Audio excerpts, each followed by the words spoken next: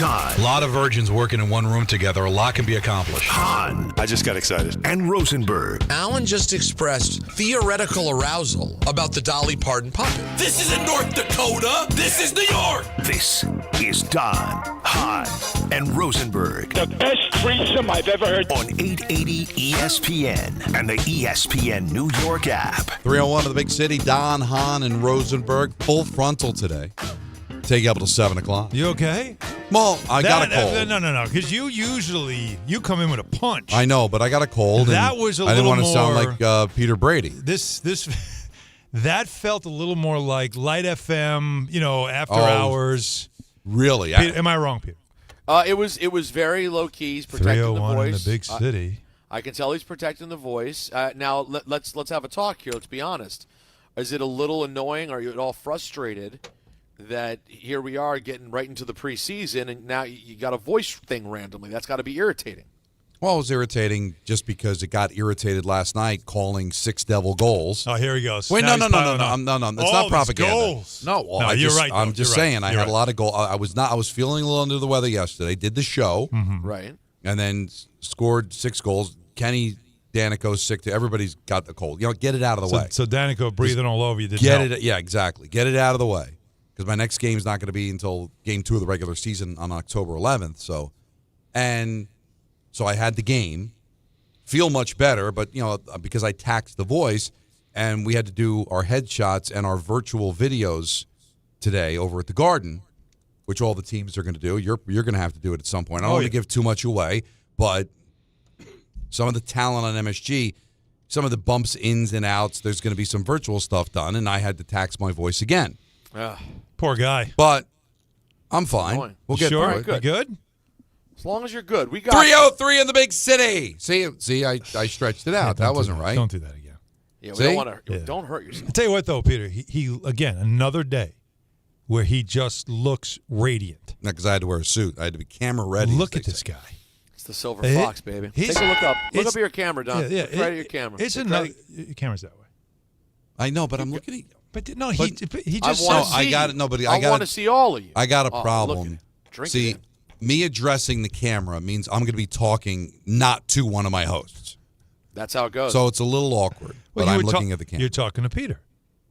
Yeah, but think about it. When you look at the camera, I'm looking back right now. I'm in Los Angeles, and I'm looking right back at you. So you right now, it looks like we're staring at each other, dead in the eyes. But it's still awkward to talk to people that you don't see. That's what we do every day on television. That's right. At least you're looking at the well. Get And used on to radio. it. Get used I to need it. to get. I need to get used to the camera. But listen, we got a big show today. We got a list. Peter. Oh boy, I went there. This list. I'm gonna But a new list? And Not you know the one what? we It's discussed? going to start You went rogue? fights. It's going to start fights. But you know what? I don't even have to hide it. I'm going to tell you what it is because it's by request. Oh, yeah. Top 5 worst coaches in New York history. Oh, and I'm yes. telling you, and I am Proud. telling you, there is literally like 25 to choose from, and you can't be wrong. So what we did was put together a list where who you're taking out, Right. and just say I as much as I want to put this guy in, I don't know who to take out. Right. So it's a very difficult list to put together. We've got that coming up at 4:30. And it's Wednesday, so at 4 o'clock, Booger McFarland's going to be joining us. And we've got as we speak, curated ENN coming up at 6 o'clock. So we got lots to discuss. Jackson Dart spoke. Brian Dable spoke. I will give you a little hint. He said Dart's the quarterback for the rest of the year. Breaking news. Which kind of surprised me because we don't know if the coach is going to be here the whole year. But still, I guess he's going to walk around as if that's That still is going to be the something. case. That is something. Well, so it's not some experiment. It's not, hey, we're just trying something. No, he is now your starting quarterback for the rest of the season. So we're going to talk about that. But very interesting night of baseball, guys. Can you believe that? Where it was a real positive night for both the Mets and the Yankees. Mets come back from 6-1 down. They catch the break because, again, none of these teams chasing after the Mets are any good. So the Reds lose to the Pirates. So now the Mets back in the playoffs, a game lead on the Reds and the Diamondbacks with 5 to go. But some negative. Peterson looks awful, can't get out of the second inning, but the Mets get the big 3-run home run from Nimmo, big 2-run home run from Alvarez, who had a great night. Bullpen looks good. Diaz gets a 6-out save, Mets win. And then you got the Yankees. It's for real, people. They're only a game back of the Blue Jays. Now, technically it's 2 because the Blue Jays have the tiebreaker, but there's still 5 games left. And the Yankees played like horse garbage yesterday and still won because the White Sox are one of the worst teams in baseball. So the Yankees got them 2 more days, and then the Orioles to close it out while the Blue Jays have to play 2 more games against the Red Sox. So it's on, man. They can win this division, which then begs the question, with bigger fish to fry, it just looks silly to me, you're a champagne celebration. I'm sorry. And I'm not going to kill the Yankees because I just think it's stupid in baseball. We do this every year. They don't do it in any other sport. And don't give me the garbage. Well, it's a long season for everybody. Even though it's only a 17-game football season. You don't think those guys work their ass off and practice every day, preparing for games, crisscrossing the country, having to nurse injuries to get through the season? 82 games a hockey season. There's no load management there. Beating each other's brains in and then having 4 rounds of hockey. Not once. You go to the Stanley Cup final. You're lifting the Clarence Campbell Bowl or you're the Prince of Wales Trophy. Nobody's dumping champagne on each other, but you clinch a wild card, which if the Yankees settle for, will be looked upon as a disappointment, and you're pouring champagne all over each other and got goggles and acting stupid. I hate it. Again, it's not a referendum on the Yankees, Peter. It's just baseball in general. But you're the Yankees. You're game back of winning the division. I completely agree with what you're saying. I'll say the only thing that makes it better, Alan, I wonder if you agree, the only thing that makes it better is that at least they're having a celebration when they are clearly on the upswing. Like, there's at least something going on. They didn't stumble ass backwards into the playoffs and then break out the goggles. It's part of a moment that they're having, Alan, so I hate it a little bit less than I usually do, but I still think it's amateur hour. Right, a walk-off win, right? That clinches it. So there's that. It's fun. Unlike was it last year that they had the doubleheader, won the first one, the clinch, and they lost the second one. Lost the second one, and then still did the champagne. Well, think about it. If the Mets that was lose weird out after a lose, let's say the Mets lose out, and the Reds and the Diamondbacks lose out. Yeah. When they get word, because everybody's going to play at 3:10. On Sunday. Yeah, you clinched. When you get word that the Reds and the Diamondbacks also lost, you can pour champagne after losing 5 straight games and backing into the postseason? They will. Yeah, of course they will. They will. And they'll look like asses when they do it. I complained about it last year. I've consistently complained about it. I always do, too. It's never going to change, obviously, but it really just, for me, it's unbecoming. Does that, I know that sounds stuffy, but let's be honest. If there's ever going to be a franchise that says, we're going to put a stop to this, this is a dumb tradition that needs to go away, it should be the Yankees. Now, I know you're going to roll your eyes at me, but there is a different standard. The expectation is to make the playoffs. It is not something that you're like, hey, we made it, celebrate. I mean, think about it. Since 2017, they've only missed the playoffs once. Only once. Right. They're 1 win away from winning 90 games for the 7th time since then. 7 times. Like, do you understand? Like, they have reset the standard of excellence as far as regular season success leading to being in the postseason. And I'll remind everybody, clinching the wild card is not the playoffs. It's a play-in. The wild card round is a play-in. But even I don't care what anybody says. But you know That's what? reality. If the Reds get the 3rd wild card, let them. Set fire to yourself. Let them. Have a ball. Absolutely. Because you're the Reds, and you've got, got no You've done nothing for, 3 decades. The turf at the Go field. nuts. I get it. But go nuts. Bring the horses out to stop the fans from jumping on the field. Go. But the go Yankees, nuts. the Dodgers should not be teams that pop champagne because you clinched a wild card. But forget the history. The Dodgers shouldn't do it because they're the defending World Series champions. The Yankees shouldn't do it because they went to the World Series. If they have to settle for the wild card after being just a game back of the Blue Jays on, what is today, September 24th, if they end up settling for the wild card, it'll be a disappointment. Of course. So you'd be celebrating a disappointment. Yep. And you could say, well, Don, the reason baseball's different, the reason it happens in baseball is because of a tradition that nobody bothered ever to change. Back when it was just the American League and the National League, when you won your league, you have the champagne celebration because even if you lost the World Series, you could still proudly say, I won my league. Pennant. And way back in the early days, it was like, all right, not that the World Series was ever an exhibition, but it was like you still took pride in winning your league. It was the pennant. You literally had right. The pennant mattered. Right. The baseball, it's like the race for the pennant. The pennant was always a big deal, and you take that pennant. So in '69, when they went to divisional play, it really should have gone away. But hey, you're celebrating winning your division. Okay, so I get that. That's still something. But then once the wild I card, agree with and then a second wild card, and then a third wild card, give me a break. That's where it gets ridiculous. Give me a break. Do you think if the Islanders, who may make the playoffs, may not make the playoffs, clinch the second wild card and essentially the 8th seed of the Eastern Conference, are they going to do a champagne celebration, or are they just going to high five each other and get ready for the playoffs? That's it. You just get ready. Because the real winning's ahead of you. It's corny. But it's corny. I still think it is more, to me, what you were saying. Like the Reds, it's different, right? Because they haven't been in the play. Like whatever it is, for the Yankees at this point, because when you say, well, it's the culmination of a long season and this is what you play for. No, this wasn't what you were playing for. You're going to tell me you were playing for a wild card spot? No. You know what you could do? You're a game out.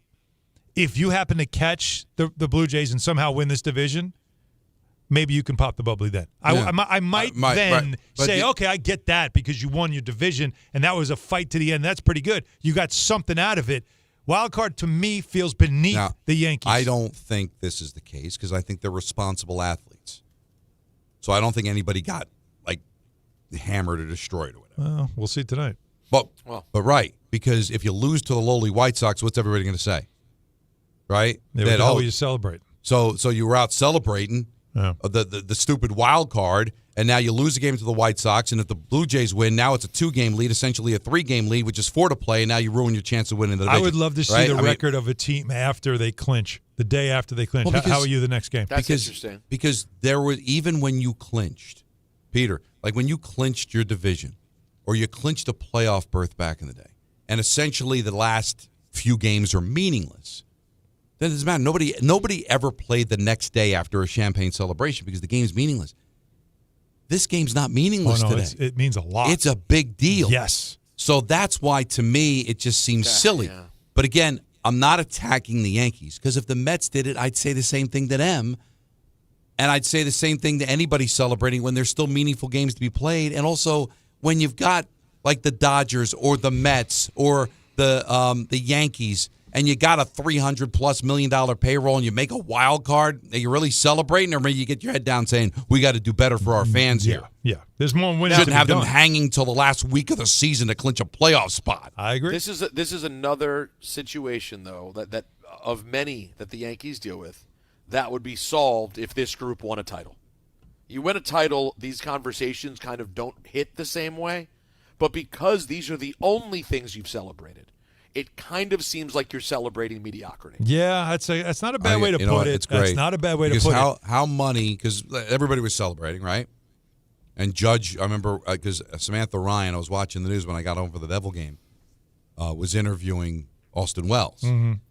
And she didn't even come prepared. She was just drenched. I felt so bad for her. And Judge is throwing champagne on top of Austin Wells. So he's celebrating like everybody else because he's the captain. But how money would it have been if everybody's partying but Judge? Yeah. And he's just standing there and said, "What's the matter? What's the matter, Aaron?" He's like, "No, work to do." Yeah. Tell me the fans wouldn't flip out and just think that was so awesome if he had done that. Say, yeah, the kids are playing, but yeah, no, I haven't done anything in the postseason. I haven't won my championship. Let's get to work, boys. I've done plenty of this. Let's get to work, boys. This is like seriously. Well, how many times is it now? Is it 9 times made the playoffs? Wouldn't it be 9, For right? him? Since 2017? Right, so 17, 18, 19, 9. They only missed 20. 1. Yeah, they only missed, 20? 2 years ago. 2 years ago, 23. Yeah, so that's 5. So for him, it's yeah. like this is I do this every year. Let them have their fun. Have him there with a bottle of water. Like, yeah, I got bigger things I got to do. I'll wait for the bigger bottle. But it's the pressure because everybody else is going to do it, so they feel like they've got to do it. Again, this is more of a referendum on baseball saying, "Come on, guys, let's get to work." Here. I don't want to crucify the players at all. No, I just don't. All I'm saying is I don't like it. And when the game ended, because a lot of times when you're a fan of a team, when they win something and you know a celebration's coming, it's fun. Like I've always told Meredith, I told Gelsby this too, because he did it last year with the Mets. I don't know. Now that I'm doing sideline, I want to know what that's like to be in the locker room and all of a sudden you're just getting drenched in champagne. Now the problem in the NBA is they win a playoff round. It doesn't matter. No, they don't do that. They you don't. got to win they the don't, championship. You have to get it at the very end. But like for me, that's something that I watch that stuff and think that's just got to be a cool experience, and I want to have that experience. But last night, I love Meredith. Nope, turned it off. Click. I'm gone. Hey, listen. Wow. And gone. You I don't need to believe it see or not, this. I'm telling you, I've been consistent about this. Anybody else that's ever listened to me knows this. But at some point, because I think the Mets are going to make the playoffs, because the Reds and Diamondbacks stink a little worse than the Mets do. But when the Mets clinch, I'll be just as disgusted when they do it. Really? $350 million payroll, went out and got Juan Soto. Blew a big had lead. 21 games above 500 and a 5.5 game lead over the Phillies on June 12th. And you're going to celebrate being the third wild card? No. Walk off the field. Walk off the field and be disgusted with yourself. I can't believe it took this long. No, put it down. Get off the field. Put it down. Put it Get down. in the clubhouse. You didn't earn this. And then we got work to do because we've got to make up for what was an absolute embarrassment for more than half the season. Thank God we've got the playoffs to turn this around. Put that champagne down. Champagne is for closers. Tom would be such a great owner. What a great owner you'd be. You come out and you start yelling, no, put that down. I'd be like literally running around the room, grabbing glasses I would out be of hands. You remember eight men out, right? I'd be Charles Comiskey. They'd come back to the locker room. They'd pop the champagne and it's stale, like nothing came out. And then Charlie, Mr. Comiskey, say anything about bonuses for the and this? Oh yeah, this is your bonus. Yeah, flat champagne. Get to work. You remember Copland? Remember De Niro? Oh yeah. The case is closed. Go to lunch, and he's grabbing all the papers. No, go to lunch, and they're trying to bring him. No, go to lunch. The case is closed. Like that's what you'd be doing. Just tearing it up. Go, get out. I think that would be so money, but that won't happen. They'll put the goggles on and they'll spray the champagne. How great it is! It's so great. Poor Gelbs is gonna get all wet, and it's gonna be fun. Yeah. I'm not gonna be having fun. So now go do it in the playoffs. You know what? Gelbs could show me something. If he walks in, he's like, anybody spray me? No. I'm not. We already did this. Don't you dare spray me with wild card champagne. Let's just say I want the real stuff. That would be a That'd be hilarious. Get that off me. Get that off me. I don't want to drop. Let's just say if I were in that situation, right, and I knew that this was the last year of my contract and they're making a change at the end of the season, right, and the Mets are throwing champagne all over the place, and here comes Francisco Lindor for the interview. How we go? Hey, Francisco, this is quite the celebration. How big of a celebration would it have been had you won the division? Yeah, exactly. Imagine that. Yeah. God, this is quite the. How many goggles would you have on your head if you won the World Series? I mean, what is a wild card champagne? Yeah. It's like the Boone's Farm of champagne, right? Yeah, like you like using the expensive stuff. Like you sniff it and go, is this alcohol or you save the alcohol for when you win the division, right? Right. By the way, all it took was mentioning Meredith's before the ne'er-do-wells in the group chat, in the YouTube chat. Yeah. Really show the fact that some of these people may not leave their house and watch 162 games a year, which means they essentially are having a one-sided love affair with Meredith. Well, it happens. It does happen. I mean, listen, it happens. It's just all it took was a brief mention of Meredith and the champagne, and people are losing their mind. I've made it abundantly clear. I love Meredith. I've known her a long time. Love what she does. Well, she's fantastic. When you win the wild card, you should celebrate with like boxed wine. That's fair. So it stains your jersey. What about Fresca? Just pop in Fresca. That'd be great. God, I just wish somebody would have the guts to do that. Sparkling cider. They clinch a wild card and just walk into line. Don't do anything. Nothing. Like the champagne's there. Water. But the champagne is there, and they just walk right by. No. We're good. How come no champagne? We're not ready for this. Did you see our record? Put that back we're on. 5 games above 500. Yeah. We're not proud of this. Yeah. 1-800-919-3776. So baseball on the table. Jackson Dart spoke. Dable spoke. We'll get into that as well. Booger McFarland, 4:15. All right? I had said 4 because I made the mistake of looking at my rundown. 4:15. What are you doing that for? I mean, come on. He's going to join us for his weekly spot. Obsolete. ENN at 6. It's all coming together. 1-800-919-3776. Let's start it all off with Frank in Central New Jersey. You're on ESPN New York. What's up, Frank? Central Jersey. Central Jersey, yeah. See, there's an argument. Somerset County, Middlesex. So you know what's funny? Monroe Township. I heard an argument that you could help me solve because it's 2 people from Jersey. and they're both NBA players. And one claims he's Central Jersey. The other one says there's no such thing as Central Jersey. There's North and South. Yeah, and Brunson's the one that said there's no Central Jersey. Yeah. Because he's from what? And Towns, Newark, right? and Towns is saying there is Frank, a Central tell him Jersey. there's a Central Jersey So what is because that? you live there. There is a Central New Jersey. Absolutely. So Central Jersey, you have the pick of not just the New York teams, but also the Philly teams, Yes. correct? Screw the Philly. Well, Frank, what town do you live in? Monroe Township. Right. So, but there are Eagle fans in Monroe Township. I know that, but I changed dentists because he was an because Eagles fan. you're a grown up. I love that. But Your dentist was an Eagles fan, and you're like, nope, not getting my business. again, Frank, you'll know because it Damn sounds right. like you're around the same age as me. You can go the whole North and South Jersey when it was 201 and 609 is the only two area codes. But once they started throwing in 908 Yeah. and 732, I'm sorry, this is Central Jersey. Good point. So what do you got, Oh, Frank? there's about 10 of them now. Oh, I know. Now So it's listen, ridiculous. I agree with you. I agree with you totally, Don. I mean, Yankee boy Michael, I love him, but he's like today, oh, hey, it's a 162-game season. You got to celebrate. My opinion is they haven't won anything yet. Mm-hmm. They won a bid into the playoffs. This sectioning into the playoffs isn't even decided yet. Yep. They got 5 games left. That's number one. Number two, if you remember years ago, they did the same thing last year. Back in the '90s, Jeter was the captain, and they got into the playoffs. And they go into the dugout and they show them, and they have everything up on the lockers, and they had a toast. And then Jeter said, "Take it down." The interview said, "Well, what are you doing? You got to celebrate." He said, "Celebrate what? We didn't win nothing yet." And these Yankees, they don't get that, and that's a problem. Last year, what they said, have 4 celebrations, and I mean, what's the point? Celebrate with champagne. Yeah. When you win. Again, Not I don't just want to get because- on the Yankees That was specifically. 2009. Yeah. That was the last championship run they made Yeah. when Jeter And didn't then celebrate. they won the World Series. Yeah. They just high-fived, and that was it. But everybody does it, so I don't want to single out the Yankees. So they probably feel the peer pressure of everybody else does it. But there's doing it Mike. I didn't hear Michael say this, although I did listen to a lot of his show. Of you've got a right to celebrate. It's a long season. All right, high five. Fist pump. Yeah, congrats. Wear the hat that says post whatever. But do the water thing when you do a walk-off. Don't get stupid. Yeah, I don't mind the post-field walk-off celebration. Lots of water, maybe even some Gatorade, all that stuff.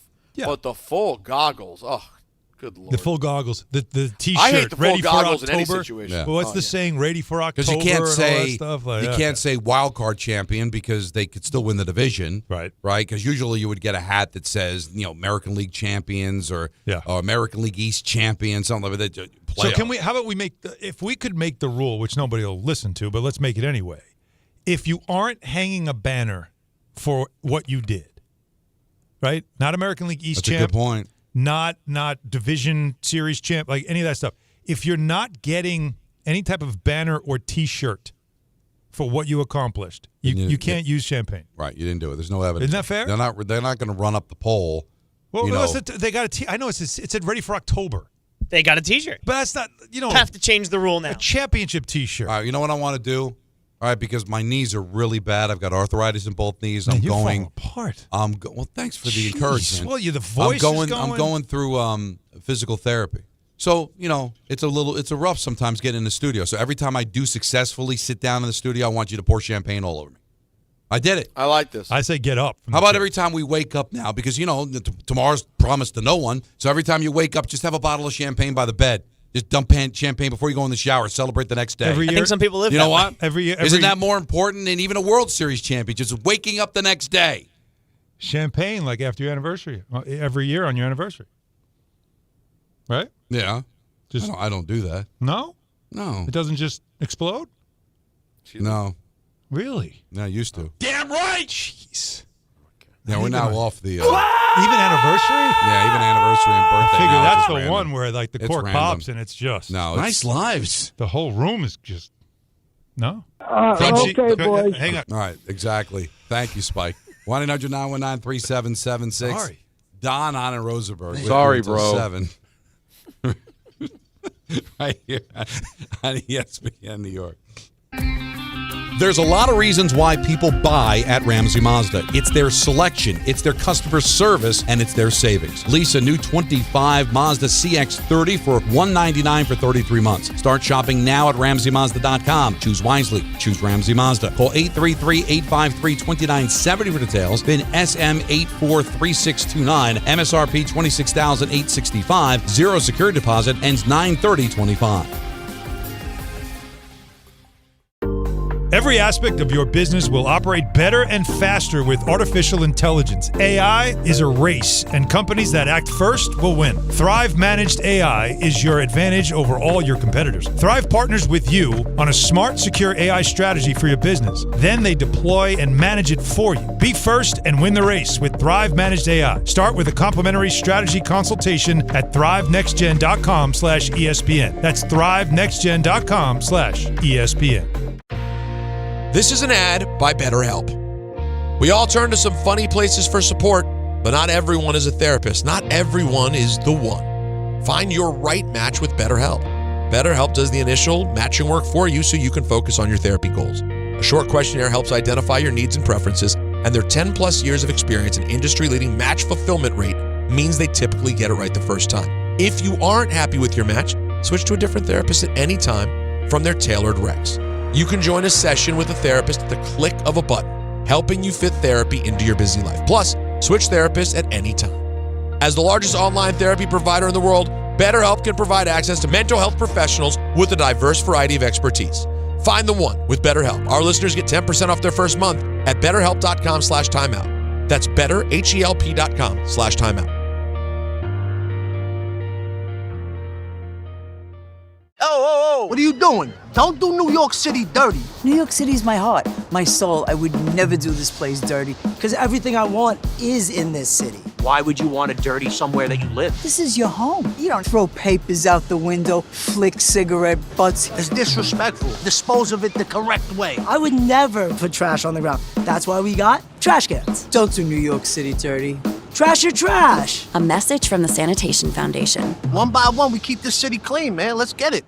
Hey, Yankees fans, hit your next adventure out of the park and onto the water with City Cruises New York. Sail your way to epic skyline views, delicious dining, and premium drinks. Upgrade your game day with a dining cruise, a cocktail sail, or a night with your favorite entertainers aboard City Cruises Live. Whether you're celebrating a win or just the weekend, City Cruises is a shipload of fun. Proud partner of the New York Yankees. Book today at citycruises.com/New York. Now let's take a look at the traffic with Brandy Scott. Hey there, guys. Good afternoon. We're going to start off in Nassau County. Ryder Cup opening ceremony pre-show underway. Just jammed on Bethpage State Parkway northbound heading into Bethpage State Park. You're solid there from Hempstead Turnpike. Not moving much at the Whitestone Bridge getting into the Bronx. Broken down tanker truck in the center lane mid-span. Backed up onto the expressway northbound from City Field in Queens. Not too bad of a ride heading over to the outbound George on the West Side Highway in Henry Hudson. Southbound Deacon also in pretty good shape.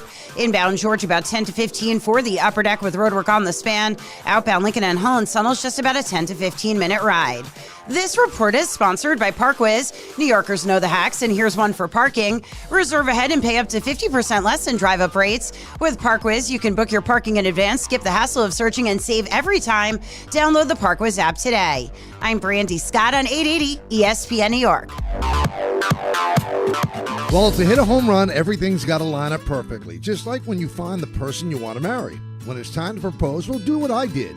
Visit the engagement experts at London Jewelers. From their beautiful 2 by London collection to custom designs for any budget, they make finding the perfect ring easy. Visit London Jewelers at any of their 6 locations and tell them I sent you for the Michael K. treatment. London Jewelers, getting it just right. Paying extra for tire care is BS. You know, bad service. So at Midas, we're rolling out our BS-free tire guarantee, included with paid installation and tax on every purchase. You'll pay nothing for flat replacements, nada for flat repairs, and zilch for tire rotations every 5,000 miles. That's $0 for all that. So with this limited lifetime tire guarantee, you'll pay a whole lot of nothing compared to what the other guys charge for tire care. That's the BS-free tire guarantee, only at Midas. From kickoff to cash out, ESPN Bet has the tools you need to score more on game days. Bet smarter with stats at your fingertips. Get personalized parlays built just for you. And with your fantasy team synced right in the app, you can back your squad. Right now, new customers get $100 in bonus bets when you bet $10. Sign up with promo code USL to get started. Must be 21 plus. Gambling problem? Call 1-800-GAMBLER. Terms and conditions apply. See app for details. Offer not available in New York.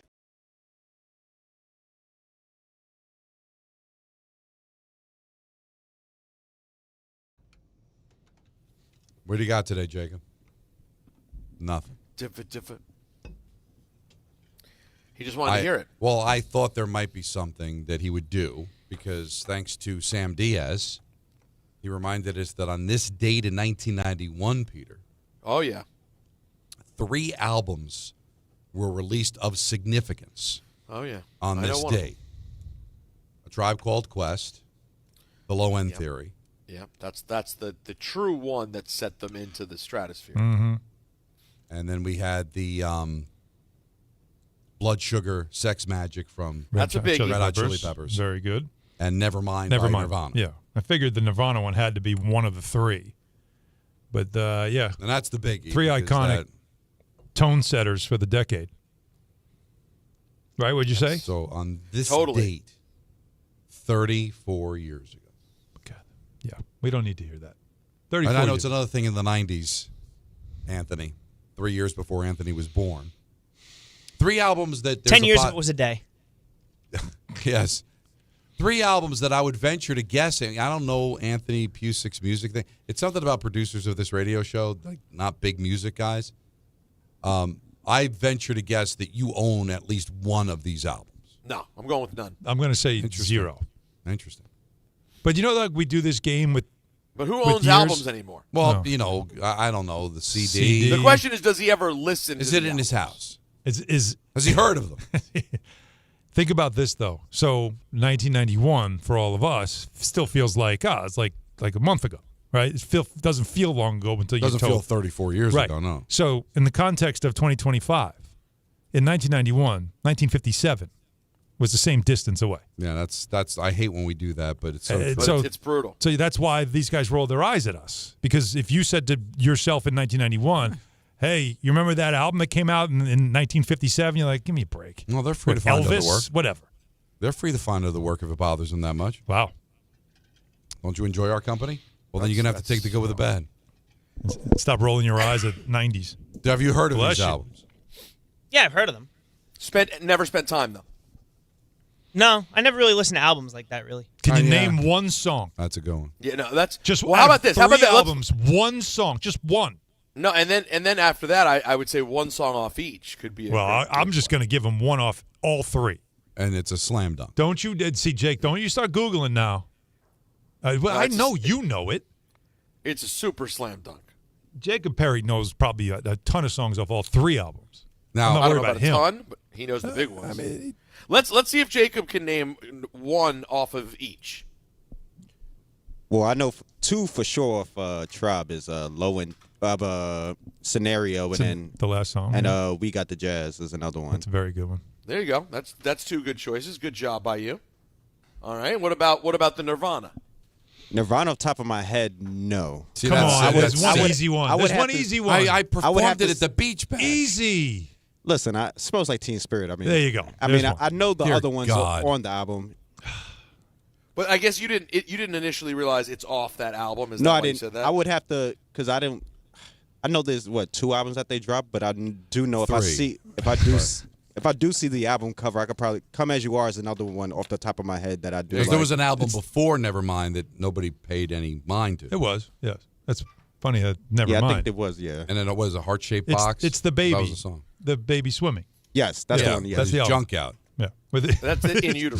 With his junk out. Now, Red Hot Chili Peppers. That's where I blink out on. I couldn't. Come on. I couldn't name one off that the might album. be. That one's the. I got to think of that. Might be a no skip album. Yeah, it's an all-time. I kind of got to look that up now and see if it is no skip. While you're looking at that, Mike in LaGuardia, you're on ESPN New York. What's up, Mike? Afternoon, guys. How we doing? Good, man. You? Good, buddy. I'm good. I'm good. Don, I know it's late. I want to congratulate you on your new gig. Thank you. Alan Hahn, Yankee fan over here, too. And Rosenberg, you actually did my brother's wedding. You DJ'd it about 8-9 years ago. I don't know if you remember, but New Jersey? You did a good job. You killed it. Excuse me? New Jersey? Yeah, you did it in Jersey, yes. Okay. Yeah, I remember. Thanks, man. You did a great job. Just want to compliment you See on that, guys? An actual DJ review in the flesh from a Rosenberg wedding. Nice. You don't get that every day. Hey, everybody, put your hands together for the new Mr. and Mrs. Dude. That was Peter. That was Peter doing that. and they're still married, so that's a good thing. There you go. All right. Who knew?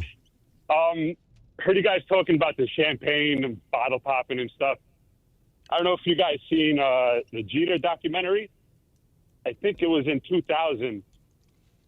The Yankees just stumbled into the playoffs, and they had the champagne on the side, and they just walked right by it. That's the previous caller cool. Love that. Did say that. Brought that up a couple of times. I mean, look, they also were in the midst of winning a lot of championships, so I would think at that point you're almost like enough with the champagne. Right. But this I mean, they just had so much champagne in the late 90s, Don. There was so many champagne shots. Mike, I don't mean this. I don't. It just did. I mean, don't you think? Didn't it? It almost got boring, didn't it? It was like, man, another celebration. I don't. I'm not trying to throw any disrespect at this team. That era is way over, right? Because there isn't anybody really even. I mean, Brian Cashman's associated with it, but it's different. It's a different era. It's a different time. Of course, so that they're gonna look at things a lot differently now. Well, it's Judge. Judge knows he's got to get a ring here. But when Judge knows that. But Judge wants to be part of the team, and that he's a leader. See, I don't think Judge would ever do what we suggested in the last segment of just, all right, have fun, boys. But because that would single him out from the group. He doesn't like that. He doesn't want to do that. Great point. And that's not the kind of leader he wants to be. But I still think it would have came across like, all right, guys, we got have your fun, but let's get back to work. And I'm sure that was probably the message after it was over.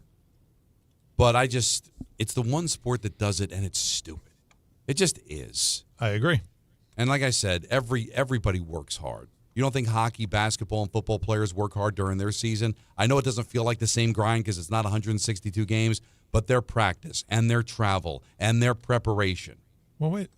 What are the months? How long is the baseball season month-wise? April? Well, you are February. You come in for training, for spring training. I don't count that. Season. All right. So end of March, and if you win the whole thing, end of October. So 6 months.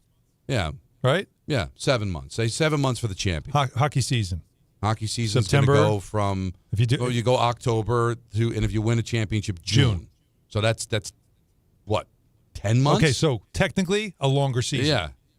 You don't play as many games. No, but you're still traveling but a ton. You don't travel nearly as much either because with baseball, you're in the same town for 3 days at a time, 4 days at a time. I'm seeing it with the Devils, and when I did the Rangers, it's like every day. You're going always there. moving. They're practicing. They've got morning skates. So don't They've give got me prep. that it's a They got long film season. session. Stop it. No, it's a tradition that nobody Thank bothered you. to pull the plug on once they started adding all these playoff teams. Baseball tries to hold itself to a standard. It's hard to make the playoffs in baseball. No, it's not anymore. I got the Mets who are 5 games above 500 holding on for dear life to make the playoffs. The Cincinnati Reds were left for dead, and suddenly they're right there in the picture. So I agree. So stop. Teams that pulled the plug in late July on their own teams are still alive. Thank you. But it's really hard. Diamondbacks sold, and they're a game out of making the playoffs. But it's really difficult to make. Guardians. I mean, what's happening there? That story is unreal. That is unbelievable. And then you see Fry get hit in the like that was scary. And Skubal was completely messed up after that. Scary. Couldn't pitch. Yeah. Speaking of which, Griffin in Connecticut, you're on ESPN New York. You got something on this? Hey guys, I think you can lose to anybody. I understand, but to me, the team in the American League that I'm more scared of is not the Houston Astros. I know Peter will say their whole. Enough with that. They might not even make the playoffs. So enough with this, what Houston used to be. They might not even make the playoffs. We don't even know if the Tigers are going to make the playoffs. They're falling off a freaking cliff right now. The team I'm scared of is the Seattle Mariners. And the reason why, they're playing really good baseball right now. They have a really good starting pitching. Their bullpen is pretty good. To me, that's the team I'm more scared of. Toronto, their pitching is in flux. Bassett is on the IL. Jose Barrios got moved to the bullpen because he's struggling so much. Scherzer's been awful in his last 6 starts. So that, to me, they're a little bit struggling with pitching and stuff. To me, the team to look out for is the Mariners because they just seem like they're playing really good right now, and they got everything that could go for a long run. Griff, it's a great point. You know what else they have going, which I know Don hates this, but it's a real thing. They seem to have a little magic happening this season. The season that Cal Raleigh's having, right? Like a little renaissance there. So I think there could be something to that. Could they be one of those just teams of destiny this year? I'll give you. So, Power of Equity is a great way to start off the album, right? Yes. Okay. If you have to ask, Breaking the Girl, you're not skipping. Boom, boom, boom, boom, boom, right? boom, boom, Funky Monks. Boom, boom, boom. Suck My Kiss. Yeah, that's a good one. Real good one. It's a big one. It's a big one. Then it kind of like, I Could Have Lied, Mellowship, The Righteous and the Wicked. It's not enough. Then maybe Give It not Away. in those. That's yeah. what you're saying. Give It Away is good. Yeah. Blood Sugar Give It Away Sex is more than Magic. good. And then, of course, Under the Bridge. The ballad. I know. Don, I'm didn't sure you you think Don, I felt like Alan's almost like short changed Give It Away a little bit. No, Give It Away is a great song. I'm saying it's a big one. That's did a I? tune. What did I say? Because You went Give It Away is good, and then just moved on to the next thing. It's the second biggest record. I think he just said, "Well, we know that we one." know, like is, I was. is Yeah, I think I was saying it more like we all, like, almost like yesterday when we got yelled at for not saying Steve Young when we said Niners. When we all agree, like when you say we already know. You don't have to disagree. We don't have to say the name. That You guys might know. be the biggest song on the album. Yeah, that might be their biggest hit. No, it's Under the definitively Bridge. second. I don't know. Under the Bridge was their biggest hit. No, off it's that not album. a conversation. Don't yell at me. I promise. No, I just. First of all, I said May. I said May. Okay. All right. So nobody was throwing down any hammers. I was just saying May, and you jumped me. I know music is your territory. I know. No. I'm not doing that. It came across like I infringed. I get it. But if the May suggests that I could be there's wrong, no May. I There's no didn't need April. anybody to There's get no in my face June. about it. God, if there's a God, I'm going to look to God now. I believe in you, God. Although there are a lot of people around that don't anymore, I still believe. And please let Peter be wrong. Please. It would be awesome. There's no chance. All right, I'm just saying. I'll stand by. Well, what are you going to look for? How long on the charts? You never know. I mean, suppose there's a world where somehow don't lose confidence. Don't be that guy and lose confidence. The answer wouldn't be in the Billboard charts. It's just the cultural relevance. See, now Give he's it away. changing the rules. Now he's changing the game. Went on to achieve international fame, reaching number one on the Billboard Modern Rock Tracks. Oh, no. Under the Bridge, I bet, did number one overall. Charted in the top 75 U.S. Hot 100. Okay, and now tell us what Under the Bridge did in the Hot 100. Talk about it. I just don't like the fact that he changed the game. You saw that, Jacob, right? He lost confidence, changing the game. Because how are we supposed to? So it won a Grammy. So what you're deciding to do? Let's take Billboard out of it, and now let's just go with that. feel. Let's just go with feel. I'm not saying that. Because it's cultural relevance is feel. If you're going to take the stats out. The game has a pulse, Don. The game has a pulse. If you want stats, it peaked at number 2 on the Billboard Hot 100. There you go.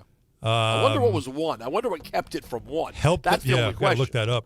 That's a smash. Help them enter the mainstream. Yeah, sure it did. They put them in First the top. one I knew. Blah, blah, blah. So Under the Bridge win. I was a jerk, but I was right. That's what I'm saying. You were a jerk because you lost confidence. I just was being clear that my thought wasn't based on charts. My thought was based on feel. And yes, it was all feel. Under the Bridge was a huge. I mean, I think I was in 7th grade. That was just like Anthony Kiedis was a true sex symbol at that time. Right. Though Flea, of course, was the one who was naked. Anthony Kiedis. Kiedis went shirtless. Oh, my God. Flea said, I see you're shirtless. I raise you bottomless. I'm looking at Billboard Top 100, May 92. Okay. Under the Bridge is number 3. All right. What's number 1? My Lovin' You're Never Gonna Get It, and Vogue was 2. Okay. And number big. 1, which is, again, this is why. Charts are charts. What is it? Can you guess it? You said May 92? Yeah. Right Said Fred. No. I don't know. I'm close? Not close, but it's like it's that kind of a song. It's crisscross jump. Oh, crisscross jump. Sure. It's a fun song. Hey, come on. It's mine. We got. Hey, listen. We you'll got hear to do it better.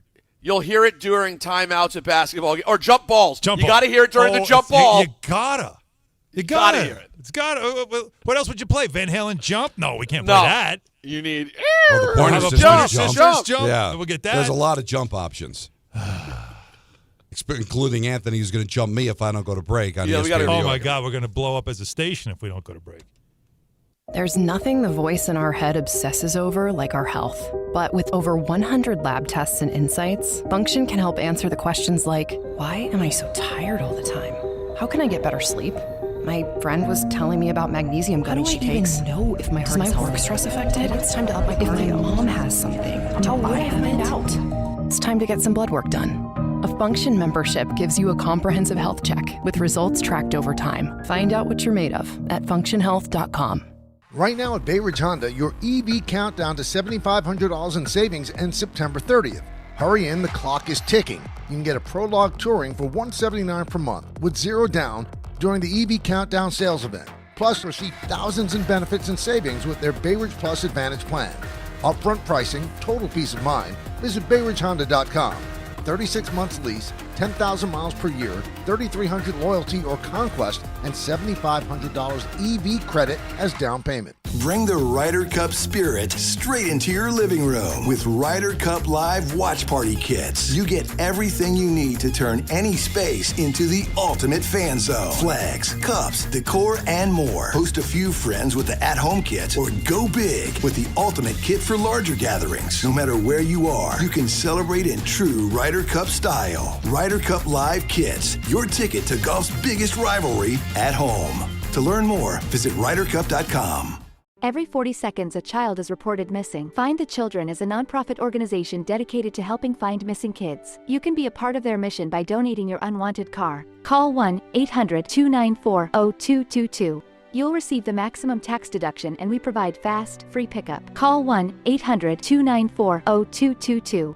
Donate your unwanted or unused car. Call 1-800-294-0222.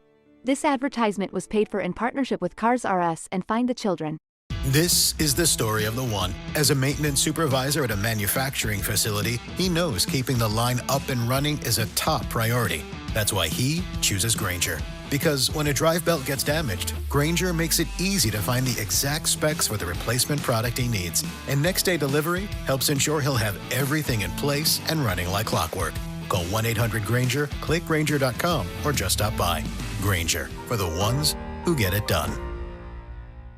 From kickoff to cash out, ESPN Bet has the tools you need to score more on game days. Bet smarter with stats at your fingertips. Get personalized parlays built just for you. And with your fantasy team synced right in the app, you can back your squad. Right now, new customers get $100 in bonus bets when you bet $10. Sign up with promo code USL to get started. Must be 21 plus. Gambling problem? Call 1-800-GAMBLER. Terms and conditions apply. See app for details. Offer not available in New York. New Beyond Raw Lit V2 pre-workout. GNC's #1 pre-workout. Now with harder hitting energy, an intense mind-body connection, and enhanced endurance support. This isn't just pre-workout, it's precision engineering for your body. Turbocharge your workout with new Beyond Raw Lit V2. Available now at GNC and GNC.com. Get to know your favorite ESPN New York personalities with our newest app feature, the ESPN New York Pick of the Day. Open the ESPN New York app and click on the Pick of the Day tile to find an opinion. I'm a loser. No, that's not feeling it. That's feeling it. Suggestion. Feel this then, okay? Or hot take. Explain it to me, like I'm an idiot. Whether it's betting advice, food picks, or general commentary. Be fruitful and multiply. It's a great way to stay connected to your favorite personalities. Download the free ESPN New York app today and listen to all your favorite shows and podcasts. Did you know you can get more with New York Lottery Plus? You pulling my leg? No, seriously. Just enter scratch off and draw game tickets and get more points. Pulling a fast one? No. And you can put your points towards chances to win gift cards, cash prizes, and more. Is this a stunt? No, you even get points for playing new games. You're pulling my chain, aren't you? No. Pulling my finger? What? No. Man, put that thing away. Sorry. Introducing New York Lottery Plus. Download the app, sign up, get more. Please play responsibly. Must be 18 plus. Gambling problem? Call 1-877-8-HOPE-NY or text HOPE-NY. To help those who want to be helped, but may not be able to afford it. That's what PGA Tour winner Grayson Murray had envisioned for a foundation before he sadly took his own life at just 30 years old. His parents channeled their grief into creating the Grayson Murray Foundation, carrying out his vision to help those struggling with mental health and addiction. To donate and learn more, visit GraysonMurrayFoundation.com.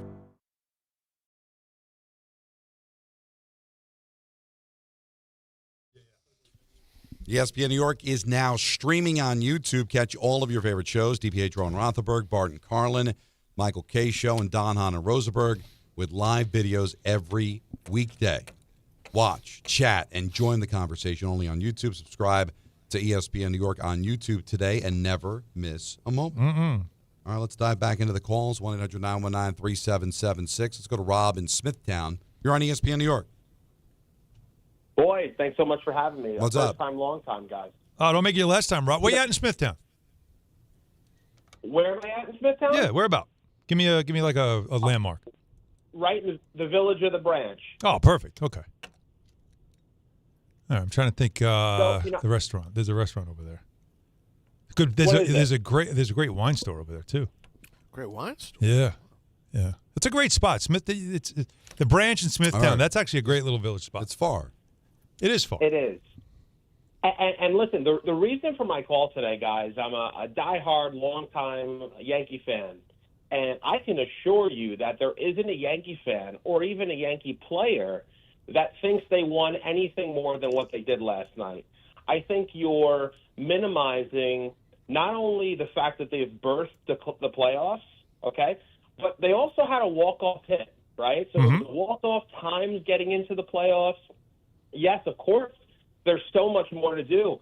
But I can tell you this, it's a lot more than Steve Cohen and his $350 million bag can do right across the city there. So, I don't think the Yankees think they did anything more. I think that if they weren't to celebrate, everybody would start the narrative that, the Yankees can never be happy. So No, but listen, I'm just getting on all of baseball because I think it'll be a joke when the Mets celebrate, when they clinch, if they do. I think that's a joke.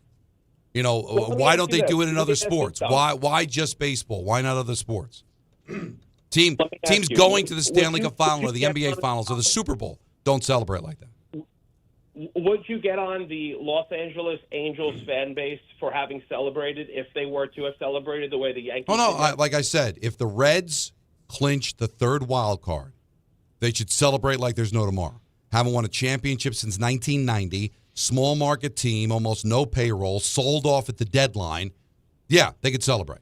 But when you're the Mets, when you're the Dodgers, when you're the Yankees, and you've got a monster payroll and you got a wild card. And the other thing, Rob, too, and you got your dig on the Mets and you deserve it because the Mets have been awful, you still have other fish to fry. What's the narrative going to be, Rob? What's the narrative going to be, Rob? And it might be wrong, but what's the narrative going to be if they lose tonight? Well, maybe if you didn't celebrate, you wouldn't lose to the White Sox the next day. And if the Blue Jays win tonight, guess what? Now you're 2 back again and might cost yourself a chance to win the division. When you're 1 game back of winning the division, which is way bigger than being a wild card team, it just seems silly to me. Rob, but everybody does it, Rob. I get it, but it just seems silly. Let me just, before you let Rob go, because Rob and I are both Yankee fans, so I want to talk to you in that vein, Rob. Is that it's since 2017. Now you remember there was some dark years there after the Jeter era kind of ended, and they were 80-win seasons for like 4 years in a row, and it wasn't great. Then 2017, the Baby Bombers, and all of a sudden things turned. Aaron Judge shows up, and this is the 9th time in the last 10 years now that they have clinched a playoff spot, right? Like every year you're in the playoffs. But I'm just so for me. and I might be older than you, but for me, like I look at it like, well, this is just what you're supposed. Like this is what they do. Right. Like this is an So expectation. This is not an you're- achievement. It's just like this is part of your brand. Like you're supposed. It's when you don't make the playoffs that we're all like, whoa, they didn't make the play. Like that's when it's more stunning. So for me, that's why I look at it last night and say, like, what are we doing? Like, come on. What was that, Rob? I'm sorry. No, listen, I appreciate it, guys, and thanks for the time. But listen, I just think it's such an unfair seesawed rubric, right? I mean, we just said that the Los Angels of Anaheim were to celebrate, but the Yankees did yesterday. Well, because all right, again, no. Again, let me do this because Rob, do you consider the Yankees and Angels to be on the same level? They're both professional baseball No, teams. stop. Oh, come on, Rob, stop it. They're two different brands. Come Let's be on. honest. I mean, I can't. Like they are. Like I said, the Reds. And you hate when I do this, but this is the time when it really does fit. But the I'm not Yankees even, are not the same as everyone else. I'm not They are going a different there. standard. But they're also not going there because what's the Angels' payroll? You know, we sit here and we're 12 of the 30 teams go to the playoffs, right? And money doesn't buy you everything. But you know what? When you're the Dodgers, when you're the Mets, you're the Yankees. No cap sport. The playoffs, you have an advantage over other markets. And I know that, hey, the Angels are in L.A., but it's No, L.A. they're not. adjacent, They're in right? Anaheim. It's a different animal. But that's why I use the Reds as an example. Yeah. You know, because it's just a historic different. franchise has been there It's forever. different. And you know what? If the Yankees hadn't gone to the haven't won a championship in 30 years and never go to the playoffs, well, they wanted to 95. in 95, they deserve to celebrate. And that was right? a wild card. Absolutely. And that absolutely no problem with it. Finally put an end to it. Like that, again, it's all relative to where you are right now, in the context of where you are right now. And for me, nine playoff berths in a 10-year span with obviously the leader of your team being that guy and the manager being there for the majority of it, to me, that's when it's like, all right, well, this is what we do every year. This is what we do. Rob lost me on the way they won the game. They would have celebrated the exact same way if they won that game 10-0. They didn't celebrate the way they celebrated because it's a walk-off against one of the worst teams in football or baseball, and you won the game on a wild pitch. It wasn't a towering Judge Homer to win. And a center fielder decided to make a business decision doing? and not dive for a ball with 2 outs to try to keep the game tied. Again, I'm not taking anything away from the win, but give me a break. How they won that game, Peter, had nothing to do with them celebrating. It was that they clinched the playoff berth, and there's a moral imperative, I guess, in baseball to act like a jackass when you make the playoffs. There's a lot of fans like Rob who just like to see their team celebrate, be happy, like all that stuff. And I get it. I completely get it. But you cannot tell me that it's the same thing. They are not on the same level as any other franchise. There might be one or two other franchises in the league right now that you could say are on their level as far as a franchise goes. So, no, you cannot equate this to the Anaheim Angels or the Reds or anybody else. No, not the same thing. I know they're all professional teams, but believe me, in course they baseball, there's haves and there's have-nots. And certainly the Yankees, Mets, Dodgers And in have, football. and some of them they don't. Jackson Dart spoke. Dable spoke. We're going to hear from them. We're also going to hear from Booger McFarland, too. It's Don Hahn and Rosenberg taking you up until 7 right here on ESPN New York. This is an ad by BetterHelp. We all turn to some funny places for support, but not everyone is a therapist. Not everyone is the one. Find your right match with BetterHelp. BetterHelp does the initial matching work for you so you can focus on your therapy goals. A short questionnaire helps identify your needs and preferences, and their 10-plus years of experience and industry-leading match fulfillment rate means they typically get it right the first time. If you aren't happy with your match, switch to a different therapist at any time from their tailored recs. You can join a session with a therapist at the click of a button, helping you fit therapy into your busy life. Plus, switch therapists at any time. As the largest online therapy provider in the world, BetterHelp can provide access to mental health professionals with a diverse variety of expertise. Find the one with BetterHelp. Our listeners get 10% off their first month at betterhelp.com/timeout. That's betterhelp.com/timeout.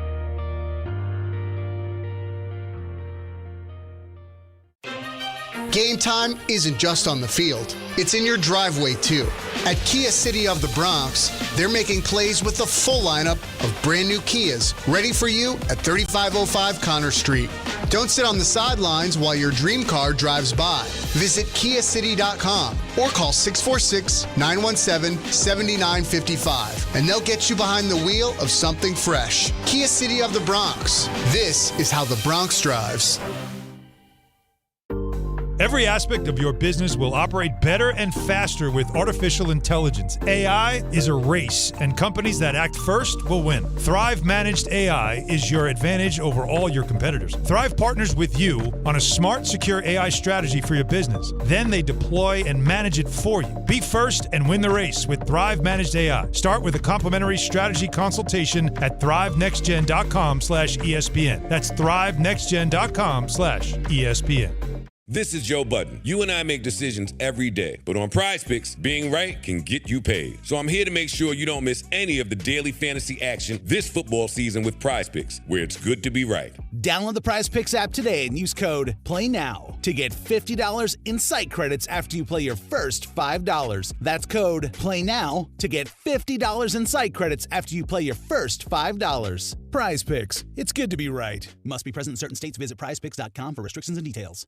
The post-crib assembly press conference, brought to you by Progressive. Michael, you had some trouble putting the crib together today. What went wrong? You know, those instructions can be tough, and, well, you saw the outcome. Were you upset when your wife pulled you and called in the backup? No, I mean, the baby needs a crib to sleep in, so whatever it takes. You've got a changing table to put together next. It's got a lot of drawers. What's your comment? You know what? We're done here. Like it or not, sometimes you need a backup. That's why there's Progressive to protect your home and auto. Progressive Casualty Insurance Company affiliates and other insurers. Not available in all states or situations. Put it in the box. This is your radio home for New York Mets baseball. 880 ESPN, WHSQ, and WCBS FM HD2, New York.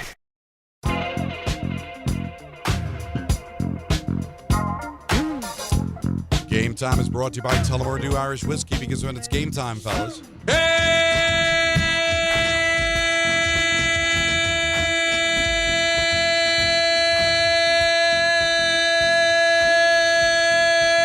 I like when he holds it. The Mets continue their series with the Cubs. Coverage immediately following us.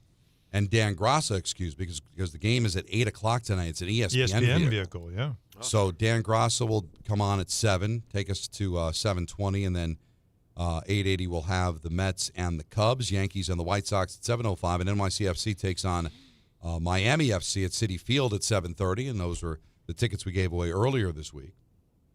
So we got a lot going on there. Tullamore Dew, the original triple distilled, triple blended, and triple cast matured Irish whiskey. Be sure to grab a Tullamore Dew or try the new Tullamore Dew Honey during today's action. Glasses up to enjoying Tullamore Dew responsibly. As I mentioned, Dable and Dart spoke today, D&D. Brian Dable officially announcing his starting quarterback for the rest of the season. So in terms of the quarterback situation, I met both with Russ yesterday and Jackson privately, and Russ was nothing but a pro, which I would expect him to be. It's my decision. We're going with Jackson. We're going to get him ready to play this week and the remainder of the season. He's going to do everything he can. Russ will be the backup. The conversations that I've had with these young men will be private. The details will be private. All I can tell you is we're going with Jackson, and we're getting ready to play. So I'm not going to add too much to it. Those are private conversations. It's my decision, and we're going with Jackson.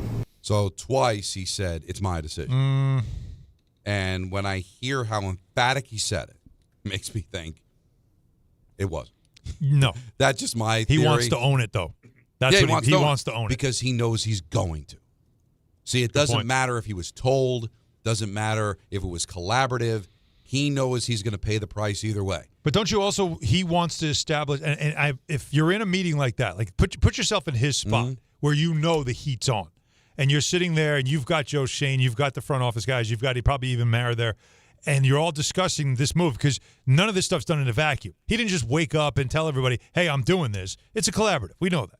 So you're in the meeting, and you know that everybody is going to wonder, were you told to do this? And so he wants to own it. Yeah. So that's to me, the contingent is, guys, I need everybody to understand that I made this decision. So let me say, oh, yeah, go ahead. You can say you made the decision. Right, because he is ultimately going to pay the price for that decision. I'm the coach. Because if they play well and it ends up being the right decision, Dable keeps his job. If he completely wets the bed and they win 2 games, he's going to lose his job. So he may as well own it anyway, right? And one way or another, he could be wrong because they could say, if the kid plays well, why didn't you start him in the week 1 then? So he really can't win other than by the end of the season if Dart looks good, and he and Dable have like this great chemistry built in already. Then to me, that's when he becomes Teflon. Is there a world in which you wouldn't come out and so, like to Don's point, wouldn't so emphatically say it was your choice? I mean, I suppose there is a world, guys, where if he didn't feel like his job was on the line, you could just come out and say it was collaborative. You know, we all spoke, we all agree. There is a different way to approach it, like which Don speaks to your point. The fact that he emphasized it so much really makes me think probably less that it's true. Well, also, Peter, I just think as a head coach, when it comes to that kind of a decision, you want everyone to think it's just you want everybody to know it's you, right? Because, like I said, he's gonna lose his job or get a contract extension off of it. So may as well try to own it. But you know, it's like this is going to come off as political, but it's not. This is not about the person that it was. It's just about the truth. If you know historically what was happening. Do you remember when George Bush Jr. said, "I'm the decider"? Yeah. Like he aggressively, I'm the decider. It's like, well, we found out years later. I mean, Cheney was a lot more involved in being the decider. Well, so when you're not the decider is when you loudly shout, I'm the decider. Another example of collaborative. Right. Things that are done in collaboration. Everything. Collaboration. Everything is collaborative when you're not sure who to give the credit to. Or blame to. Doesn't matter. It's going to fall on Dable's shoulders no matter what. Yeah. So if he says collaborative, it's not going to save his job. And if they end up winning, he'll get all the credit for it. So I give him credit for owning it. How about expectations for Dart? Expect him to prepare. Expect him to go out here and get better each time he plays. It's not always going to be perfect, but I do think that he has the right makeup and athleticism. And look, we're going to do everything we can do to help him be the best player. I know he is as well. It's not just on one person. It's on the entire team. And that's what we're going to do. That's the equivalent of she's got a nice personality. Go out there and get him. I mean, that's not Newt Rockne, but I think it's fair. Jordan Ronan, our very own Ask Dable, did 0-3 influence your decision? Look, I did it. I'm not going to get into the specifics, like I said before. I think it's the right thing for our football team, and so I'm doing it. You don't think you owe it to your fan base to give an explanation of why you're doing this stuff? I appreciate our fans. We got to do a better job all the way around, and that's what we're trying to do. Yeah, it's a long season, Dan. We've had 3 games, haven't put it together all collectively, made the decision to play Jackson. I will say that what he's doing there is being very careful not to dump on Russell Wilson. Yeah. Because internally they're like 1-10 third down, awful in the red zone. The dude threw balls away in the red zone instead of trying to make a play. Our offense has for 2 out of the 3 games been unacceptable. But you don't want to do that to a veteran, superstar guy who you sign. So instead you say nothing. That's what I think. True. I think that is what he's doing there more than anything else. But, again, this is not a long-time Giant. You want to treat veterans Well, everybody in the league's watching. But, Don, honestly, because the answer to that question is, have you seen our offense for the first 3 weeks? It sucks. But you can't do that. You wonder when you hear things like that. And I thought about this when we got off the air yesterday. Would you think there was some sort of a guarantee to Wilson when he signed? Like, they knew they were going to get a quarterback in here. And did Wilson say, just give me a few games. Give me a few games to prove myself, get something on film. That way I can maybe find a job somewhere else. I'll sign if you make me QB1. Don't make me compete for the job. Don't put me in a situation where I'm going to be backing up the kid week 1. And they gave him 3 games. 2 of them were garbage. All right, we gave you your shot. And one was against the garbage defense. But you did have that one big game, so maybe somebody will be interested in you, and maybe we can trade you, move you someplace else. That's not something he's going to want to admit. Well, the reason we didn't start Dart was because we made a handshake deal with Wilson that we'd play him. Now, where's Russ's head now, you think? Where's his head now? Is he all about now supporting and being the backup, or is he? Well, you know what? Well, he can't be. I'll tell you one thing he's not doing. He's not looking around the league and hearing the conversation and going, I know I could go somewhere else and play. That's for sure. That's gone. Or is he looking for apartments in Cincinnati?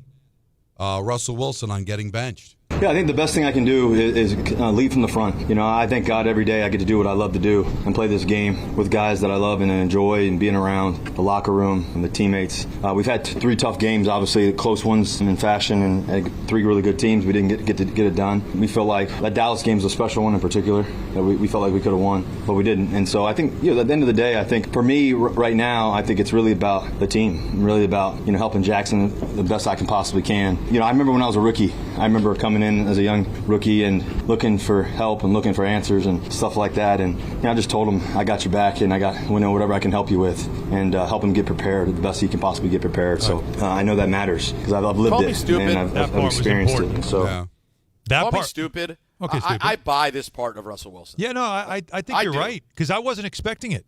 The fact that he went there, because in the beginning he did, first of all, lead from the front. Come on. Yeah, lead from the front it was interesting. But also, let's not forget, even though he had a magnificent, statistically, game 2, let's not forget the YOLO interception that killed them, that he didn't need to throw. That's also part of the negative tape. But I did find that ending part important for him more than anybody. I don't think Jackson Dart needs him because I can't imagine he's really going to offer anything. But the fact that he said what he said is very important that he did that. So that's good. That's good to hear. I think that there's politicking that goes into it. He doesn't know that the Giants are going to be able to deal him. He doesn't know what the future lies. He might be stuck here. So might as well own it. Well, and he doesn't want to be disgruntled because that's going to make him less attractive to go someplace else because the team that might trade for him might be a team that can't guarantee him a starting spot. Right.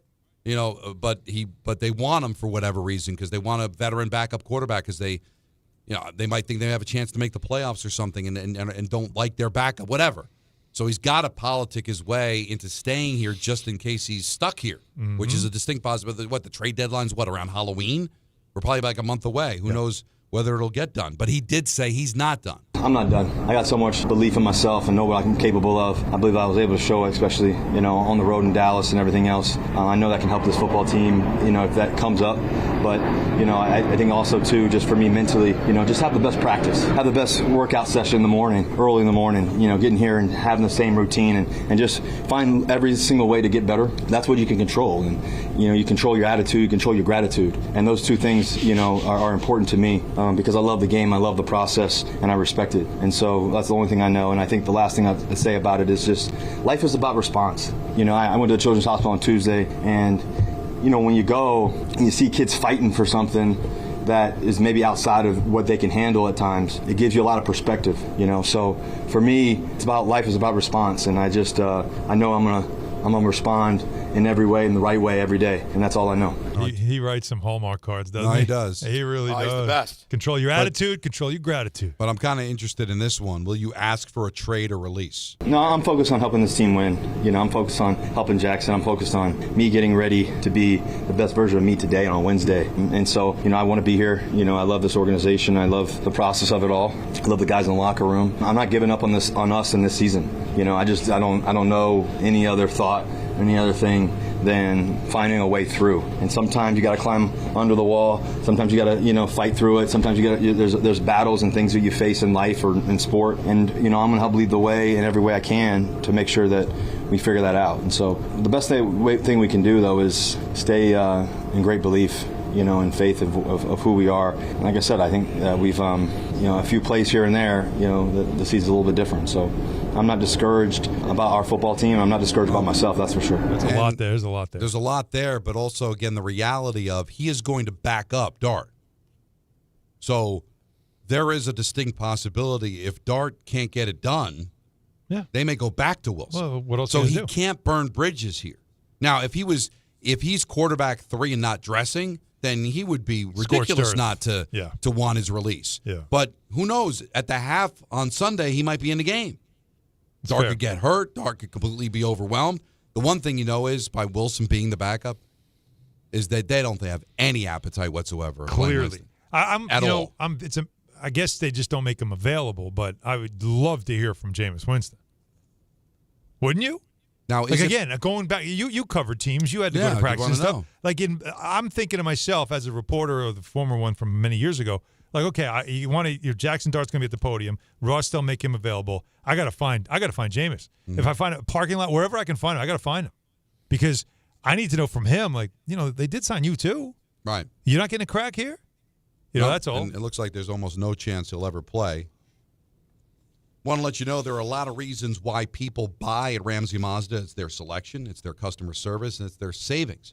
Lease a new 2025 CX-30 Mazda for $199 for 33 months. Start shopping now at RamseyMazda.com. Choose wisely. Choose Ramsey Mazda. Call 833-853-2970 for details. VIN SM843629, MSRP $26,865. Zero security deposit, ends 9/30/25. It's Wednesday. That means we talked to Booger McFarland. And he joins us here on Hahn and Rosenberg. How are you, sir? What's happening, fellas? How we doing? All right, we were just playing the Russell Wilson sound. Dable's decision to go with Jackson Dart for the rest of the season. What did you feel about what the Giants did? First off, did he say the rest of the season? I haven't heard did. it. I know they made the switch. He did? Yes. Yep. Well, so that means, for good or bad, I think early on it's going to be a little bit of bad just because he's playing one of the better defensive coordinators in Jesse Minter for the Chargers in this league. I do think it'll get better. But let's be honest. After you saw Russell Wilson in the red zone on fourth down, throw the ball into the stands, at least give your team an opportunity to make a play. I'm not sure what's going on. I think Russell would have to answer for that. I'm sure somebody asked him that after the game. But in order to kind of keep your team together, keep the morale, you got to put a competent quarterback on the field. Otherwise, the other 21 guys that are starting, I feel like they're just wasting their time. So I think for the sanity of the New York Giants organization, he had to make a change. Now, whether or not Jackson Dart is going to be successful early or not, all depends on Jackson Dart. But I do like the change based on what I saw on the field. Bug, what does good or bad look like in your mind? Because you got to endure it. It's a young quarterback, and you're going to go through the ups and downs, right? But taking away the final score, what's a win for the Giants then at this point? Limit the turnovers, play on time. Doesn't look like the moment is too big for him. And in order to see all those things, you're kind of going to have to watch the game. You can't look at the stat line. His stat line might be 19 for 35 for 190, no touchdowns, no picks. That's probably a win. It's probably a win. Now, there's probably going to be a game or two where it's 35 for 40 or 42. He might throw 3 touchdowns and 3 picks. You're going to have to live with that. I think, a young quarterback, just like any player, you got to get used to the speed of the game. And Jackson Dart has seen preseason speed. He hasn't seen regular season speed. And, there's a difference. And if you've never been out there in the regular season, you don't know it. And so he doesn't know what he doesn't know right now. I think it's important for Brian Daboll to put him in position to have some success early because just like anybody, we all want to succeed early and get our confidence up, and then we perform better. And so I think he'll be okay. He played in the SEC, so he's played in big games. He's been in Tiger Stadium when there's 102,000 screaming. So I think he'll be ready, but he's just got to get used to the complexity of the NFL defenses. And, oh, by the way, he's starting with one of the best right out the gate against the Chargers. So staying in that theme of, expectations, Booger, what – if you're the Giants brass, obviously you want to see him play well. But if, in fact, they're trying to make a decision on Daboll, what kind of standard can you possibly have by the end of this year to make that decision, knowing perfectly well what you just said could happen? Jackson Dart could look pretty good, and they could win 2 games all year. So if you look at him this Sunday, and then you fast forward 3 months and you compare him to a Sunday in December, does he look different or does he look the same? Because I think being a quarterback-driven league, if he's been progressing along the way and he's playing at a high level and you can see, even though he's a rookie and making mistakes, you can see promise, then I think there has to be a very strong conversation about keeping Brian Daboll. Otherwise, you're just kind of having the same cycle again. You're going to fire the coach. Now you're going to have Jackson Dart in his second year. You're going to bring in a new coach. It's probably going to take him a year to learn that system. And so by the time he gets up to speed, you're in year 3. And, oh, by the way, in year 3 or after year 3, a lot of these guys are wanting contract extensions. So now you got really 1 year to make a decision whether or not to pay the guy $50 or $60 million. That's why you kind of have to be careful if you're going to fire Brian Daboll. But to answer your question, you got to see progress. And so if you look at this Sunday and you fast forward until a Sunday in December, you should be able to, as a very astute observer, turn the game on and see progress, whether that's patience, whether that's he's not as sporadic, whether that's he's making a decision or he's playing faster, whatever that is, you should be able to see that because that's what the owner's going to look to see. You know what just confuses me, Booger, is let's say he gets Dart to play an elite level, and that he's a quarterback whisperer and makes Dart a really good quarterback, and you're still losing games. Well, just because he fixes a quarterback, just because he's able to groom a quarterback, does that automatically make him a good coach? Does it make him the right head coach for this team? He's still 9-31 over his last 40. I know it's a quarterback-driven league, but it can't all be about the quarterback play. Does being good at offense, does being good at making a quarterback make you a good head coach? You're right. Being a quarterback whisperer or making the quarterback play good doesn't make you a great head coach, just like being a great play caller doesn't make you a great head coach. But it is. Well, I probably would say it's 60% of the issue, because the other 40% comes down to, can you lead a team? Can you stand in front of a group of men and tell them, here's what we're going to do and how we're going to do it, and they believe and they follow you? I don't know that. I haven't been in Brian Daboll's team meetings. I know Brian when Brian was at Alabama. Brian's cool. He and I have been cool. I think Brian is a good leader of men. I haven't seen him in a professional setting, how he leads the team. Now, to your point, if he gets the quarterback to play well, that'll go a long way. But I think the other part of it is going to be just kind of the vibe in the building. Like, the head coach sets the vibe in the building. Like, is everybody excited to come to work? Is everybody happy? Like, is everybody in the building going in the same direction? Or do you have a building where you start to get little clicks in the corner, like, man, we going to fire him this year or next year? Like, what's going on? Like, if the culture in the building is not as cohesive as it should be, then that's a reflection on the head coach. Talking about Booger McFarland as the Giants make that move to Jackson Dart. So let's talk about the rest of the team now and the impact it has, Boog, because you're looking at 0-3, which everybody knows in the NFL is like a death knell on a season. Playoffs are almost impossible, at least historically, that's what it tells you. And you make this move. Can this, I don't know if galvanize is the right word, but sharpen a team or whatever it is, because they know we got this young quarterback. We all need to do our part, kind of like the village has to raise the child type thing? Or does it disillusion a locker room? Like, well, we're going to this young guy. He's going to make mistakes. We're not about winning anymore. What kind of impact can this have on the rest of the group? I think it's going to have a great impact, because now it's going to be a little bounce in everybody's step, because you got new energy coming in. Now, you realize it's going to be some mistakes. And so here's exactly what I would do if I'm Brian Daboll. I'd say, hey, guys, making a move. Jackson's going to be our starter. We're going to get him up to speed. It's going to be some growing pains, but we're going to be better for this. Defense. While we're going through this growing pains, I need my defense to step up. Brian Burns, Dexter Lawrence, Abdul Carter. I need you guys to play lights-out defense while we get this quarterback up to speed. We may not be able to score 40 points right out of the gate. We may have to win some games 17-13. Are you with me?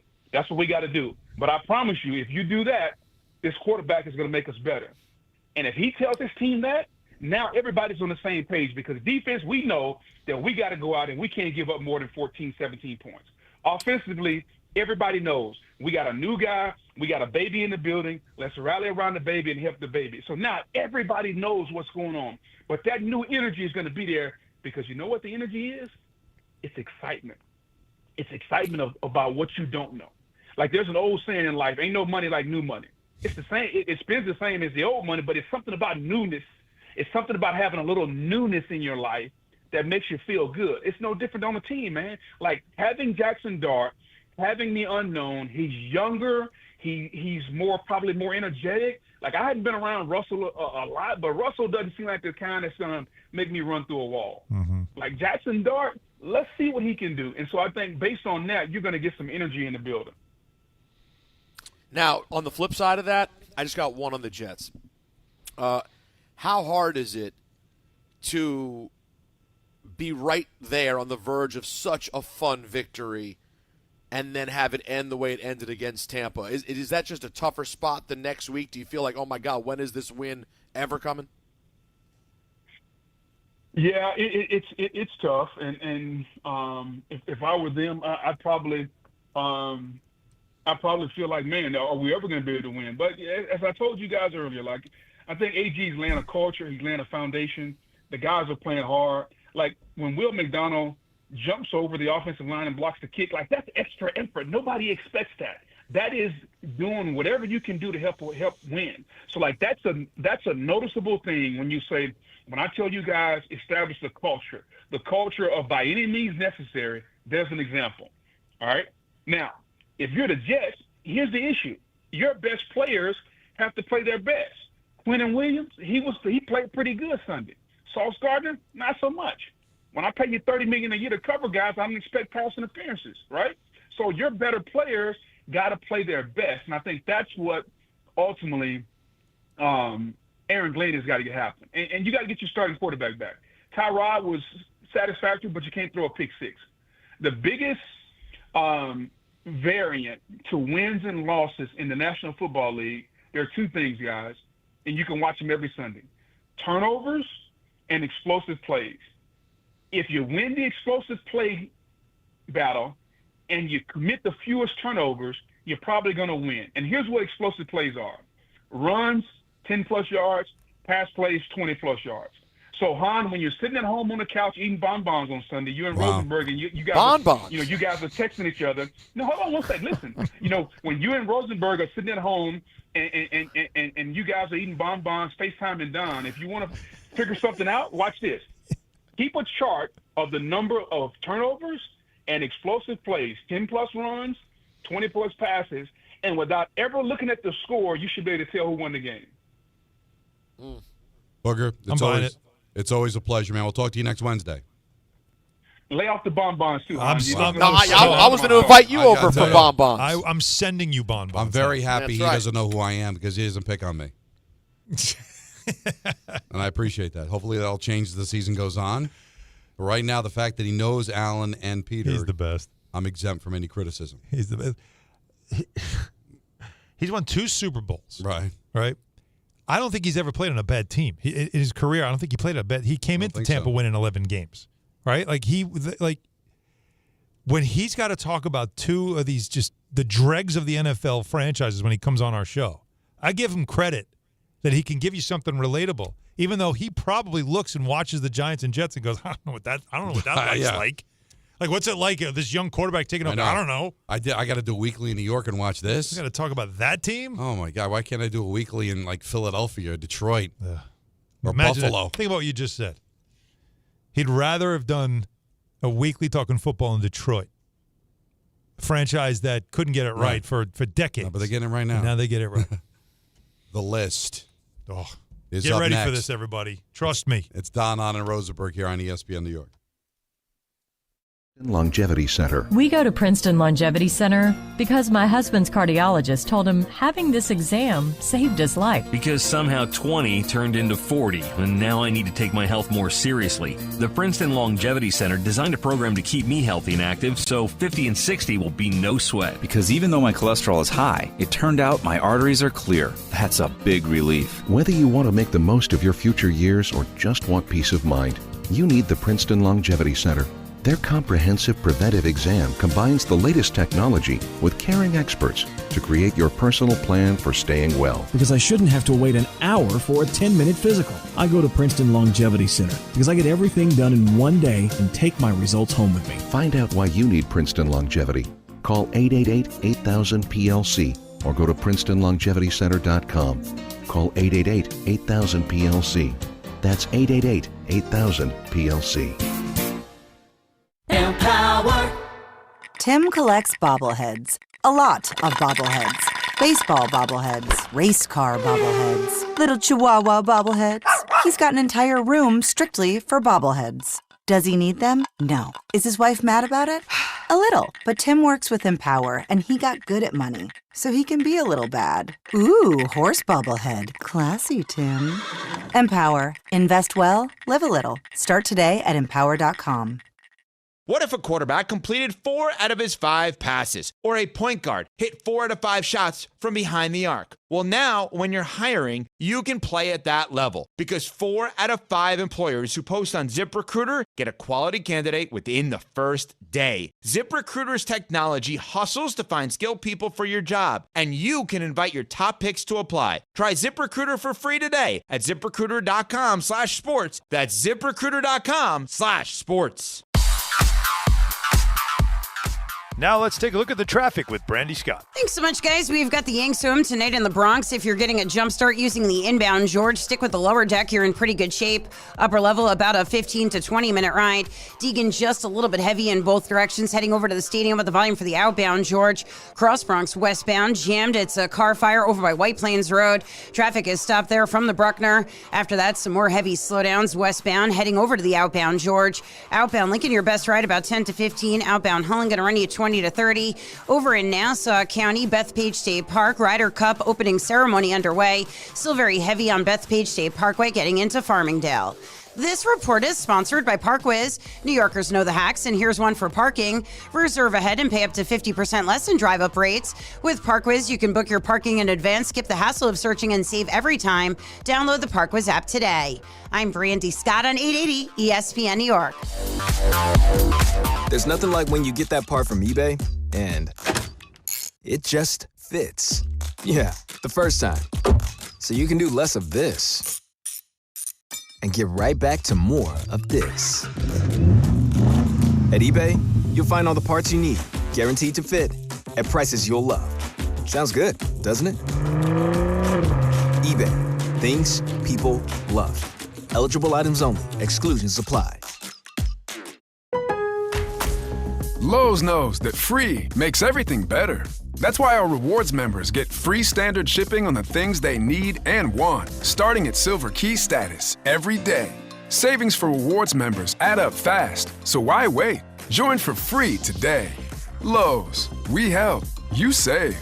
Not available in Alaska and Hawaii. Exclusions and more terms apply. Loyalty program subject to terms and conditions. Details at lowes.com/shipping terms. Subject to change. You just made the list, buddy.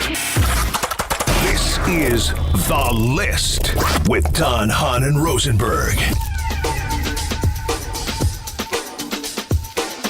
All right, this list is, it could start fights. It could create arguments, which is what it's supposed to do. It could alienate people. It could alienate fan bases. Like, this is one of the hottest and hardest lists I think we've ever tried to make. And I'll say it for you, Dom, before you take over. I'm just going to say that the honorable mention of this list could be its own list itself. If we could go 10 instead of 5. This could be one where you change the rules and say, we got to go 10. Yeah, even Peter, who's only been in the market for like 2 decades, doesn't go back as far as we do, is going to have like a billion guys. Worst coaches in New York sports. Oof. It is so, really, where do you begin? Where does it end? But I'm going to try to do it. Alan and I really gone through it. And my goal in doing this, Peter, was who you taking out. Yeah. Somebody is going to say, well, what about so-and-so? Okay, who you taking out? Because when you're trying to take somebody out, Peter, it's going to be hard to take, I think, in my opinion, it's going to be really difficult to take out the 5 guys that I have here. But we're going to go at it. Let me ask you a question, though. Yes. Before we get started. Please. Did you factor in how long it was bad for? Well, how long do you think a bad coach is going to keep his job? Well, no, but it's not like, half a season. These are all people where it had some real time. Well, there was significant time. Yeah, this wasn't like you were a coach for 5 minutes. These are 5 games. I will say, Peter, I think the names that Don concluded with are all coaches that by the time it was over, everyone was like, how the hell did he get that job? Yeah, how did he do it? Why did they do it? Like, why would they have ever thinking? hired that guy? I think that's probably the best way to put it. Because there are some coaches that just had a bad run. There are some that didn't even last a season for various reasons. But these are the ones that, like, if you were a fan of that team, you couldn't wait till he was former coach. Name. All right. Okay. Ready for me to throw some at you? Yes, I'd love you to throw some Let's at me. see. What do you got? How about David Fizdale? David Fizdale is an honorable mention. No question. We found a worse Nick coach. Oh, yeah. So David Fizdale is not there. Now, Fizdale, remember, was hired for a specific reason. They wanted a bad coach. Well, no. Kevin Durant chase. and Kevin Durant decided not to come. So. Yeah, but you're not. And they were supposed to lose for a year to save money, whatever it was. Like it was just a bad situation. I'm assuming you went past. Are you saying in that era? Yeah, I wouldn't give it away. Yeah, well, I need to give it away. Give it away now. Well, I think it's too late. Well, it's not Kurt Rambis who was barely coach. Well, he wasn't supposed to be a coach. He was an intern. Right. So yeah, I don't think he can. He ran the triangle, which was the magic word. Interims don't count, but you know what? He's close though, Don. It's very. You're right there. Horny sex. No, you're right, though. But it's right around the target, all over the target. You're all over. You're on the rim. Fisher.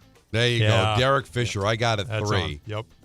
40 and 76. Now you could have went with any of those guys, but Fisher was just his first year 17 and 65. His second year 23 and 31. And then Rambis came in to finish out the season. That's 96 losses. And keep in mind, this was Phil Jackson's pivot from Steve Kerr. Think about that. I don't blame Fisher as much as I blame Phil Jackson for this 96. high. Good job. I wrote it down. 40 and 96. Like that. This was the pivot from Steve Kerr. How'd Steve Kerr do? Oh, very well. Did he do well? I think he's going to, that was Hall of Fame coach. That was your pivot. That's not a pivot. That's breaking your ankles. So I got him at 3. All right, Peter. That's good because you're spraying bullets around the. It had to be right target. there. It had to be right there. Yeah. Let's just throw out the name that we keep bringing up. Adam Gase. Adam Gase, I have at 4. 9 wins over 2 seasons, seeing tacos flying in front of his head. And the only reason he was hired was because of the fact that Peyton Manning suggested him. It was just a bad hire. Please give me the drop. The drop? The drop. Do it. So it was one of my favorite drops. Anyways, all right, we didn't have it ready. So 9 wins for Adam Gase. Good. I got him at 4. Peyton Manning called me. Is that what you meant? That's it. Good job. Good job. Nicely done. This one. What about Rich Kotite? Rich Kotite is number 1. I've got Show Kotite. me and, Kotite. 4 wins in 2 seasons. And the thing was, he was a pretty good coach of Philadelphia. Went to the playoffs with the Eagles. And I remember that press conference. I brought it up the other day where Leon Hess at the press conference introducing Rich Kotite. I'm tired of losing. Tired of losing, yeah. And he lost even more. He and then actually lost the most ever. And then Bill Parcells comes with the same team and wins 9 games. So, yeah. And whenever you talk about bad coaches, Peter, in the history of New York sports, and I'm sure there'll be people say, I think this one should be number 1. They always go back to Rich Kotite. He was so overwhelmed. And he's a New York guy. Wasn't he a New York guy? Well, he played for the Giants. He was a tight end for the Giants. But didn't he have a a New York I thought there was something about like he coming back to his roots and all that stuff. He was a Brooklyn guy, right? The way he spoke, I mean, you had the thick accent. But it was this, almost as if he came home and was completely overwhelmed by it. Yeah, Rich Kotite. Not a bad guy. Yeah, Brooklyn. Right? And, yeah, he was drafted by the Jets, but he also played, some time with the Giants. And, yeah, it was an absolute – I got it. There was stories about him because they were practicing at Hofstra where, like, he'd just go out in the park, like, just wandering just aimlessly. He was just so overwhelmed by the whole thing. So great job, Peter. All so right, we've got Rich 5. Kotite 1, Derek Fisher 3, Adam Gase 4. Is there a Giant coach there? There could be. Well, and yes. I mean, there's an easy one. It's not that easy because again, it's like the Nick era. Yeah, there was plenty to choose from. Yeah. Oh yeah, you mean. So the question is, I say you went Shermer. I did not go Shermer. Oh come on. You went McAdoo. I did not go McAdoo because at least he won 11 games this first year. Who's the one that went to the playoffs? had the press conference that had some people like all fired up? Oh, it's Mr. Judge. Yes. All fired up. Never mind, all fired up. You had Michael Kay saying he was going to the Hall of Fame. He was going somewhere. If Aaron Judge is all rise, what would Joe Judge be? Go limp? Oh, wow. Yeah, that's said. That's strong. Well, I mean, what else would you do? Not yet. Well, go inside out. Yeah. When it goes in. I just hate when it goes in. 10 wins over 2 seasons for Joe Judge, taking a knee near the goal line. Taking the knee was unreal. And that was right after John Mara was saying Judge is okay, and then he saw him flat out give up. Quit. So, listen, there's a lot of Giant coaches. You can go Webster. There's plenty of good ones. And even you mentioned McAdoo and you mentioned Shermer. Notice that we've taken Arnsparger's a good one. 3 from the past decade. I know. Well, listen, People- it's been listen, a bad people football We've had some decade. bad coaches. People like to throw out Ray Handley, but he pales to these Well, guys. that's what I'm saying. In the moment, Ray Hanley had a Super Bowl team that went 8-8, 6-10. Ha! 8-8, 6-10. As a Giants fan, I'd sign for that now. 8 wins? God. So Joe Judge is 4. All I'm always looking at eyes because I can see everything in your eyes. Yeah. Right? Judge is 5. You had Gase 5. at 4. I'm sorry. Gase at 4, Judge at 5. Yeah, Fisher at 3, Kotite 1. So who is 2? No, he's not getting this done. Yeah, you won't get it. I'm betting you he can't what get this. sport is it? Baseball. No shot. What era? Before Who's Casey Stengel? We were all alive. You were 11. This is the longest ago of all the coaches. Yes. I was 11. You were 11. 90. You were 90. You were loving football. You were 11. That's the 90s. 12. It was before Anthony was born. Was it before those 3 albums came out? It was. Right? What year was that? He was gone. We just celebrated 3 great No, albums. he was there the whole. He was there. Yes, he was the manager when those 3 albums came out. Yes. Came out. Okay, so there's your timeline. There you go. So it has to be the Mets. Could be. No. It could be. Or is it? Well, because the Yankees, Uh-huh. the Yankees get to Showalter in it right around then.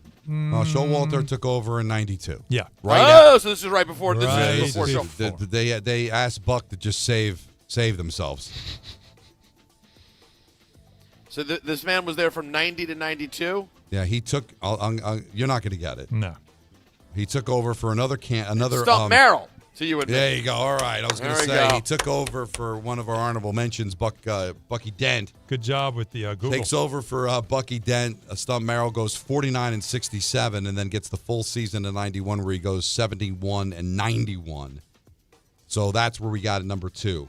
Really bad era. The last real bad era of Yankee baseball, and you got to go back over 3 decades. So I've got Rich Kotite 1, Stump Merrill 2, Derek Fisher 3, Adam Gase 4, and Joe Judge 5. Honorable mentions, you could go Alex Webster, really bad 73 season with the Giants. Bill Arnsparger, also very bad in 74 and 75. Brian Trottier, we talked about him. Half a season with the Rangers, couldn't make line changes. It was really, for a great player, not a great debut as a head coach with the New York Rangers. Again, we mentioned the Giants of the modern vintage. Who else did we bat around? All those Knicks coaches, for sure. We talked about, guys like Art Howe, who lit up a room but did very little else after that. Lit up a 2 room. years after a World Series, couldn't get anything done with the Mets. Dallas Green, around the same era as Stump Merrill. He was an awful manager. There's You so can make many. the case for Dallas Green, too. Like, that was bad. There's so many bad managers and head coaches in New Jeff York. But I think Torborg. those are Jeff Torborg had success with the White Sox, came over here, a lot of expectations, couldn't get it done. No, there's a lot of there's so many.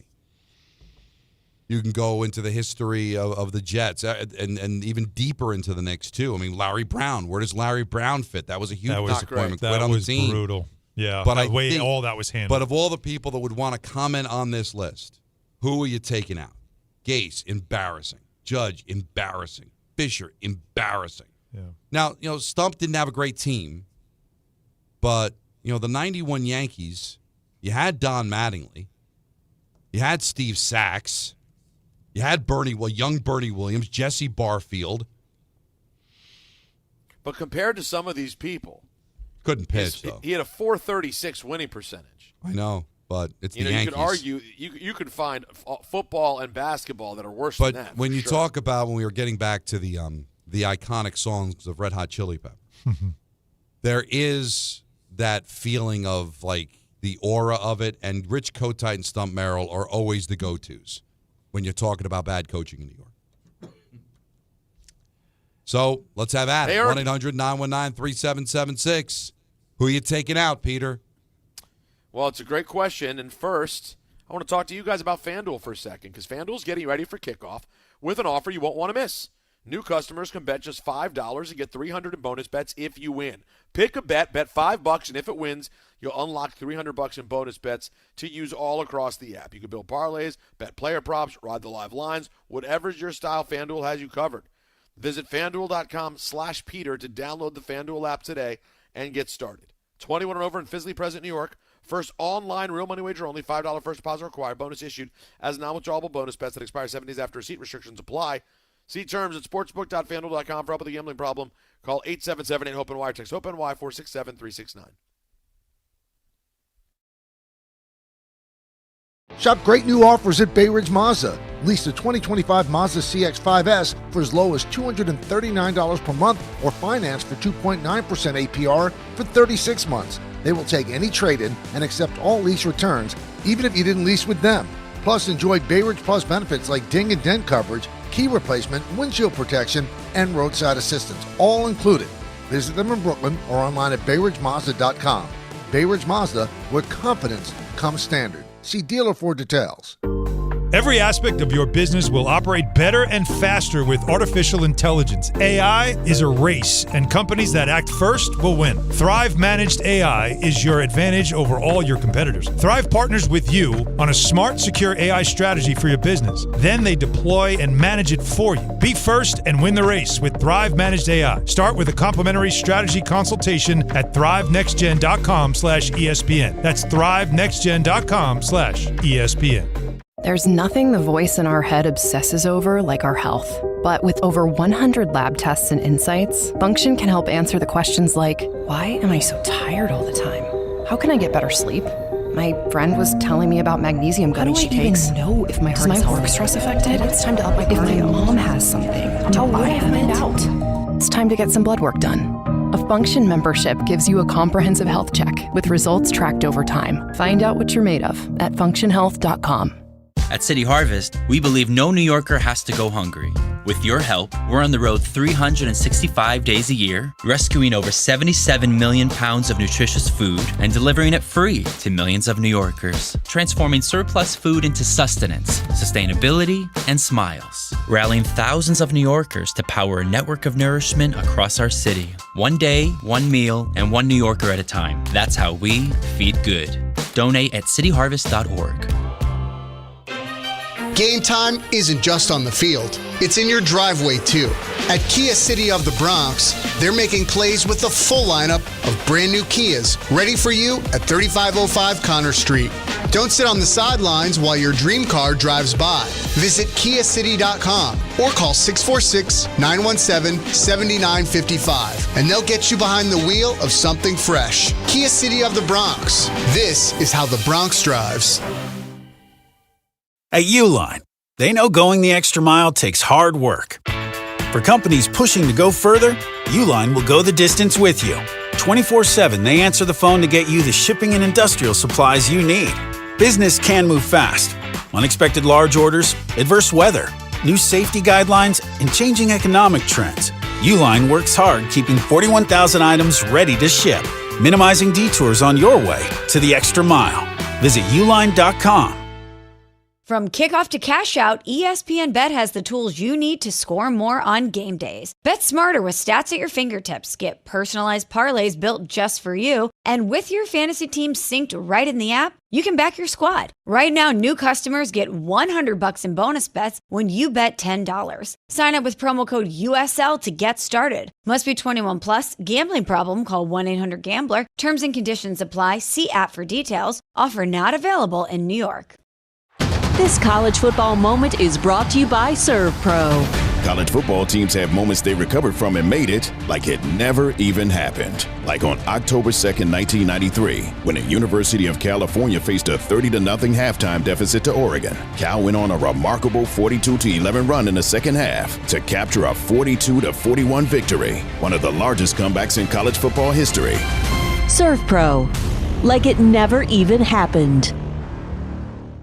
The ESPN New York Couchcast is coming, and things are heating up. We genuinely really get along with each other. I don't even think Peter watches sports. You could make the argument that Rick doesn't get enough credit for being a low-key fraud. Carl's going to be at this Couchcast, too, so we got to make sure we have a lot of cannolis.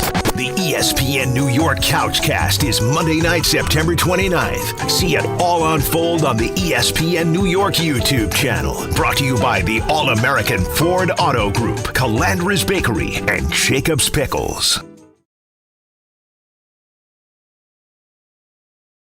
Oh, boy.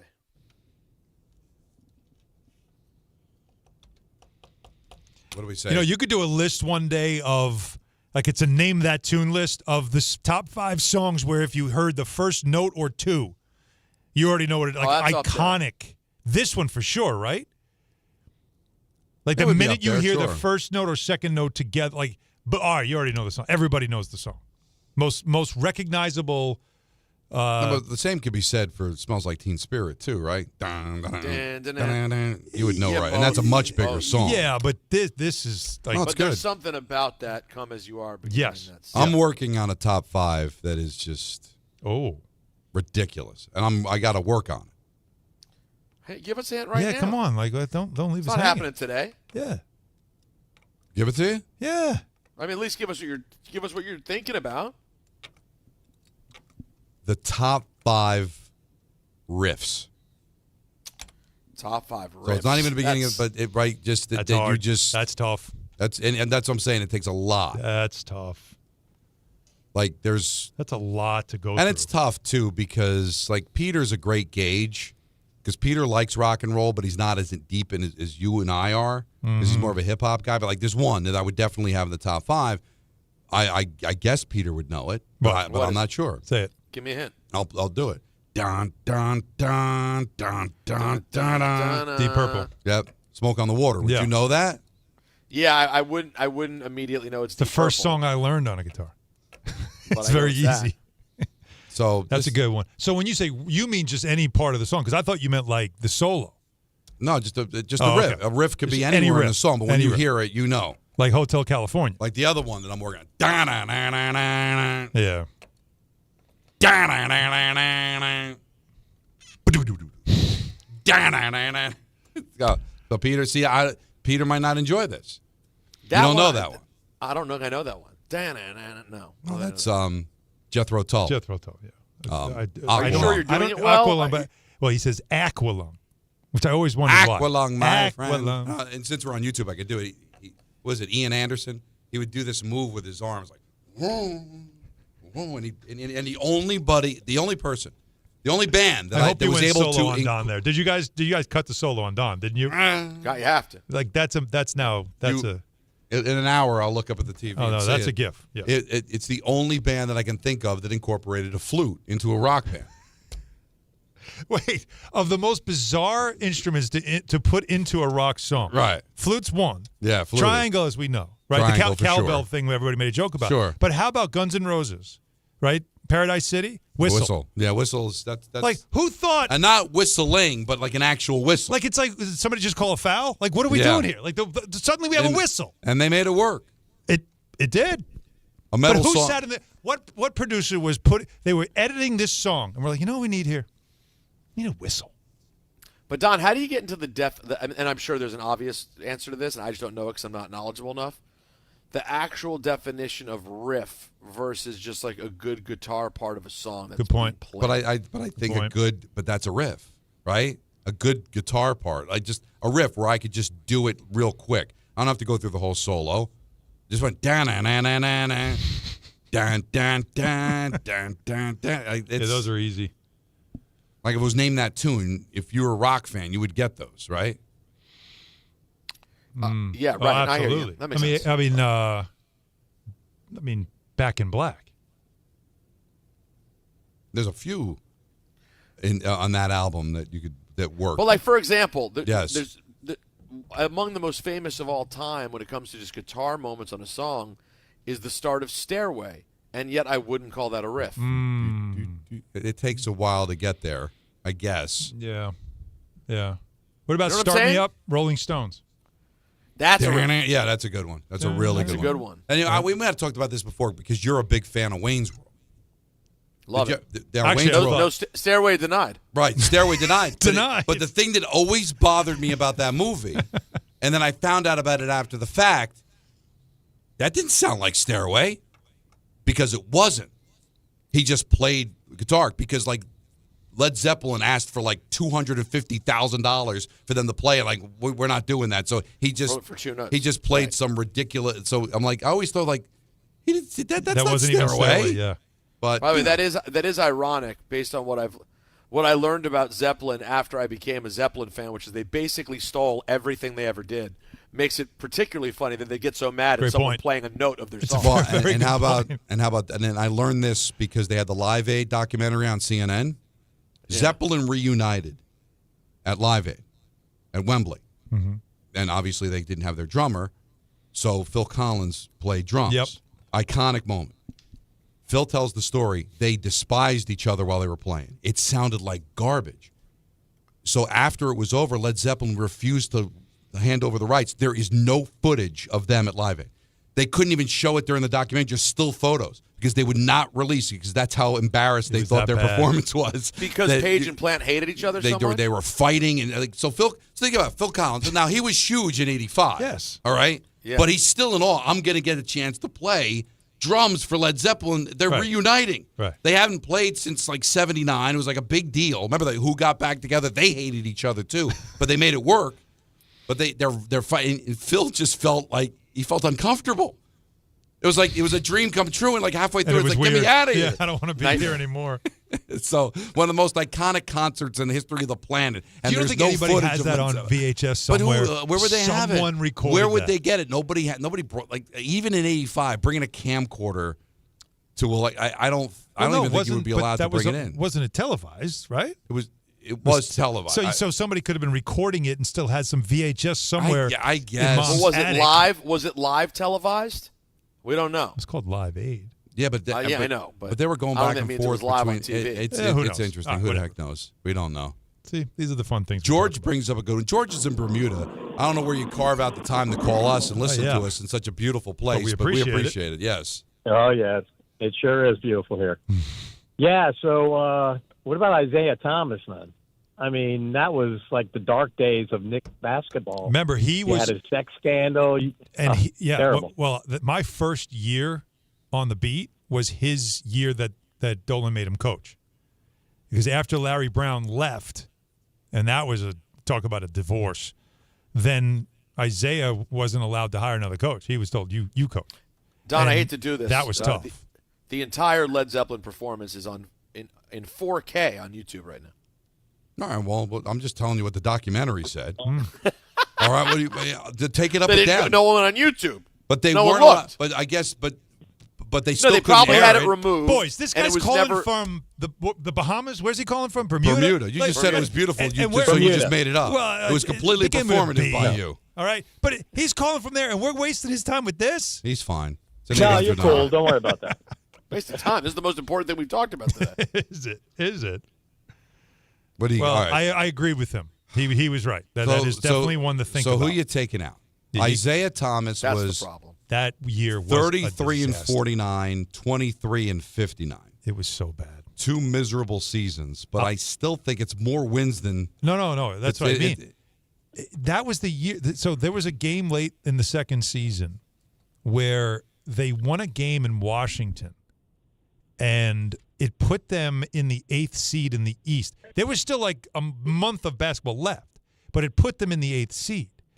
And Steve Francis jumped up on the scorer's table in Washington, because there's a lot of Knicks fans there, and was pumping his fist like they won some championship. They were going crazy. Isaiah felt great about it, and it was like that was the only day they were in a playoff spot that entire year. Right, but that day. It lasted a day. Yeah, and Derek Fisher never had that moment. No, so, God, no. So it was a classic who you're taking out. So, yes, we do know there's footage, but it can't be aired, I guess, right? We can't show it.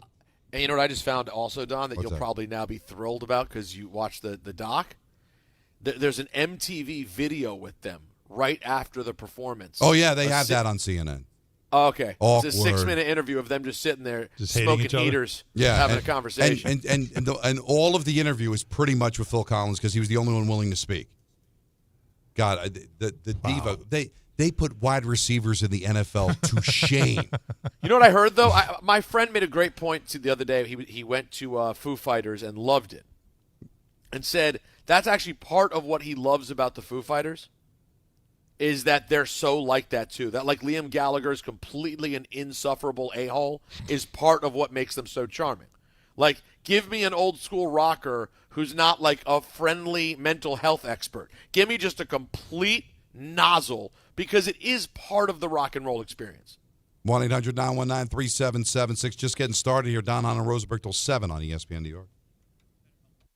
I got to have a conversation with you guys about BetterHelp, all right? Listen, it's simple. People are turning every which way for support, okay? But here's the deal. Not everyone's a therapist. Not everyone's the right person to talk to. And BetterHelp therapists, they work according to a strict code of conduct. They're fully licensed in the U.S., and they do the initial matching work for you, and then you can just focus on your therapy goals, all right? You get a short questionnaire, which will help you identify your needs and preferences, and then their 10-plus years of experience and industry-leading match fulfillment rates mean they typically get it right the first time. It's completely online, and you can pause your subscription whenever you need to, all right? Plus, switch therapists at any time at no extra cost.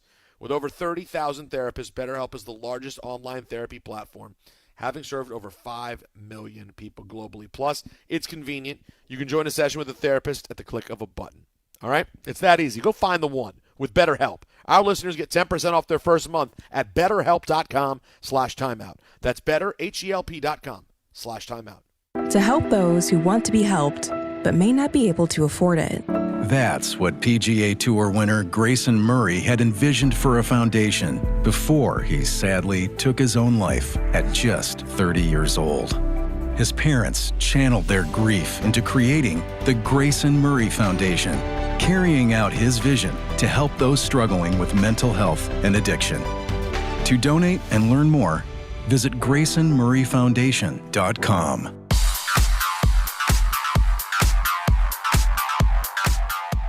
And now it's time for traffic. Here's Brandy Scott. Thanks, guys. The one to avoid, Bayonne Bridge heading into Jersey shut down with a car fire on the span. Traffic is stopped from the Staten Island side. Gothel's Bridge, your best alternate around that situation. Jammed on the outbound Gowanus in Brooklyn right after the Battery Tunnel. Crash involving a dump truck being picked up. Some heavy delays go back onto the westbound BQE from the Williamsburg Bridge. Yanks home tonight in the Bronx. Just a bit heavy on the Deegan, both up and down. Approaching the stadium with the volume for the outbound George. Inbound George looking pretty good. Just about 5 to 10 for the upper deck. Outbound Lincoln will run you about 10 to 15 minutes. Outbound Holland a 20 to 30 minute ride. This report is sponsored by ParkWiz. New Yorkers know the hacks, and here's one for parking. Reserve ahead and pay up to 50% less in drive-up rates. With ParkWiz, you can book your parking in advance, skip the hassle of searching, and save every time. Download the ParkWiz app today. I'm Brandy Scott on 880 ESPN New York. Every 40 seconds, a child is reported missing. That's 2,000 children every single day. It's a heart-wrenching reality that we can no longer ignore. Find the Children is a non-profit organization dedicated to helping find missing kids. You can be a part of their mission by donating your unwanted vehicle, running or not. Call 1-800-294-0222. We guarantee that you will receive the maximum tax deduction. We provide fast, free pickup with 24-hour response. Call 1-800-294-0222. Find the Children provides crucial resources to help find missing children and educational materials to teach kids how to recognize and avoid predators. Our recovery programs have a proven track record of reuniting kids with their families. It's time to act. Donate your unwanted or unused car. Help us build a world where every child is safe. Pick up the phone and call 1-800-294-0222. Together, we can bring these kids home safely. This advertisement was paid for in partnership with Cars R Us and Find the Children. 880 ESPN, WHSQ, and WCBS-FM HD2, New York. A Good Karma Brands radio station.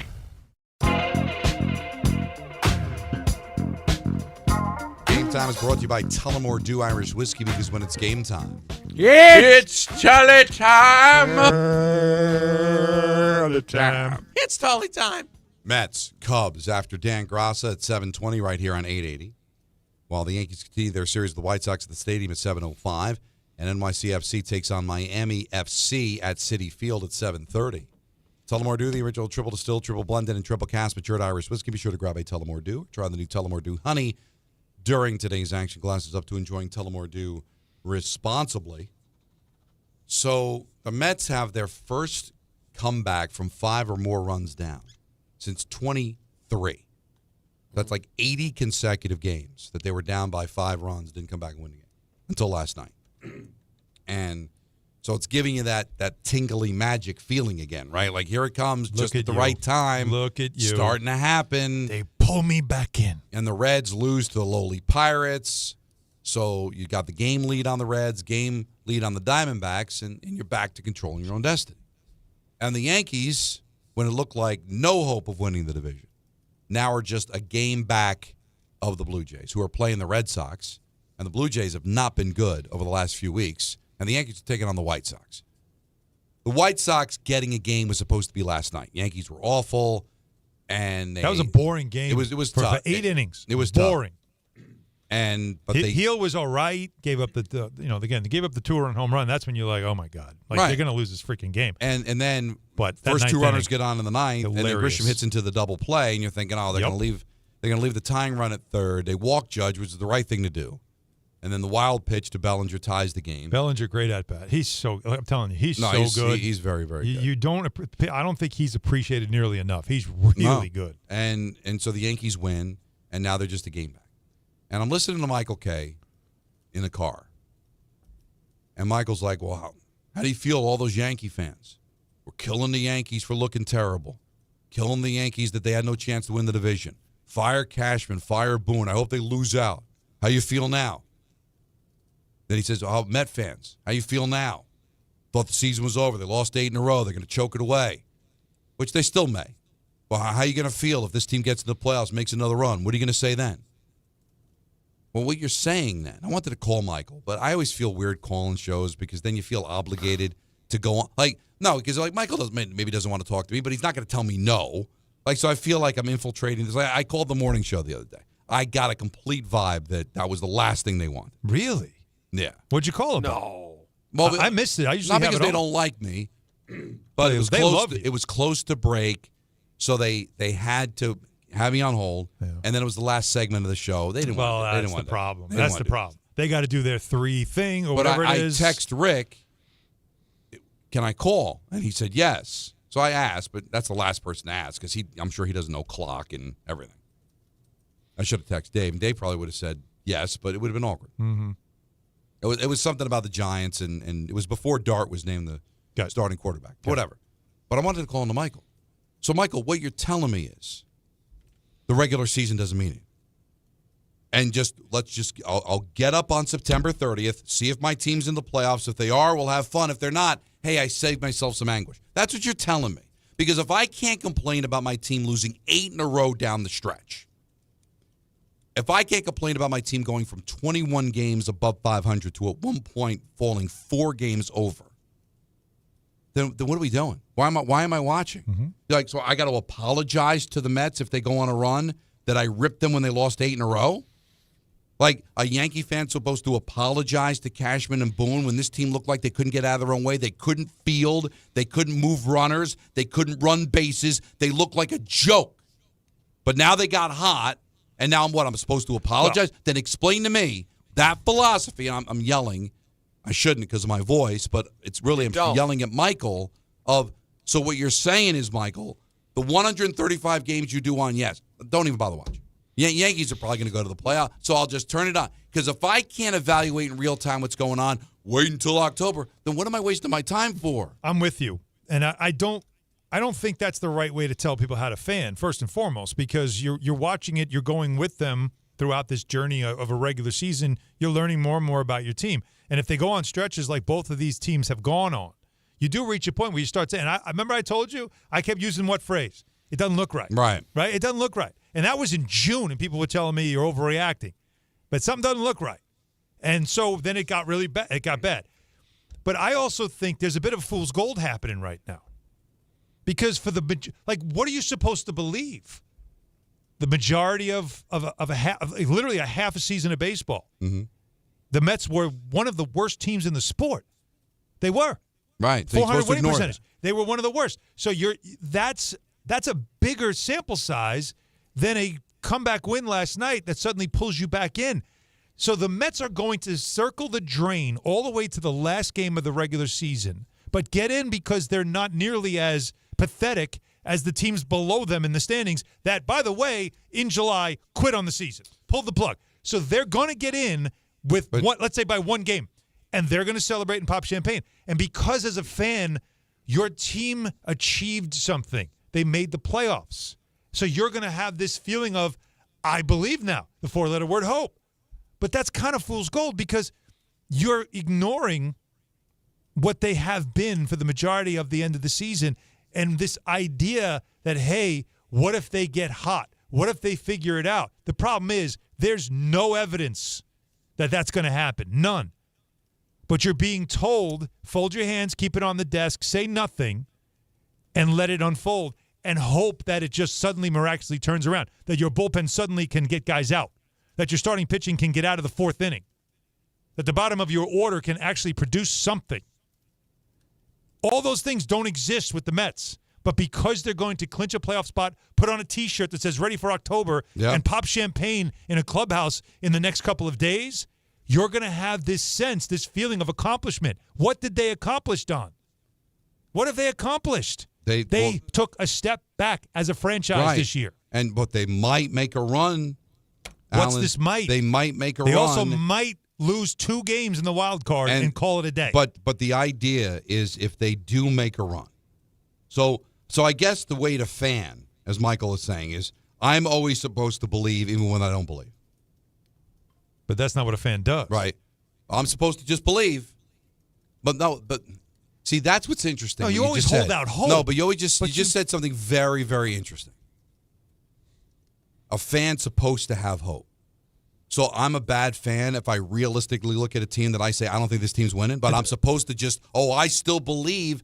I can't do that. The guy you call out is the one that sees the team going bad and jumps ship, right? Pulls the chute on the season. I'm not watching anymore. But then in September when they clinch, I'm going to watch now. That's the guy you can call out because, as I said, it's new edition. Can you stand the rain? The thing about being a fan is going through the ups and downs, is going through the pain, is seeing the worst. That's the fan part. Yes, because when you see the worst, you appreciate the best. That's the whole thing about it. So, yes, you stuck with it even though you were disgusted with how they played baseball over the last 3 months. You stay with it because that's what you do as a fan. And when the playoffs begin, you sit there and watch going, maybe something good can happen here, waiting for it. But to say that I don't expect it is not being a bad fan. But B. Dilly says there's a huge difference between not being able to complain and fans call in mid-June and say the season is over. But wait a minute. What I'm saying is I still watch the game. Yes. Right? There was video that I didn't like the headline. Well, Don's giving up on the Mets. I don't believe they're winning a championship. So that make me a bad fan if I look at that team and I say I don't think this team's winning a championship. I'm going to watch every game and I'm going to root for them and I hope to be wrong. Right. But that make me a bad fan. Or am I supposed to sit there and go, I still believe, man. I still think they can do it. To me, there's something wrong. If you're lying to yourself, that's not being a fan. That's Pollyanna. That's being a psycho. Yes. Like I looked at last night, and I was happy that they won the game, and I'm happy that they took a step closer to the playoffs. But I could also be disappointed that David Peterson did make it out of the second inning. They don't have the starting pitching. I think. I think both could be true. I don't believe this team's going to win a championship. I hope they do. But to sit there and make that I'm less of a fan because I call out the warts, that Allen's less of a fan, as he was accused of being earlier this year, because he said something's wrong. I don't see it. Now, you did say you were checking out a little bit, but that was more as a talk show host because the Mets at that time you said that were playing bigger games and maybe were a bigger story at that particular moment. But you're not. Did I say I was checking out on the Yankees? Well, because you were saying about what's going to be on the big screen and fans complain because you're a Yankee fan. I was comparing it to other things I was watching. The Mets were playing a significant series with the Phillies. I don't think there's anything wrong for a Met fan to sit there and still be critical of where this team is instead of, you got to believe. No, you got to. I'm calling it what it is. This is a flawed baseball team that's not supposed to be in this situation. Yes, they might be able to go on a run, but the rant from last week that I had, I don't want to repeat myself, is that I'm tired of the runs. I want to start seeing a team that can consistently win. Nobody likes the runs. The only way, Don, the only way the run thing justifies itself is with the championship. And even then, you might say, hey, I wish we didn't do it that way. But let's be honest. That happens. It doesn't matter. Well, it doesn't matter how you get there. It doesn't matter how you got there. You got there. The problem is... But if they don't win, Don, anything short of the actual World Series validates exactly what you're saying. But also, you have every right, though, to hold the franchise accountable as a fan. That's what you do. How do you exact change? By just we show up every year and cheer for our team, and if they don't win, get them next time, boys. Well, you really think that's going to do anything to a franchise? It's going to do nothing. Steve Cohen is a fan. You think he's sitting back going, everything's fine, everything's great? He's not doing Kevin Bacon in front of the crowd, right? He's not doing that. Hey, well, that's he why knows that it's a problem. There are examples, Alan. If you win, all's forgiven, right? Of course. But winning is the best deodorant. We have seen when a team goes on a miracle run, it ends up doing more damage than good. Because you start buying into things that really aren't there. We saw the 73 Mets go all the way to Game 7 of the World Series. If they had beaten the A's, if they had not pitched Tom Seaver on short rest in Game 6, won that, it would have been amazing, and nobody would have cared about how bad the rest of the decade was. But they didn't win. But they doubled down on a team that really wasn't that good, and that led to literally a decade of awful baseball because they didn't fix the problem. They didn't fix the glitch. Like, this team is flawed. This team needs to make changes. But what ends up happening, and I'll root for it to happen, is they go on a run. And then what I want is a good organization to say, all right, we went on a run, but I'm tired of this. We still have to fix it. Now, if you win the championship, different story. But these teams don't buy into being close. Rangers bought into being close. Hey, we're in the Final Four 2 out of 3 years. Sports purgatory. Guess what? Oh, it's the worst You place to be. weren't that close. Oh, the Jets, back-to-back championship games were close. You weren't that close. Knicks just went to the Final Four, conference final. What happened? They fired their coach. I give them credit. I guess good. They felt something needed to be fixed, and they weren't going to allow the win against the Celtics and almost beating the Pacers into what they felt was the right thing to do. They might be wrong about it, but they didn't let the run cloud them. So let the Mets go on the run. I hope they go on the run. But hopefully Cohen and Stearns sees through all that and still makes the necessary changes because I'm tired of it. This team should be better, more consistently great. Yankees, the same thing. They're a flawed team, too. So if they don't win the championship, hopefully those issues will get addressed. Because if they're kicking the ball around in the postseason, Alan, nobody's going to care about your 90-plus wins. Nobody's going to care about 60 years in the postseason. So hopefully you see through. Let the fans get excited, but let the organization see through the pap of these miracle runs that aren't really reality. Because sometimes it's not the reality of who you really are. And isn't that kind of our job here, too, is to help open your eyes to some of the things that as fans you fall in love with and you just want to always believe and you want to have that blind faith. You know, I've had people say this to me where they don't like listening to Sports Talk Radio because it's always so negative. You know, you really should just support the team. It's like, come on. No, what we're doing is we're showing you some things that maybe you aren't seeing because as a fan, you just want to always believe good things are going to happen. And we're trying to explain to you why maybe this is fool's gold. And I'll say it one more time. The Mets will clinch a playoff spot sometime this week. And it'll be the, what do you guys used to say, eyewash, right? It'll be that for what has been a really bad second half of this season. But you'll feel like you achieved something when in June you weren't saying to yourself, boy, I hope we squeak in on the last day of the regular season. You're not saying that. What you were doing in June made you believe you can get to a World Series. Remember, they already played the Dodgers twice. I mean, they can handle the Dodgers. Like now it's just the Phillies. How can they do with the Phillies? Well, we know they can beat the Phillies. You really started to believe they could be a team that gets to the World Series. That's how well they were playing. So what they are now is way below the standard of what you expected. But because it feels like an achievement, you will celebrate it, and then that four-letter word, hope, comes back.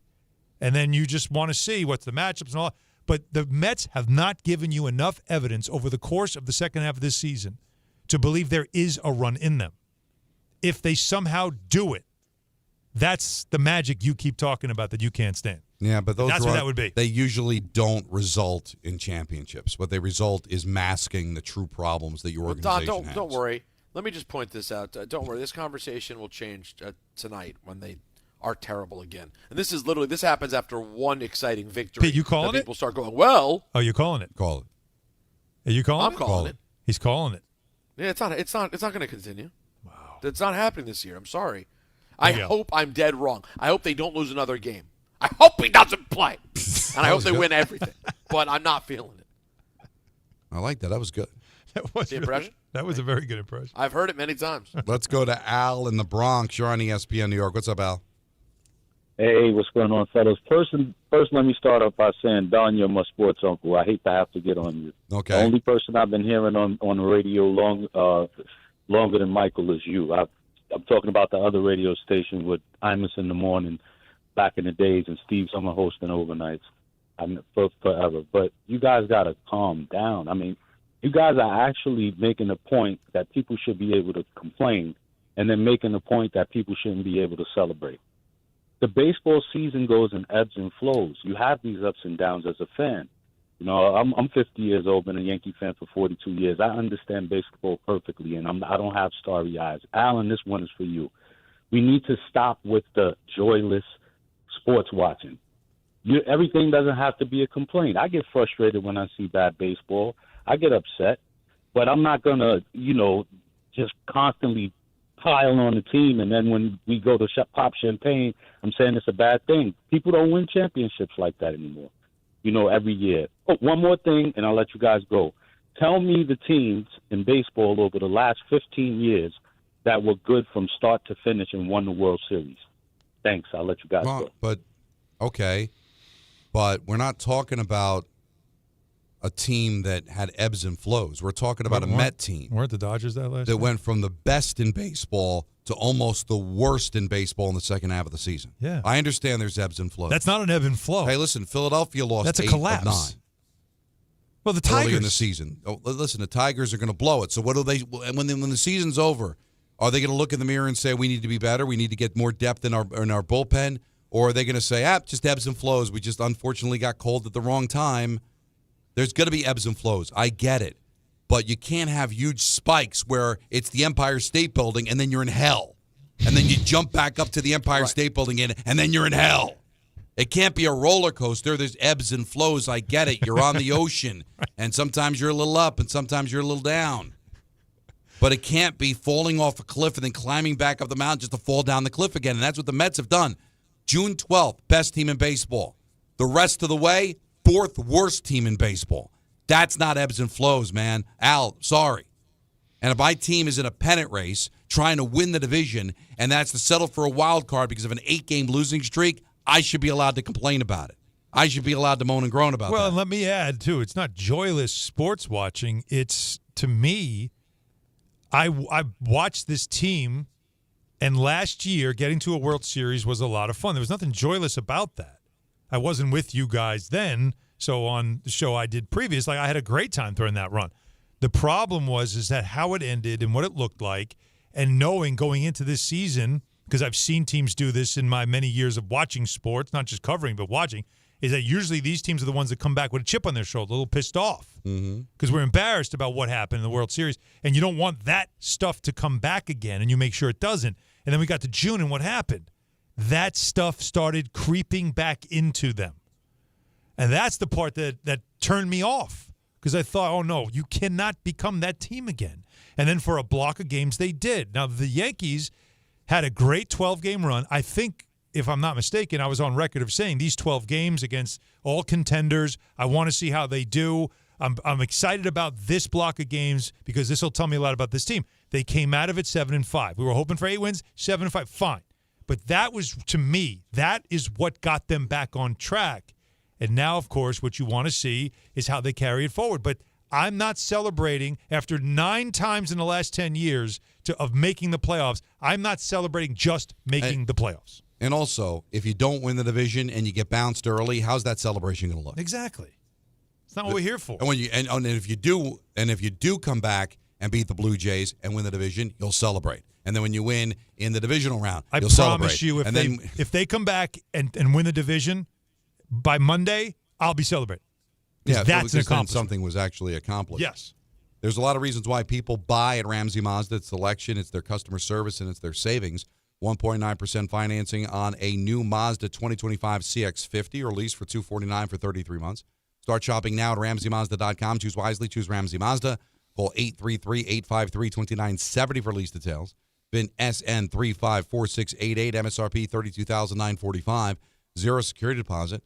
APR $17.48 per 1,000 finance. It ends 9/30/25. We've got lots coming up here on Don, Hahn, and Rosenberg. We've got an ENN that's going to be at 6. We're taking up right up 7. Then Dan Cross from 7 to 7:20. And then right into Mets baseball right here on ESPN New York. Listen up, friends. It's summer, and you should be out there trying to enjoy yourself. But neck pain, back pain, sciatica, or nerve pain is holding you back. It's time to handle it. I'm telling you, you need to call Dr. Jay Shaw at Sandwell Pain. Dr. Shaw is a double board certified, Ivy League trained. This man is the real deal. No surgery, no scars, no downtime, just results. You can book a same day or next day appointment. He's got 3 convenient locations in Woodbridge, Livingston, and Inglewood, so there's no excuses. You want to get back to your active lifestyle? Dr. Shaw got you covered. Joint pain, migraine, sciatica, nerve pain, gone. No cuts, no medication, no long recovery, just precise image-guided procedures that can get you back to doing what you love. So, here's what you got to do. Get your phone, get online, SandwellPain.com. Book that appointment. You've waited long enough. Don't let pain steal your summer. Don't let pain steal your fun. Call Dr. Jay Shaw today. Go to SandwellPain.com. Relief is closer than you think. Hey Yankees fans, hit your next adventure out of the park and onto the water with City Cruises New York. Sail your way to epic skyline views, delicious dining, and premium drinks. Upgrade your game day with a dining cruise, a cocktail sail, or a night with your favorite entertainers aboard City Cruises Live. Whether you're celebrating a win or just the weekend, City Cruises is a shipload of fun. Proud partner of the New York Yankees. Book today at citycruises.com/New York. At Garden City Mazda, discover more about what moves you. Our fall kickoff savings start now. Don't miss out. Our inventory of new and Mazda certified pre-owned vehicles is unmatched in New York. Embrace every unexpected turn with the new 2025 Mazda lineup. Refined performance. Spacious interiors to fit your life. Elevate your driving experience. Garden City Mazda. Exhilaration at every turn, exceptional in every way. We are proud to serve our country, to serve our local communities, to wear the uniform, to be a soldier, to serve abroad when and where duty calls. We are ready to stand with our brothers and sisters to defend, to serve, to fight. We're always ready, we're always there. We are the New York Army National Guard. Sponsored by the New York Army National Guard. Record numbers of residents are getting quality, affordable health insurance through Get Covered New Jersey. If you recently had a major life event such as marriage, pregnancy, or insurance loss, you may be eligible to enroll now. All health plans include preventive care, prescriptions, emergency services, and more. 9 in 10 enrolling get financial help, and many pay $10 a month or less. Find out if you qualify at getcovered.nj.gov. That's getcovered.nj.gov. Now let's take a look at the traffic with Brandy Scott. Thanks, guys. Better ride at the Bayonne Bridge. You're back open heading into Jersey. They cleaned up that car fire on the span. Not so great if you're heading over to the Yanks game in the Bronx. Deegan southbound, a big collision over by Grand Concourse. FDNY on the scene. 2 lanes are out. Not moving much heading over to the stadium with the volume for the outbound. George backed up from before the Cross Bronx. Inbound George, stick with the lower deck, just about a 5 to 10 minute ride. Upper level will run you about 15 to 20. Outbound Lincoln 10 to 15 minutes. Outbound Holland around 20 to 30. UN General Assembly still in town. It's a gridlock alert day. Definitely want to stay away from the east side of Midtown, especially 1st and 2nd Avenues. This report is sponsored by ParkWiz. New Yorkers know the hacks, and here's one for parking. Reserve ahead and pay up to 50% less than drive-up rates. With ParkWiz, you can book your parking in advance, skip the hassle of searching, and save every time. Download the ParkWiz app today. I'm Brandy Scott on 880 ESPN New York. Actual price will depend on product and subscription plan. Featured products are compounded drug products, which the FDA does not approve or verify for safety, effectiveness, or quality. Prescription products require an online consultation with a healthcare provider who will determine if appropriate. See website for details, restrictions, and important safety information. Want a boost in and out of the bedroom? Hims has you covered. Introducing a new 2-in-1 approach to level up your game. Tadalafil for better bedroom performance and zinc for testosterone support. Put it all together and you've got what you need to turn things all the way up. Getting started is simple. Just go to hims.com/joy to start your free online visit. Through Hims, you can access ED treatments including pills, chews, and more. 100% online. No office visits, no pharmacy lines. Just fill out a simple intake form and a licensed medical provider will determine if treatment's right for you. If prescribed, it ships free and discreetly to your door. Find affordable treatment options at up to 95% less than brand names at hims.com/joy. That's hims.com/joy, HIMS.com/JOY.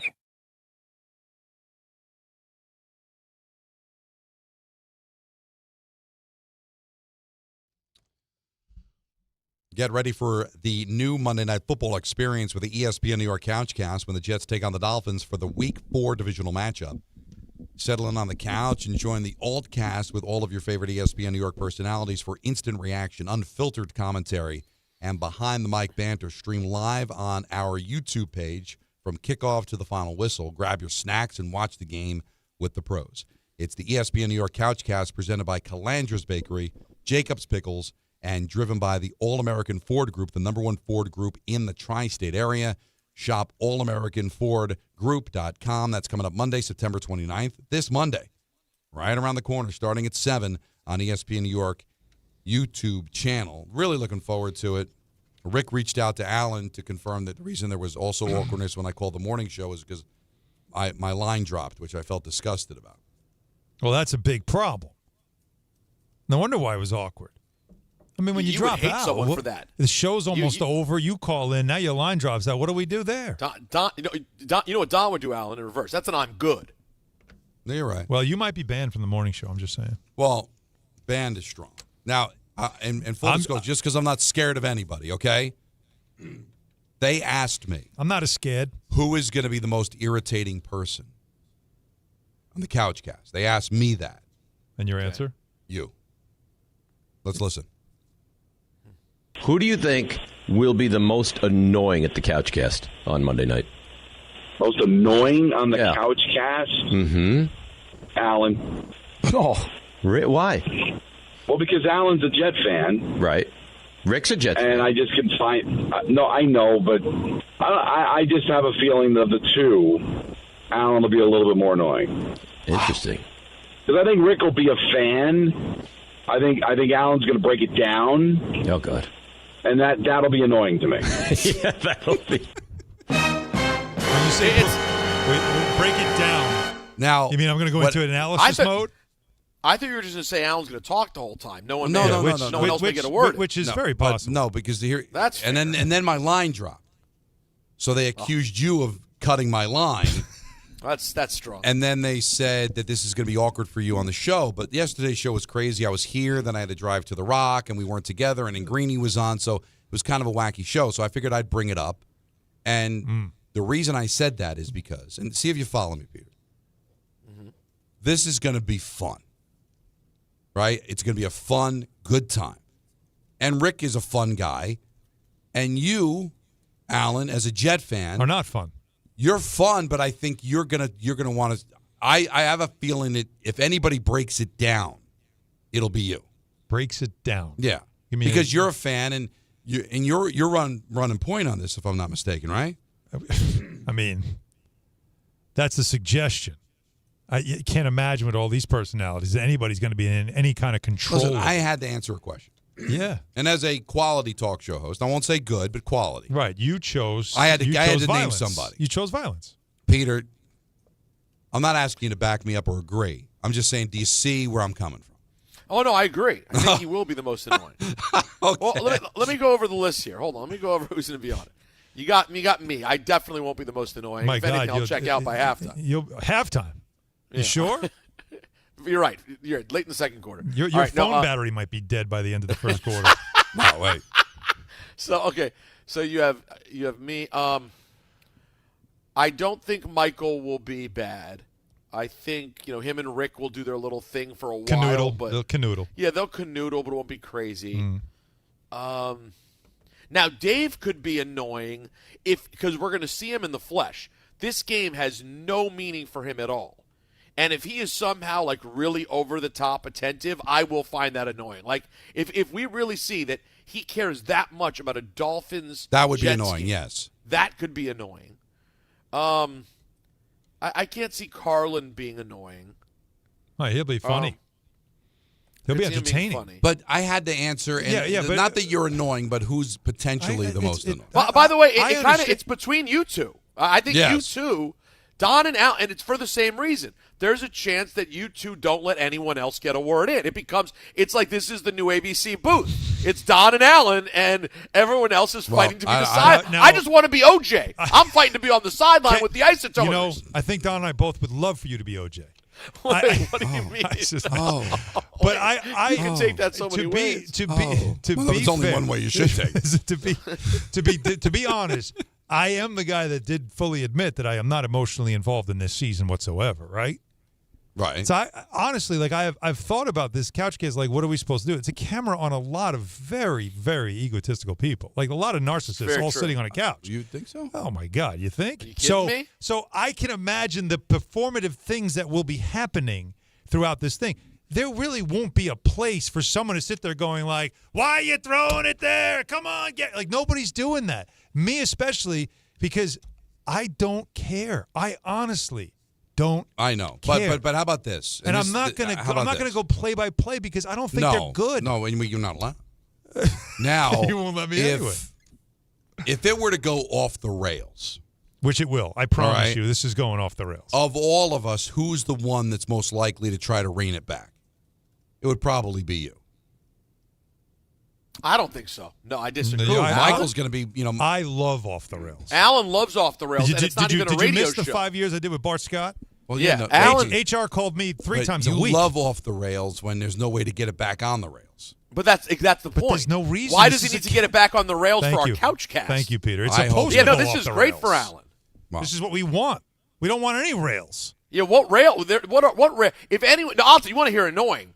Anyone who tries to take it seriously, All like right, we're really not fellas. just we're doing All more than right, fun. let's get back to football. Whoever does that is getting booted off the couch. By the way, we should have a way. You should get voted off the couch. voted off the couch or penalty Oh. box, or you get That's a now, how much do you want to bet that the interactions, so you have a separate seat behind the couch. You got to sit Yeah. in if you get kicked off the like a couch. penalty box? Now, I think there's going to be the reaction. Michael, do you think Volpe should be the starting shortstop for the Yankees? We got to stop that. Are we doing that? They can probably Are make we comments. supposed- There's Michael's K's there. What are you going to be asking him? Should the Jets go for it on fourth down? Why are we asking anything? Aren't we just going to watch a we're game? not doing and- it. This shows. We're not doing this a shows sports Alan. show. Wait a minute. The No, no. YouTube chat will be involved. Yeah, I just did the read. Did you? I just did I it. It's wasn't right listening. here. There'll be questions. They'll be vetted. We'll pass them along to you guys. But then they're going to be Lord. vetted. They're going to be vetted, and you see how well we vet things. Everything will be fine. Oh yes, very fine. No, Anthony, are you vetting the questions, Anthony? I don't believe that I'm going to be in charge of that. But if you'd like me to be, I could do whatever you need me to do. So who do you think would be doing that? Who's the question vetter? I believe we're going to have It's Eddie Vedder, the actually. promotion staff is going to be a big part of this production. Great. They're But awesome. then you know what? Very different reactions to I that. love. That was hilarious. They work hard. They do. Yeah. A lot of But they people love are. themselves some Michael. If there's a Volpe question, they'll be sprinting to see who'd be the first person to give it to him. Hey, Michael. I know. I know it's football, but we got 715 questions about the Yankees postseason matchup. I don't think non-football questions are off the table. Somebody might want to know, Don, who's going to have the most goals for the Devils this year. But you know what I think we should Well, do They instead? can save that too. What? Couldn't we? If it's a music question, Peter will be all over it. Music's different. Yeah, I don't. Oh, that's different. I just think we just react to stuff, riff, like whatever it is. I don't know. I love the Jets in this game. By the way. Don't do Love that. them. Don't do that. Love them. Don't do. You going 3-pointer? Can't go 3 because I already got a 3. Oh wow! Must be Thursday. It's not though. Oh, you mean it must be Thursday's game? Yeah. No. At least I don't think it's Thursday. No. I think you'd know if it was Thursday. You'd go from I have no interest in this game to I have a lot of interest in this game. But in all reality, while Don's looking up his game that he feels so good about that he doesn't even know what day it's on. Can we figure out what the format is? What's the format? This is what's annoying. What would you like to know? Because when it goes off the rails, you think anybody's asking about format? I just was told we got to answer questions. Nobody off of said the chat. gotta. No. There's no whatever gotta. you want. Look, we use the chat here. They're awesome. Very lively right now. Steve Brzezinski's in it. I saw that. Stevie B. He's drunk. Probably. Yeah, it's Don. It's after 5. Look, I it's think 5:30. Of course he is. I think halftime is a appropriate time for YouTube questions. I like it. I think that's a good opportunity. There could be impromptu lists that arise. I don't mind that. See, that's what I mean. When I say format, I don't mean like a structure. I mean like throw out ideas of lists, just random lists. A wide receiver makes a catch in Miami, and we asked Dave where he went to college. He's very good at that. Very good. That's not bad.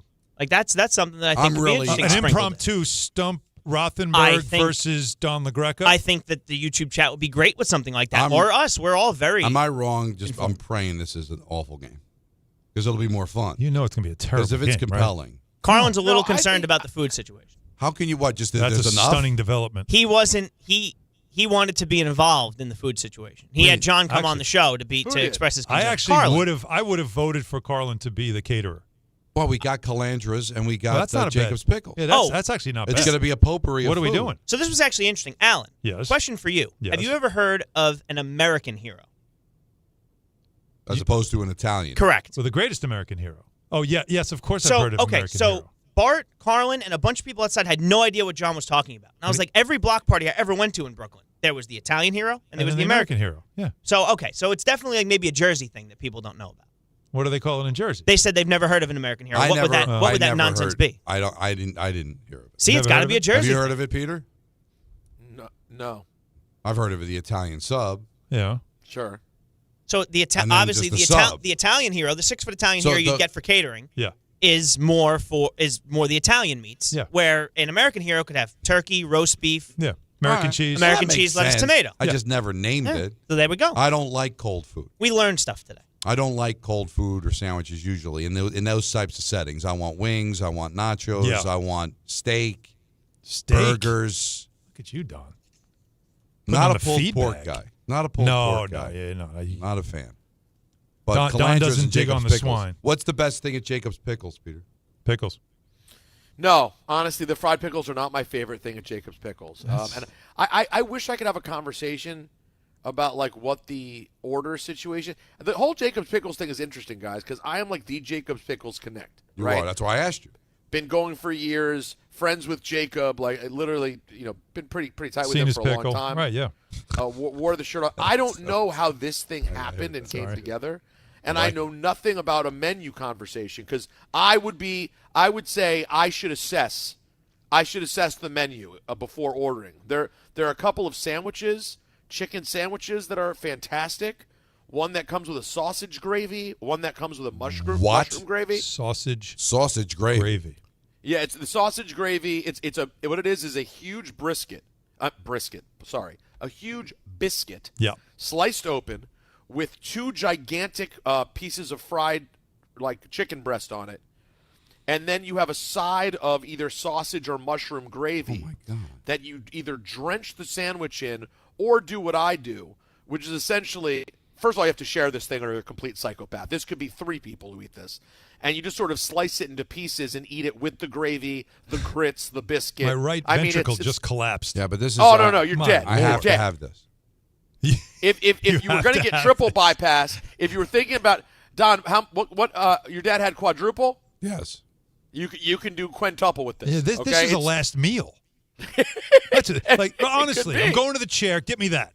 No, and you know what else? And the best app I think they have, I don't know if it's your guys' cup of tea, but it's to die for, is their deviled eggs. Their deviled eggs are insane. I'm not a big egg guy. Make you sick to your stomach. Well, cold. Again, I'll eat scrambled egg, but like hard-boiled eggs. Anybody bringing deviled eggs to this couch cast by the second half, we clear out the room. Really. You don't want a couch full of large men eating too many eggs. I'm good. No, very good. I want to find out what's going on. It's a couch cast, not a scratch and sniff. Oh my God. Especially this crew. Yeah. All right, 1-800-919-3776. Off the rails, you got a sense of it in that segment.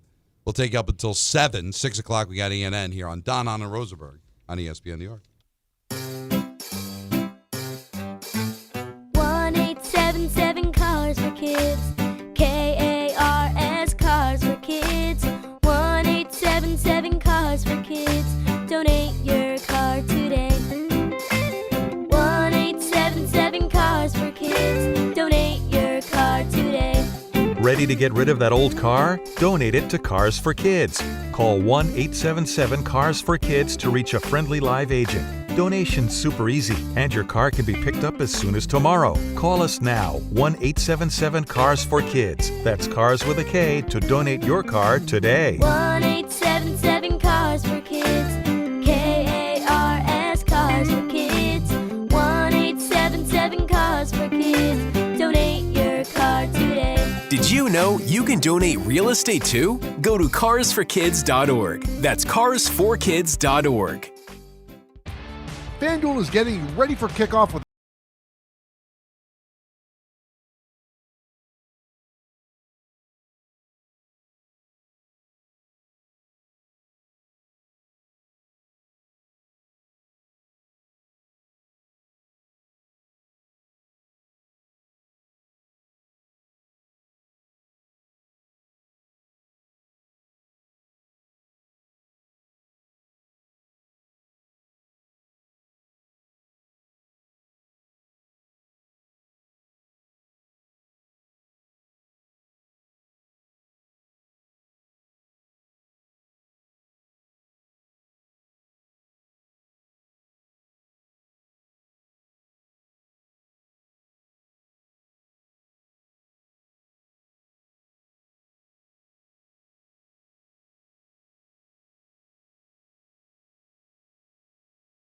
seem kinda unpredictable. Who knows what's around the corner, right? Well, at Total Wireless, we want to give you something to be sure about. With us, you save 50% off Metro and Cricket when you switch with one line. Guaranteed. And you get to keep the phone and number you love. Visit our Total Wireless store today. 50% savings for unlimited plans versus comparable Total Wireless unlimited phone plans based on standard plan rates. Some customers may only receive guaranteed savings after contacting us and validating the current plan rate. Excludes promotional, discounted, and bring your phone rates. For Total 5G unlimited plan or higher, auto pay required. Applied on next renewal date. Additional terms apply. At Uline, they know firsthand the road to success is an uphill climb. Uline started in the family basement, and through hard work is now North America's most trusted shipping and industrial supplier. They get what it means to have the support of reliable, hard-working partners. So they keep 41,000 items ready to ship. Whether your company is still in a basement office or expanding cross-country, Uline will be there on your road to success. Visit uline.com. There's nothing the voice in our head obsesses over like our health. But with over 100 lab tests and insights, Function can help answer the questions like, why am I so tired all the time? How can I get better sleep? My friend was telling me about magnesium gummies she takes. How do I even know if my heart is work stress affected? It's time to up my cardio. If my mom has something, how will I find out? It's time to get some blood work done. A Function membership gives you a comprehensive health check with results tracked over time. Find out what you're made of at functionhealth.com. From kickoff to cash out, ESPN Bet has the tools you need to score more on game days. Bet smarter with stats at your fingertips. Get personalized parlays built just for you. And with your fantasy team synced right in the app, you can back your squad. Right now, new customers get $100 in bonus bets when you bet $10. Sign up with promo code USL to get started. Must be 21 plus. Gambling problem? Call 1-800-GAMBLER. Terms and conditions apply. See app for details. Offer not available in New York. Every great team has its core players, but when the season gets tough, adding the right free agent can make all the difference. The same goes for business. At Robert Half, we found that 67% of companies surveyed plan to increase their use of contract talent to handle workload peaks and backlogged projects. With Robert Half's specialized recruiters experience, combined with our award-winning AI, you can quickly find the skilled candidates you want. At Robert Half, we know talent. Discover how we can help at roberthalf.com/talent. The ESPN New York Couchcast is coming, and things are heating up. We genuinely really get along with each other. I don't even think Peter watches sports. You could make the argument that Rick doesn't get enough credit for being a low-key fraud. Carlin's going to be at this Couchcast, too. So we got to make sure we have a lot of cannolis. The ESPN New York Couchcast is Monday night, September 29th. See it all unfold on the ESPN New York YouTube channel. Brought to you by the All-American Ford Auto Group, Calandra's Bakery, and Jacob's Pickles. This fall, golf's greatest rivalry comes alive like never before. The Ryder Cup isn't just at Bethpage Black, it's everywhere. From a high-octane fan zone at Rockefeller Center to official watch parties across Manhattan to curated fan kits bringing the action home. You can rally with Team USA or Team Europe wherever you are. Feel the passion, celebrate the tradition, and live every putt, drive, and cheer. Ryder Cup Live. Be part of golf history on and off the course.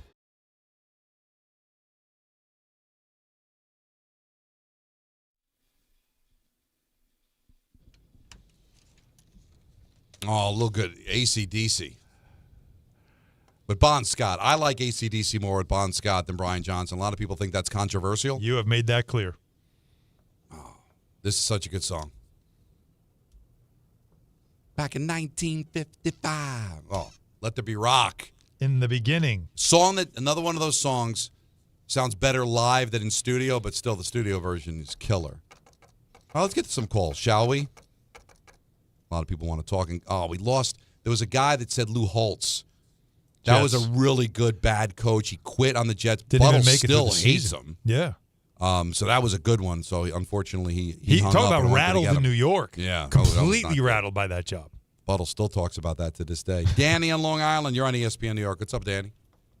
Well, I'm finishing up my 4-mile afternoon hike. I left dinner on the stove, and you guys start talking about the food that's being delivered to the and make sure there's plenty because Colin's going to be there. My question to Peter is, who would like to be sitting between, or who would you least like to be sitting? What is your optimal seating arrangement? You don't want Colin anywhere near you. Let's just be honest with that, okay? Wow. Well, don't put words in his mouth. Let him speak for himself. What the hell is that about?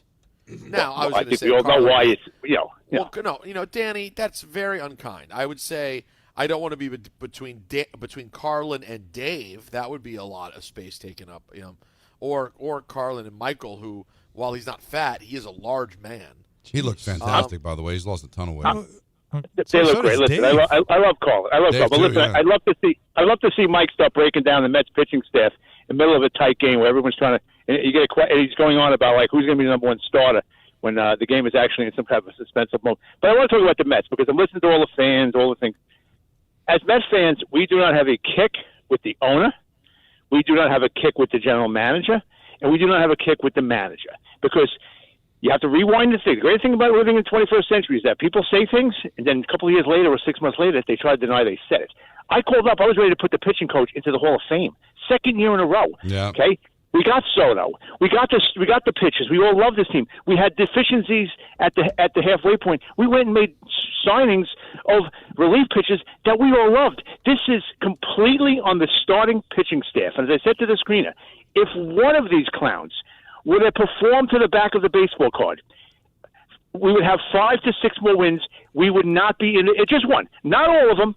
Not 2 of them. One. If one of them would have performed to the back of the baseball card the second half of the season, we walk in the door. There's no way that either Cohen or the general manager could have foresaw this massive collapse that was going to occur. They spent the money. They gave us. They did everything. And Mendoza, you got to feel bad for the guy. I mean, he knows what he's got. Peterson can't get out of the second inning last night.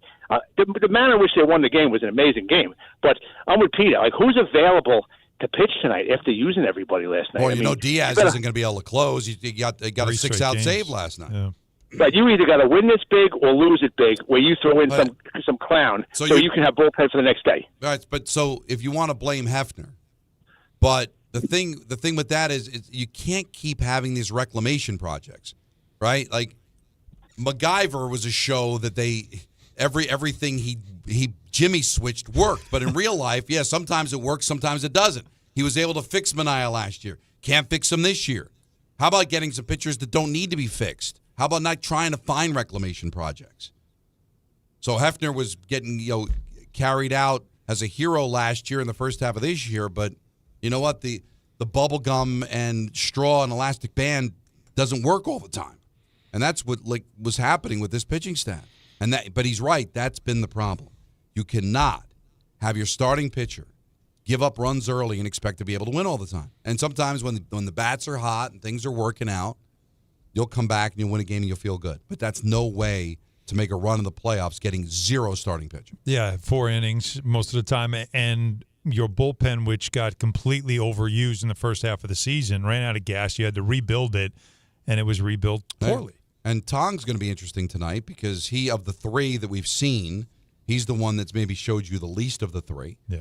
But also the youngest. Tong. If I'm relying on kids, that should be his song, right? Warm-up song. It has to be. It should. Let me see that tongue. Let me see that booty. Don is missing it, Peter, but I'm with you. I'm picking up what you're putting down. He knows it. The thong song. The thong Don knows the thong song. You know the thong song. I know of it. Yeah. Well, but you don't know what it sounds like? I don't think so, no. That was it. Okay. Wow. And to not know the thong song, what would that life have been like? It's probably better. Probably a better life. It's a life of a man with a lot of pent-up energy. Yeah, that's true. All right, Paul. I hated playing that song. Paul from Bloomingdale is back with his Lou Holtz comment. I wanted to give you some love because that's a good one, Paul. Yeah, I thought so. It was a rough early 70s for the Jets. What was that, 76, right? That was Buttle's rookie year. Yeah, it was ugly there. I don't remember if he even made the whole year. I know he lost the locker room early on, and I think he quit. Oh, that's right.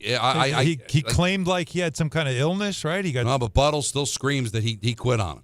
No, I know, but he used like some excuse about something physical that was happening, and he had to walk away. I got to look it up, Paul. I want to say there were, because that was a 14-week season back in 76. I want to say he 3 weeks left in the season, maybe. I got to look it up. That was not good. Yeah, December 12th was the story. Yeah, as a Jet fan, I just remember how bad they looked. Yeah, no, awful. They were 13-10. Resigned. Now he went to become coach of Arkansas. His I'm trying to read the New York Times story from that day. Remember Eskenazi? He wrote this. Wow. Yeah. Well, Jerry's was around forever. Let's see. One of the assistant coaches was trying to discern the real reason why he suddenly quit the job. 25 million New Yorkers will probably say the man's crazy. Yeah, he quit the last week of the season. Yeah, he was 3-10. Mike Holovac took over the last game of the season. Sure, of course. Lost 42-3 to Cincinnati. Lost their last 4 games. Holtz lost his last 3, and just walked away. And that team total, they were 3-11 team. Do you remember there was a time that the Jets couldn't play home games at Shea if the Mets were still playing?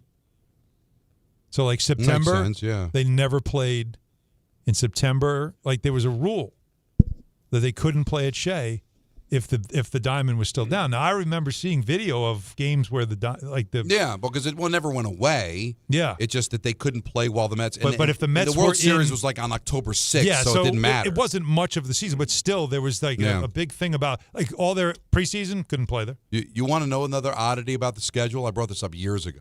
Peter probably flat out does not know this. An oddity about the schedule. Yeah. When the Buccaneers first came into the league, also in 76, 77, take a look at their home schedule. Saturday, 8 o'clock starts. Every game? Because early in the season, because they felt it was too hot in Tampa, so they played their games on Saturday nights. Can you imagine that happening today? And it wasn't like it was nationally televised. No. Football's whack, man. In a good way. In a very good way. In a good way. Because they're gonna be doing a talk show like 30, 40 years from now, going over the NFL schedule back in 2020 and go, they played a game on a Tuesday? They played a game on a Wednesday? What? Yeah. And then they explained to him COVID and they go, what? I'm trying to find there's a crazy Lou Holtz quote that I keep seeing, but I can't get the full here it is. After he quit on the Jets, God did not put Lou Holtz on this earth to coach in the pros, was his quote. No. All right, well. He identified the problem. At least he stuck with it. Can I ask you guys a question? Please. I'm embarrassed to ask it, but I only know my life with Lou Holtz. What job did he have before the Jets? That's a good question. He was hired out of college. Now he went to Arkansas after the Jets. But Notre Dame was after, so what was before? Just before the Jet job, NC State. He was at NC State as the head coach from 72 to 75. The head ball coach. Head ball coach, Lou Holtz. And then he was the head coach of William and Mary. And then he was on TV for the next 93 117 years. ENN's next. Let's go. Don Hahn and Rosenberg, ESPN New York. At Garden City Mazda, discover more about what moves you. Our fall kickoff savings start now. Don't miss out. Our inventory of new and Mazda certified pre-owned vehicles is unmatched in New York. Embrace every unexpected turn with the new 2025 Mazda lineup. Refined performance. Spacious interiors to fit your life. Elevate your driving experience. Garden City Mazda. Exhilaration at every turn, exceptional in every way. And now let's take a look at the traffic with Brandy Scott. Thanks a million, guys. I hope you have a great rest of the night. Yanks are home in the Bronx. First pitch just a little over an hour away. Heading that way using the inbound, George. Stick with the lower deck if you can. That's about 10 to 15 minutes. Upper level, about a 20 to 30-minute ride. They just picked up a broken down tractor trailer after the tolls. Deegan southbound, not so great. Heading over to the stadium. Still have this collision by Grand Concourse blocking 2 lanes. Add that to the volume for the outbound, George. You're not moving much from before the Cross Bronx. Outbound Lincoln about 5 to 10. Outbound Holland doing better, about 15 to 20. Over in Nassau County, Ryder Cup opening ceremonies earlier this afternoon. Still packed getting into Farmingdale. Bumper to bumper on Bethpage State Parkway, Central Avenue, and Hempstead Turnpike. I'm Brandy Scott on 880 ESPN New York. This is an ad by BetterHelp. We all turn to some funny places for support, but not everyone is a therapist. Not everyone is the one. Find your right match with BetterHelp. BetterHelp does the initial matching work for you so you can focus on your therapy goals. A short questionnaire helps identify your needs and preferences, and their 10-plus years of experience and industry-leading match fulfillment rate means they typically get it right the first time. If you aren't happy with your match, switch to a different therapist at any time from their tailored recs. You can join a session with a therapist at the click of a button, helping you fit therapy into your busy life. Plus, switch therapists at any time. As the largest online therapy provider in the world, BetterHelp can provide access to mental health professionals with a diverse variety of expertise. Find the one with BetterHelp. Our listeners get 10% off their first month at betterhelp.com/timeout. That's betterhelp.com/timeout.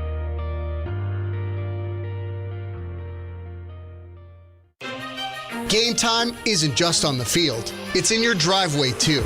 At Kia City of the Bronx, they're making plays with the full lineup of brand new Kias ready for you at 3505 Connor Street. Don't sit on the sidelines while your dream car drives by. Visit KiaCity.com or call 646-917-7955 and they'll get you behind the wheel of something fresh. Kia City of the Bronx. This is how the Bronx drives. Actual price will depend on product and subscription plan. Featured products are compounded drug products, which the FDA does not approve or verify for safety, effectiveness, or quality. Prescription products require an online consultation with a healthcare provider who will determine if appropriate. See website for details, restrictions, and important safety information. Want a boost in and out of the bedroom? Hims has you covered. Introducing a new 2-in-1 approach to level up your game. Tadalafil for better bedroom performance and zinc for testosterone support. Put it all together and you've got what you need to turn things all the way up. Getting started is simple. Just go to hims.com/joy to start your free online visit. Through Hims, you can access ED treatments including pills, chews, and more. 100% online. No office visits, no pharmacy lines. Just fill out a simple intake form and a licensed medical provider will determine if treatment's right for you. If prescribed, it ships free and discreetly to your door. Find affordable treatment options at up to 95% less than brand names at hims.com/joy. That's hims.com/joy, HIMS.com/JOY. Put it in the box! This is your radio home for New York Mets baseball. 880 ESPN, WHSQ, and WCBS-FM HD2, New York. This is an ENN special report. Now reporting, the very handsome Jewish man, Peter Rosenberg. We should talk some sports. Do what you want. It's ENN. Peter Rosenberg!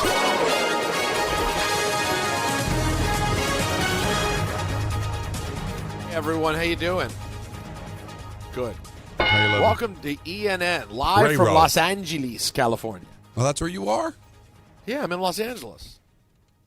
Sure. I didn't know. I'm technically in Arcadia right now, about an hour from LAX. I had I remember last year, Don, I did that like commercial shoot with lids. Yes. I did it again this year. A little holiday commercial thing with me and some other folks from WWE. And I again am engaged in severe fraudulence of, because I'm a New York guy, they end up having me wear New York Yankee apparel. Of course. You love it. Well, what am I going to push back on? No, I need Orioles. I'm not doing that. You made the Yankee cap more famous than a Yankee can, didn't you? Right. Well, here's the unfortunate part. Today, in one of the looks that I did, and I avoided this at all costs, but I had to do it because the look was to promote New Era, the cap company. Mm-hmm.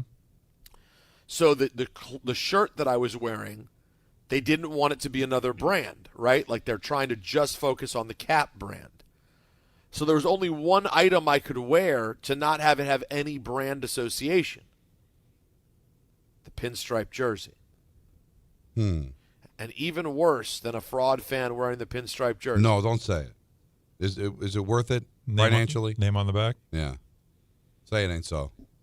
99 Judge on the back. With Judge on the back? Oh, you must be sick to your stomach. I pushed. Hope you choke on that money.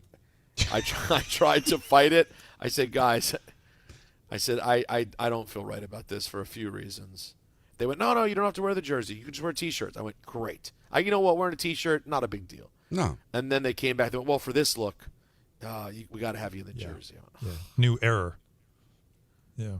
That's exactly. Why don't you tell them? Listen, come on, be professional. This is not the way it is. Yeah. And now I look like a fraud. Well, I don't. You're devaluing me. You have embarrassed the family. You should have walked off. I really hope refused you to don't do see.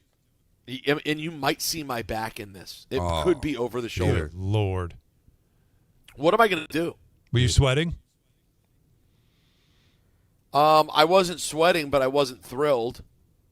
By the way, I really liked the other stuff that I wore. It's not about the quality of the fabric. Yeah. It's just the decision to put Judge 99. Like, who could that be? Oh, good thing they put the name on the back. It's Judge. I thought it was Gretzky. I was going to confuse him for I thought it was Gastineau. For Danny Tartable. Oh, no. Sorry, it's not Tartable. It's Judge. I know because it says it. Is that Mel Hall? Dude, what does mine say? God, I thought that was Mel Hall, but it says Judge. We're not going to be able to get I hate over everything this. about this conversation, but I'm hope they paid you a filthy, disgusting amount of money that you just couldn't say no to. I think I can't go as far as saying filthy and disgusting. Obscene? But no, it's pretty disgusting. Oh, there's a picture? Oh, yeah. Where is it? Oh, no. Share it. It's out already on social I don't know media? who sent this. Someone from inside my camp. Oh, dear God. He's looking out for you. Oh, no. Oh, yeah. Peter. Look at that. Pinstripes, Judge on the back. Let me look at this. Listen, Now, Don might go off. We might lose Don for the rest of the show. if Judge has Oh, a no.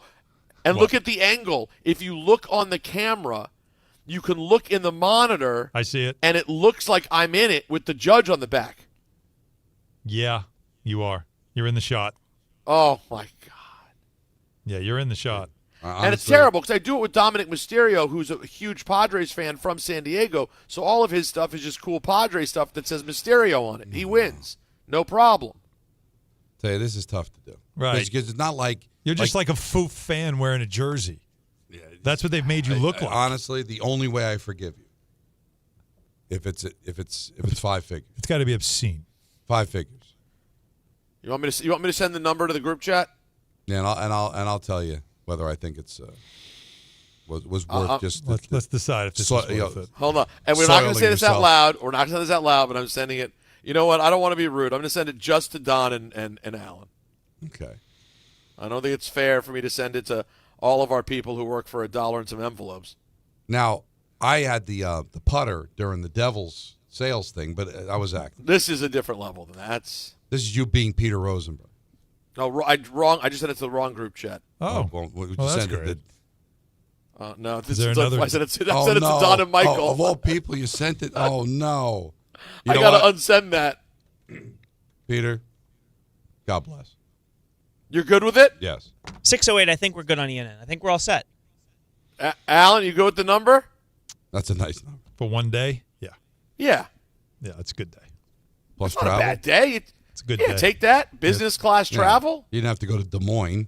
Right. It's a good. Yeah, day. there's You're worse. not- you Yeah, love LA. so what? I work. Guess what, Don? I do it again. You know what? If there were pants that said judge, I'd be okay with it.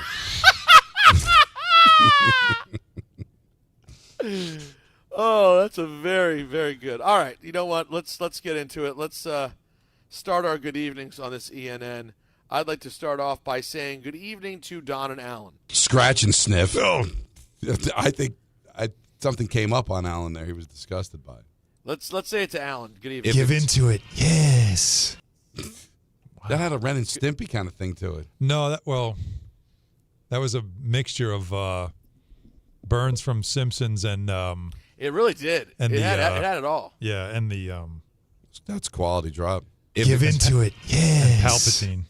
Yeah, it was bad. Really Really bad. That's a really bad moment there. Man, that really is Mr. Burns of you. Wow. Well, but it's like a Star Wars and Simpsons collab. Very bad. Let's say good evening to myself. I see you're shirtless. I raise you bottomless. This has been, apparently Anthony has been getting nagged about this. Oh, no. For months. There's a listener who's been desperate to hear this. Oh, no. So we're going to play it. Good evening to Griffin. He has weapons LaGord. That's an old one, but a good one. Oh. Poor Griff. You know what? Now, here's my question. Is that a dyslexic moment, or is that he really doesn't know galore as a word very well and just got confused? I think it's the latter. I think it's the latter. Yeah.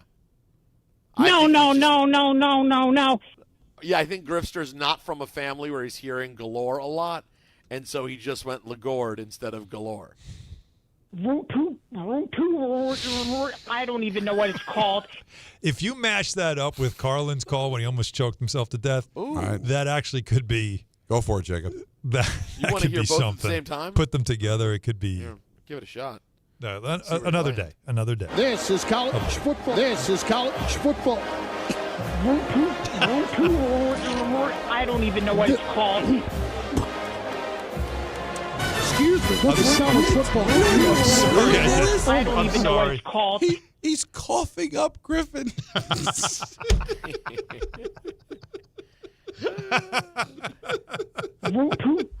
I don't even know what it's called. Right? The Rupu, that sounds like when he started choking. What was he trying to say with the Rupu again? A Roku. It was a Roku. Right, it was the NFL. No, the Sunday night baseball. I mean, the Sunday morning baseball. Why Right. did he get so confused at Roku? It's You're not Griff. familiar with it. It's not It's that Griff. common a word. Yeah, let him be. Yeah, we love you, Griff. We love the Grifster. Get away. Alan, did you ever hear the call from the late in the K days when Grifster told us he was going to Dominican Republic with his family? No. And I basically spent the entire time trying to convince him to go find a woman of the night. Oh, wait, I think I do remember this. It's very, I think I do. He was very uncomfortable. Yes, I do remember this. The Dominican Republic. Where did that one come from? I don't remember that. Well, that He wasn't mispronounced Dominican? I missed that. The Dominican Republic. the Dominican? Guys, leave him alone. Yeah, let's let I'm him going to up, tell you something Peter. right Peter, now let about him the up. Dominican. Let him up. Let me tell you something about the Dominican Republic. Can you? Hot women LaGord. Okay? I promise you that. Weapons LaGord. All right. That's enough on Griff. Okay. All right. All right. Don, do you know what I was watching today? Every once in a while it comes up with my algorithm. The time that Howard had when he was really into Iron Sheik going insane. Right. And they had Sheik on, and when they had Sheik on, they said, I don't know if you know this, the WWE has signed a new act named Iron Sheik Jr., and they have Artie come out just dressed as Iron Sheik, forcing Iron Sheik to go absolutely insane, thinking it's a real person. Oh, it's such a blessing. R.I.P. All right, Dan Quinn. Oh, God, I got good news. Got to be. Here's Dan Quinn, DQ, on a Jaden Daniels update. Jaden, he'll continue in his return to play process, and you'll see him out there today in a limited fashion, and we'll continue to rely on the medical team, to fully clear him. But what I can say is, man, he is doing everything you possibly can to get there. The guy's the ultimate competitor for us. You know that. I know that. Yeah, I should. Look, he's. That doesn't sound good. Return. Well, Jaden said Jaden was asked also how he felt in terms of cutting and moving, and he said, "Great." He said, "Enough to feel good if I'm playing on Sunday." What did you think he was going to say? I'm shot. Like, of course he's going to say that. That's what any competitor, any athlete's going to say. I'm fine. I'm ready. But didn't you hear? Did you not hear Dan Quinn kind of suggest, like, yeah, we're doing all he can, boy. He really putting in a fight. He's really giving it all he's got, like the old college try. The old college try. I didn't feel as bad about it, but maybe I'm being that guy. I've got other things to worry about. I don't like that Terry McLaurin is seeking a second opinion on whatever he's dealing with this week. You don't usually seek a second opinion, guys, unless the first opinion wasn't great. That's right. It's rare they go, hey, it's nothing, you're fine. And they go, you know what? Not trusting it. I'm going to go look. I mean, now, I would do that if, God forbid, I had an ailment I was worried about. But I think athletes, if they hear it's nothing, think it's good news. So, listen, I really hope they're not down Jaden Daniels and Terry McLaurin this weekend. That would be a tough. Who's the opponent? Atlanta. Terry hasn't had a great year. Yeah. Terry hasn't done anything yet so far. Yeah, well, and you've won 3 games, so I think you're all right. When you miss training camp. We won 2 games. And he last week, I'll just say this. Did you guys see the touchdown they called back from Terry? No. The bomb? Oh, yeah. By the way, Don, they just got that wrong. Yeah. Like they're supposed to have that new built-in side view replay cam. They're not good. As far as the NFL's gone, they've got work to do. Now let's go on to Brian Schottenheimer, future Hall of Fame coach. Schottenheimer on Parsons returning to Dallas this weekend. I think at the end of the day, our guys all know Micah. And again, I hope because they know him, but guess what? He knows us. And he knows the way they set. So, look, Micah's a great player. Micah's going to make plays. I'll just put that out there. Like, Micah's going to make plays. Does he get a sack? I hope not, but he might. He's pretty good. Okay. It's so awkward. Matt LaFleur on the same subject from the other side. I think every game you got to approach it the same way, whether it's week 1 of the regular season or getting the playoffs or the Super Bowl, whatever. You got to come in with the same mindset, and the focus is always, obviously you got to know what you're going against, but the focus always comes back to us and what we got to do and how we need to go out there and perform, and the focus and concentration that we need to have. It's less about those guys.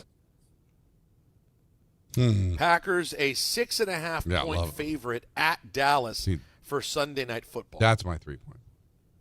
That's it? Yeah. You want to set a record and call it on a Wednesday at 6:16? Yes. Wow. Lock it in. Packers cover. Wow. 3-point play. Packers getting right. Okay. Packers getting right. Wow. Alan, any thoughts? Recency bias.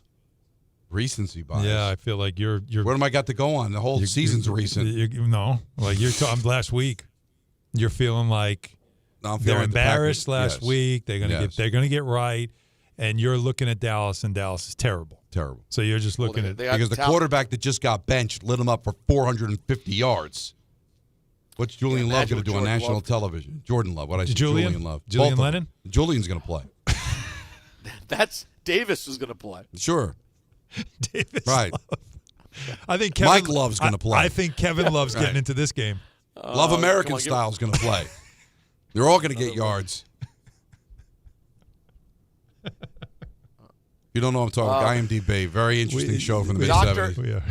What's Eddie Murphy's name in Nutty Professor? Buddy Love. Yeah. Buddy Love's going to play. Yeah. That's Lovey Howell's getting into this. That's game. it, Lovey. There we go. Lovey Smith might play. We should look up the age. Lovey was probably, 42? Great question. Stand by. In Gilligan's Island. Continue, Peter. I'll handle the this. old lady was probably 10 years older than her. Louis Riddick weighed in on DNR today. I'm good. About the Giants situation, and the question asked was, should the Giants have gone to Jameis Winston instead of Dart? Yeah, I mean, really, what's the point of going to Jameis at this point? What's that going to do for you? And what's another week going to do? It's if you wait and, you want to play Jackson against New Orleans instead of, playing him against the Chargers. Look, I think a little bit too much is made of, like we're acting like we're playing in the Bucksmont League and here in southeastern Pennsylvania, where all of a sudden the disparity between opponents is so great that it's going to give your guy a much easier transition than not. Like, it's not like the Saints all of a sudden are going to make it so much easier for Jackson than the Chargers. You need to just go ahead and throw him in there. We saw what this young man does for this football team during the preseason, how the tempo picks up, the pace picks up, the play calling is different. It looks like you're down in Oxford, Mississippi again at Ole Miss because they're putting him in that kind of environment from a play calling perspective, from a tempo perspective, how the players respond when he's in there. I just don't understand why people put so much stock in what they see in the preseason.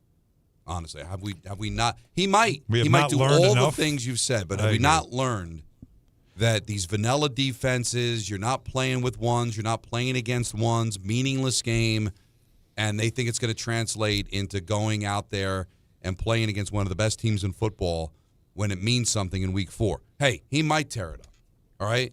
But I'm sorry, I got to go off of something other than what I saw in the preseason. Oh, I mean, think about this, too. Come on, man. J.J. McCarthy won the job out of preseason last year in Minnesota. Right. And then got hurt. And then didn't end up starting. And then, of course, the great story of what Sam was able to do there. It's the same kind of thing. McCarthy could have started. Like we see McCarthy now, a year later. Did he look like a guy that was ready to lead a team to – how many wins did the Vikings have last year? Like, was he – 13? Yeah. Like, what did he look – does he look like a guy that should have done that? No. But he was – like, so the preseason, though, had them convinced that this was the guy enough that they passed – Sam had a great year, and they're like, we're good. Go ahead. You can go. And now, you don't know what McCarthy is now.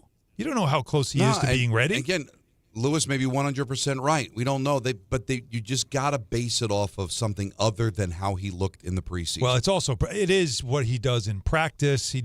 Processing, studying, turning. No.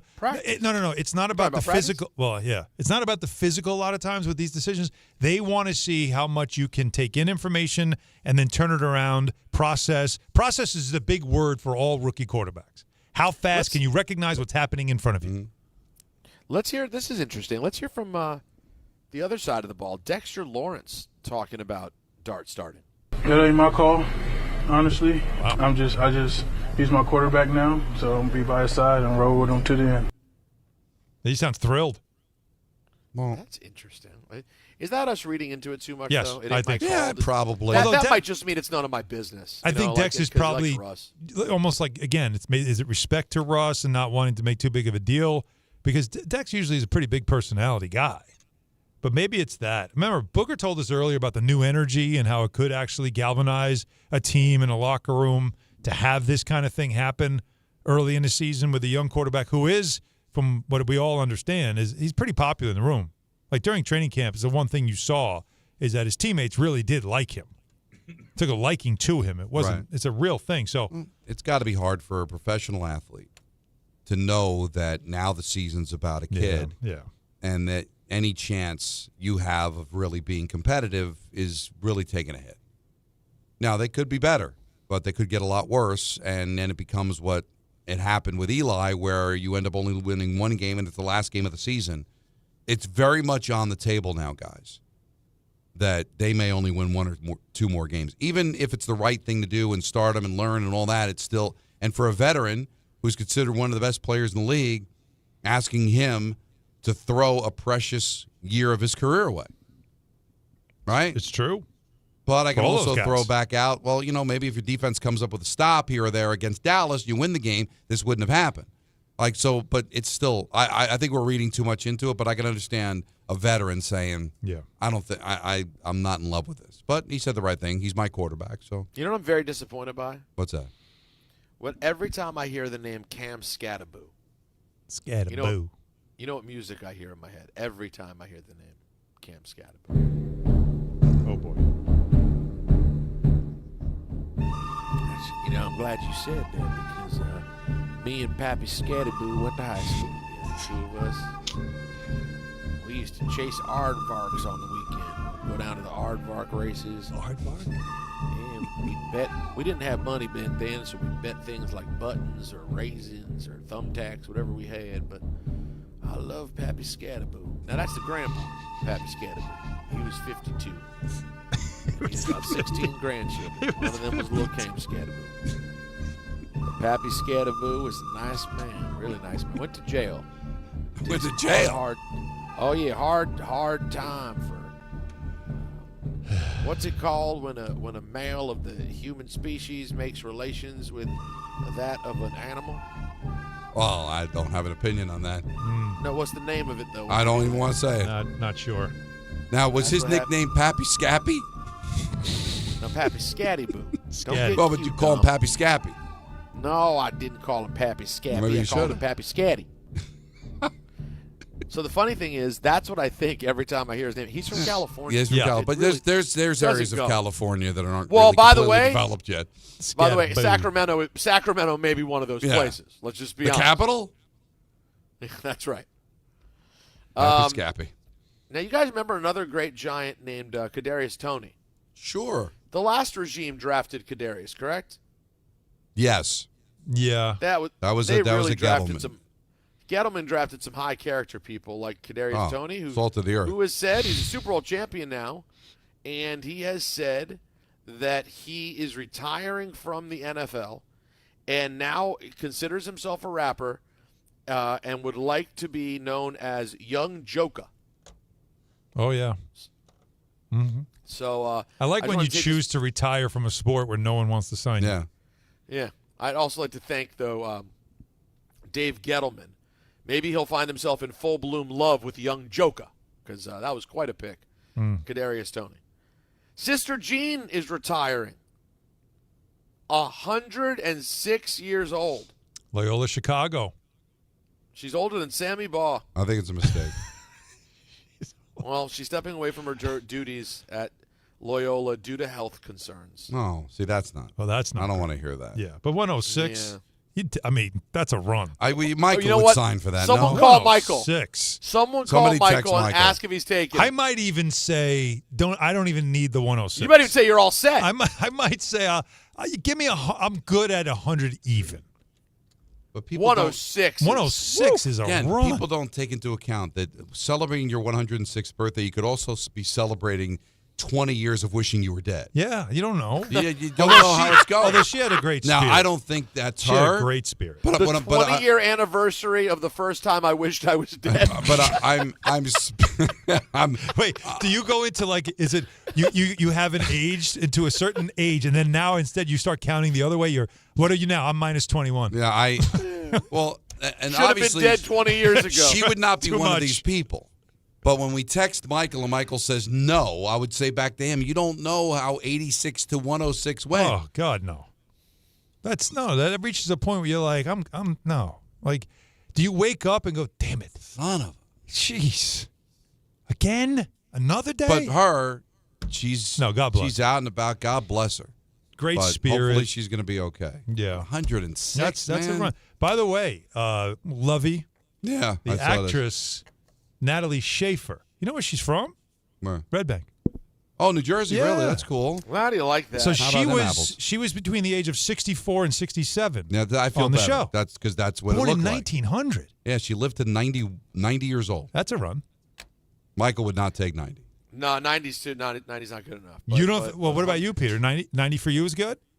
Am I taking 90 right? Yeah, I'm taking it. Don, you signing up for 90? Yeah, easily. 100%. In blood. 100%. Yeah, 100. 90's a guaranteed 100.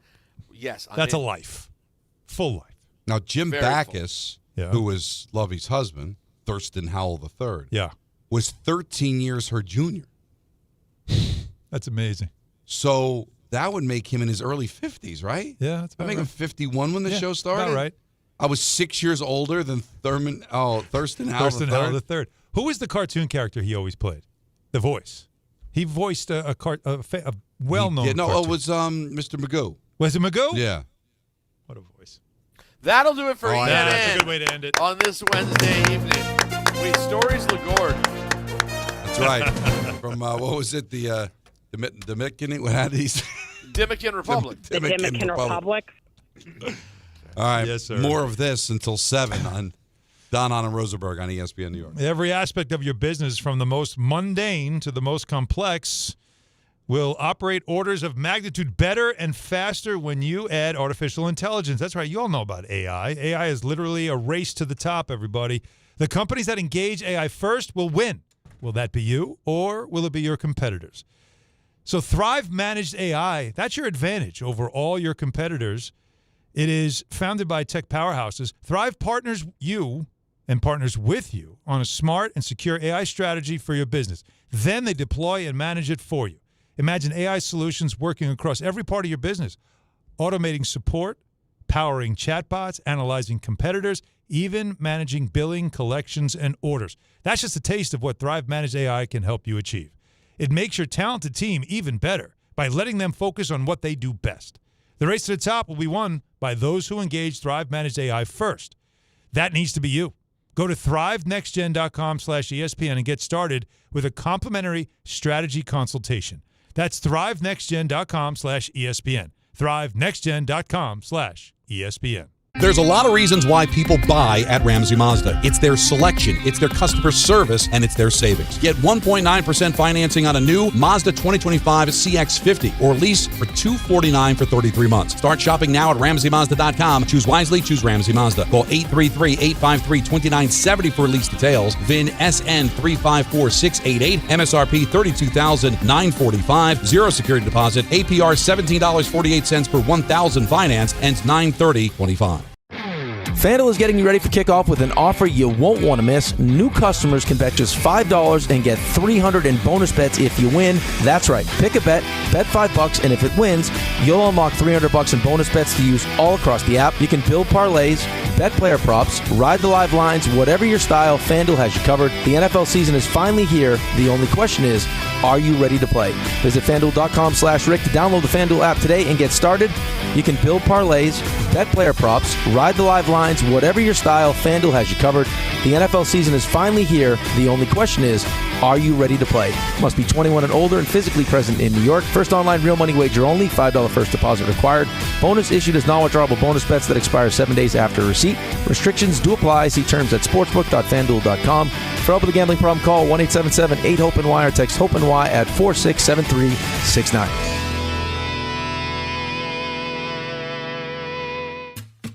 Well, to hit a home run, everything's got to line up perfectly, just like when you find the person you want to marry. When it's time to propose, well, do what I did. Visit the engagement experts at London Jewelers. From their beautiful 2 by London collection to custom designs for any budget, they make finding the perfect ring easy. Visit London Jewelers at any of their 6 locations and tell them I sent you for the Michael K. treatment. London Jewelers, getting it just right. At City Harvest, we believe no New Yorker has to go hungry. With your help, we're on the road 365 days a year, rescuing over 77 million pounds of nutritious food and delivering it free to millions of New Yorkers, transforming surplus food into sustenance, sustainability, and smiles, rallying thousands of New Yorkers to power a network of nourishment across our city. One day, one meal, and one New Yorker at a time. That's how we feed good. Donate at cityharvest.org. That's the ease at which you get information. You want it, you get it. Like that. Ask your phone. Group chat. Smartphone. You're always connected and informed in real time. No waiting. So if you're diabetic and still using finger sticks to read your blood sugar, what are you waiting for? Knowing your blood sugar levels instantly is important for managing diabetes. Call US Med at 888-665-0696. To learn more about continuous glucose monitors, a real-time instant method to track your blood glucose, US Med is an approved provider for Medicare and over 1,000 private insurers. And the best part? Call 888-665-0696 and we'll give you a free insurance benefits check today. So call 888-665-0696 today. That's 888-665-0696 and manage your diabetes as easy as...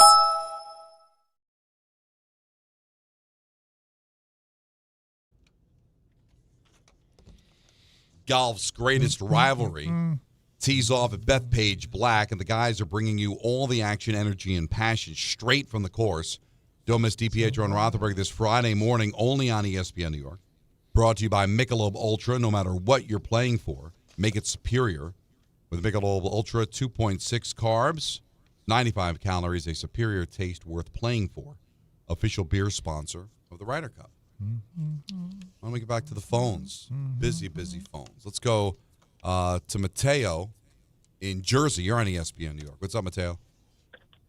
Hey, I've been complaining about the whole Freddie Kitchens thing for about a year now. I don't know if you guys remember. I do. Oh, that was you? Yeah, sure. Today, it finally dawned on me what made me chuckle today. Oh. It's not what he's saying that's funny. It's how stupid it sounds while he's saying it and in the music in the background. It's a complete synchronicity of the idiocy that makes me laugh. It's not just like what's coming out of his mouth, but it's just the way it's all going down. Like, it's taken me this long to appreciate Freddie Kitchens. I got to tell you, Freddie Kitchens. I both appreciate you and also think there's something wrong with you. Why would it take so long? No one thought it was Shakespeare. Welcome to the party, buddy. We're so glad to have you. I mean, I don't laugh at everything, and sometimes things just need to grow on me for a second. Right. And I appreciate. I really appreciate this. What is this, like a hack Southern impersonation or somebody from Texas? That also. Well, now we know why you didn't get it originally. Because I think the origin story of it speaks for itself. But it's all right. He found it though, Don. That's he the did thing. I appreciate him revealing. You know, he went on the journey and now he's here. He's here. It just took him hearing about Cam Scatterboo. Do you think sometimes, like, name dictates how things go? Like, if his name was Jimmy Williams, is he as big a story? But like Scatterboo, there's just something about like, I love name. That. It just puts you in a situation where you become a character. You become something a little bit different. You don't get lost in the mix. He's a heck of a player. Don't get me wrong, but the name suggests like a wacky story or something kind of cool, offbeat. I wonder when you have a name like that, do you automatically start gravitating to people looking at you that way because of your name? Are you better just because the name just suggests you got to be better? Or you're better, or you're offbeat. You're memorable. You're right? memorable, and people seem to kind of root for you. Like, you just, when you hear Scatterboo, it feels like, without knowing a lot about him, it's like, this guy came out of nowhere, and he's a big fan favorite, and he's not supposed to be here, but I don't know if any of that is true. It suggests it's not true, but it does have that. Yeah. Yeah, and by the way, if you watch, like, there's something circulating from his high school game tape, like his highlight reel. They couldn't tackle him. It's hilarious. Yeah. Like, you got to watch it. You talk about Bo Jackson. They're not going to be able to tackle Bowl. the pros. He's not a very tackleable guy. No, but I mean, that's Bo Jackson Tecmo Bowl. Like, when you watch his high school, it's crazy. Highlight tape. It's hysterical. Let's go to Adam in California. We're on hold for a while. We appreciate that. What do you got, buddy? Donnie Pucks, Hollywood Hahn, and Peter the Rosenberg. How we doing today? Rosenberg. I love it. Hey, buddy. Hey. Yo, so I'll get right to my point. I wanted to harken back to the Yankee conversation. I didn't catch the game last night, but when I turned on the post game and saw the Yankees celebrating with champagne, it made me absolutely sick to my stomach. I was thinking, what the hell are you celebrating? A playoff berth against a crappy White Sox team, which, by the way, you easily could have lost to if the center fielder had more of a motor up his ass. But rather, that's just proof that, with baseball, everybody and their mom gets into the playoffs, and it's very telling that the mission statement for the Yankees, it's the closest they've come to actually saying that it is no longer World Series or bust. You displaying that celebration with that champagne, it's like act like you've been there before. But they haven't. But they are. It's 9 times in 10 years they've been there before. Yeah, but I don't even think it's that. I just think it's the culture of the sport now. Yeah. That they don't want to let go of the tradition of it. But you just said it. Everybody makes it now. 12 of 30 teams, 6 in each league, make the postseason. The third wild card in the National League is being battled for by average baseball teams. But they're all going to do it. So I don't want to single out the Yankees. I don't want to be that guy. But because the Mets are going to do it, and it'll be embarrassing then too. All because of back in the day when you won your league.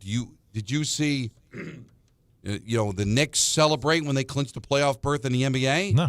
Not like that. And then the Knicks don't have a tradition of going to the playoffs every single year.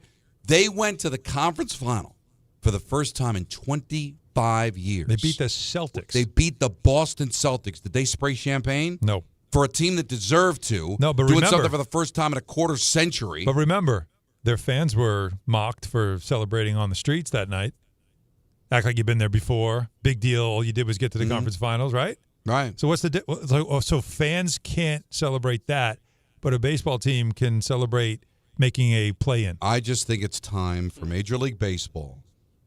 That used to always stick out its chest. It's hard to make the playoffs in baseball. Only 4 teams out of 30. Blah, blah, blah. You keep adding wild card teams. You celebrate average. And I'm not saying the Yankees are average, but the point is that you're just like every other league, okay? It's no different.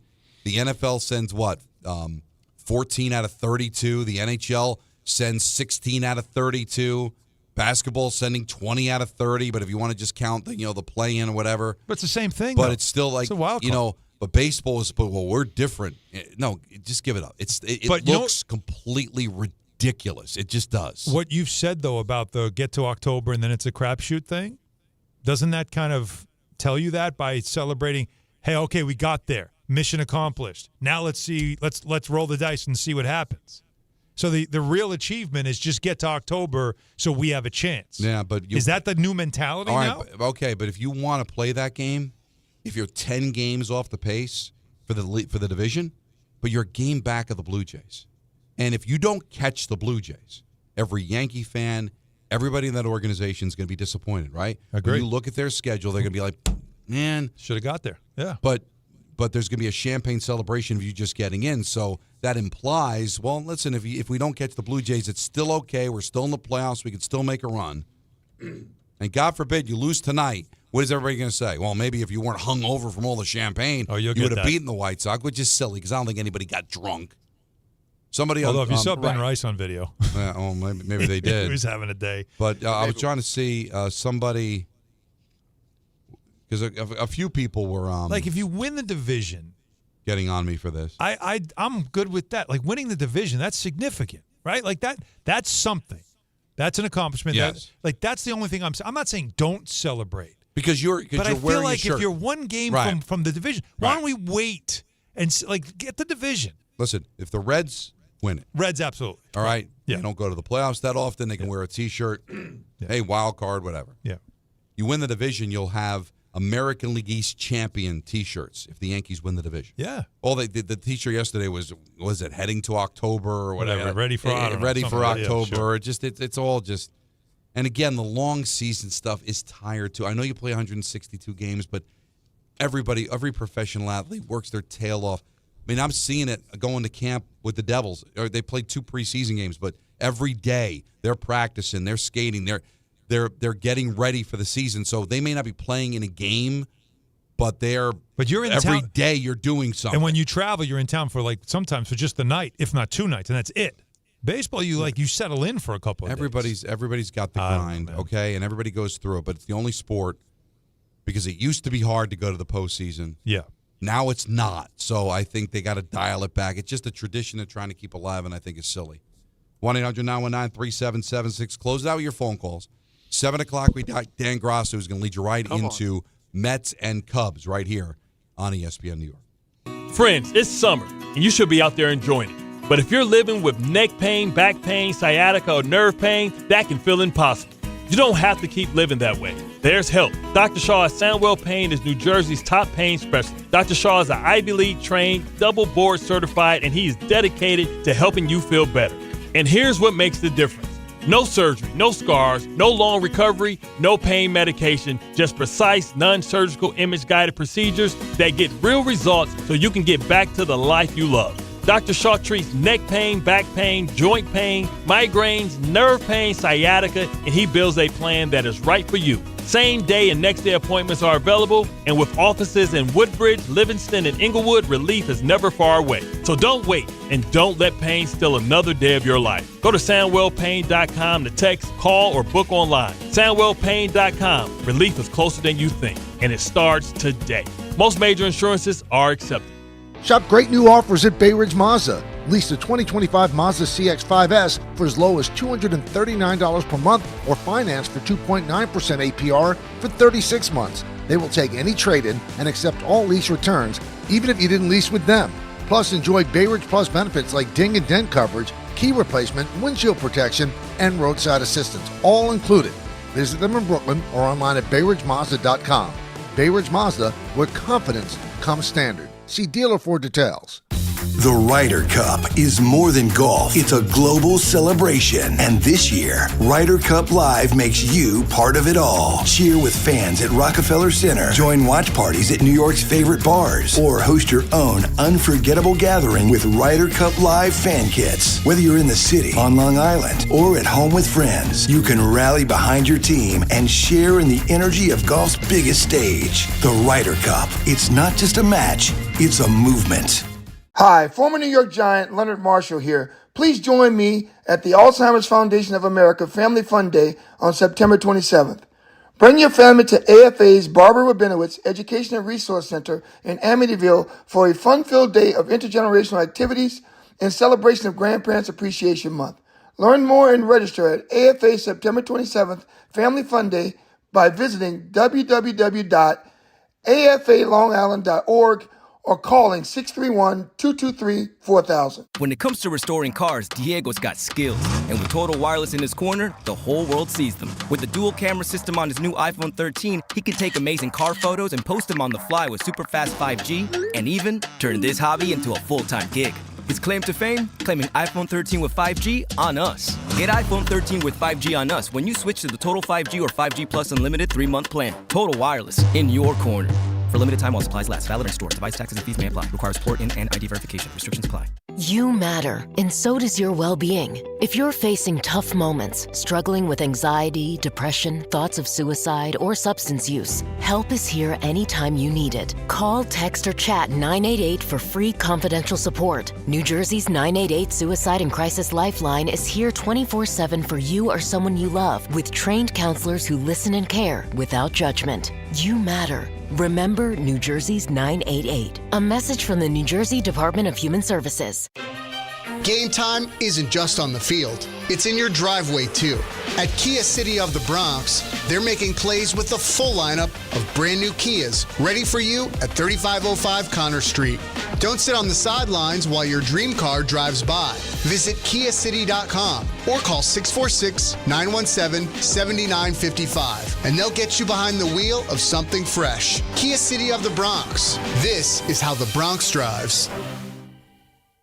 Are you ready to make a difference for the environment while helping the visually impaired at the same time? Then donate your vehicle to Heritage for the Blind today by calling 1-800-983-6530. Every donated vehicle will either be properly recycled in an eco-friendly manner or given a new life through reuse. Donating your vehicle is easy. Simply call 1-800-983-6530 and Heritage for the Blind will do the rest. They'll even arrange for your vehicle to be picked up at no cost to you. And for a limited time, when you donate your car, you'll receive a $200 restaurant voucher and a 2-night, 3-day hotel stay at one of 50 locations. Call 1-800-983-6530 right now to schedule your vehicle donation and make a positive impact on the environment while helping others. Heritage for the Blind, where every car donation counts and every person makes a difference. Call 1-800-983-6530 now. This advertisement is paid for by Heritage for the Blind.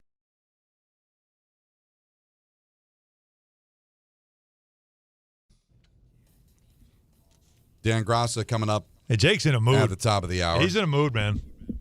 I feel bad. Who are you hanging out with tonight? Because she's in for it. Well, you are in a mood, dude. little Megadeth. He's bringing it. Megadeth means he's in a mood? No, it doesn't. Yeah. By nature, it does.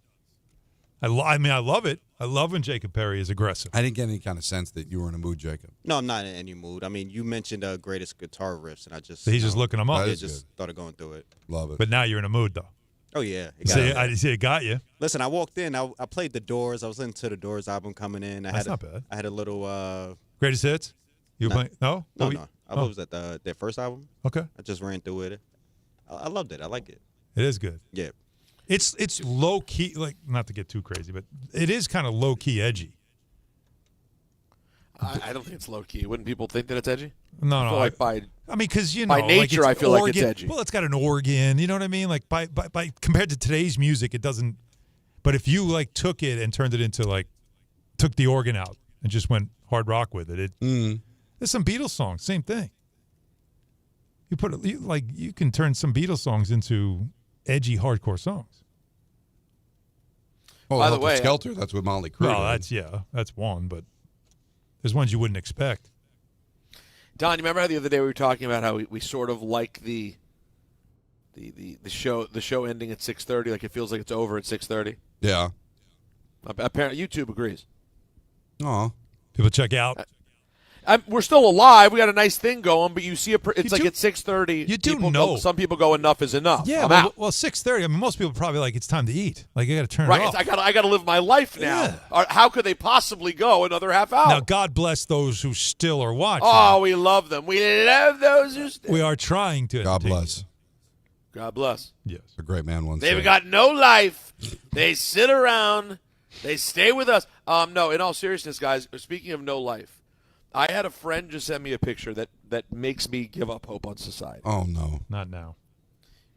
Apparently, a new B-Dubs, a Buffalo Wild Wings to you and me, opened right near my parents and my brother in Maryland.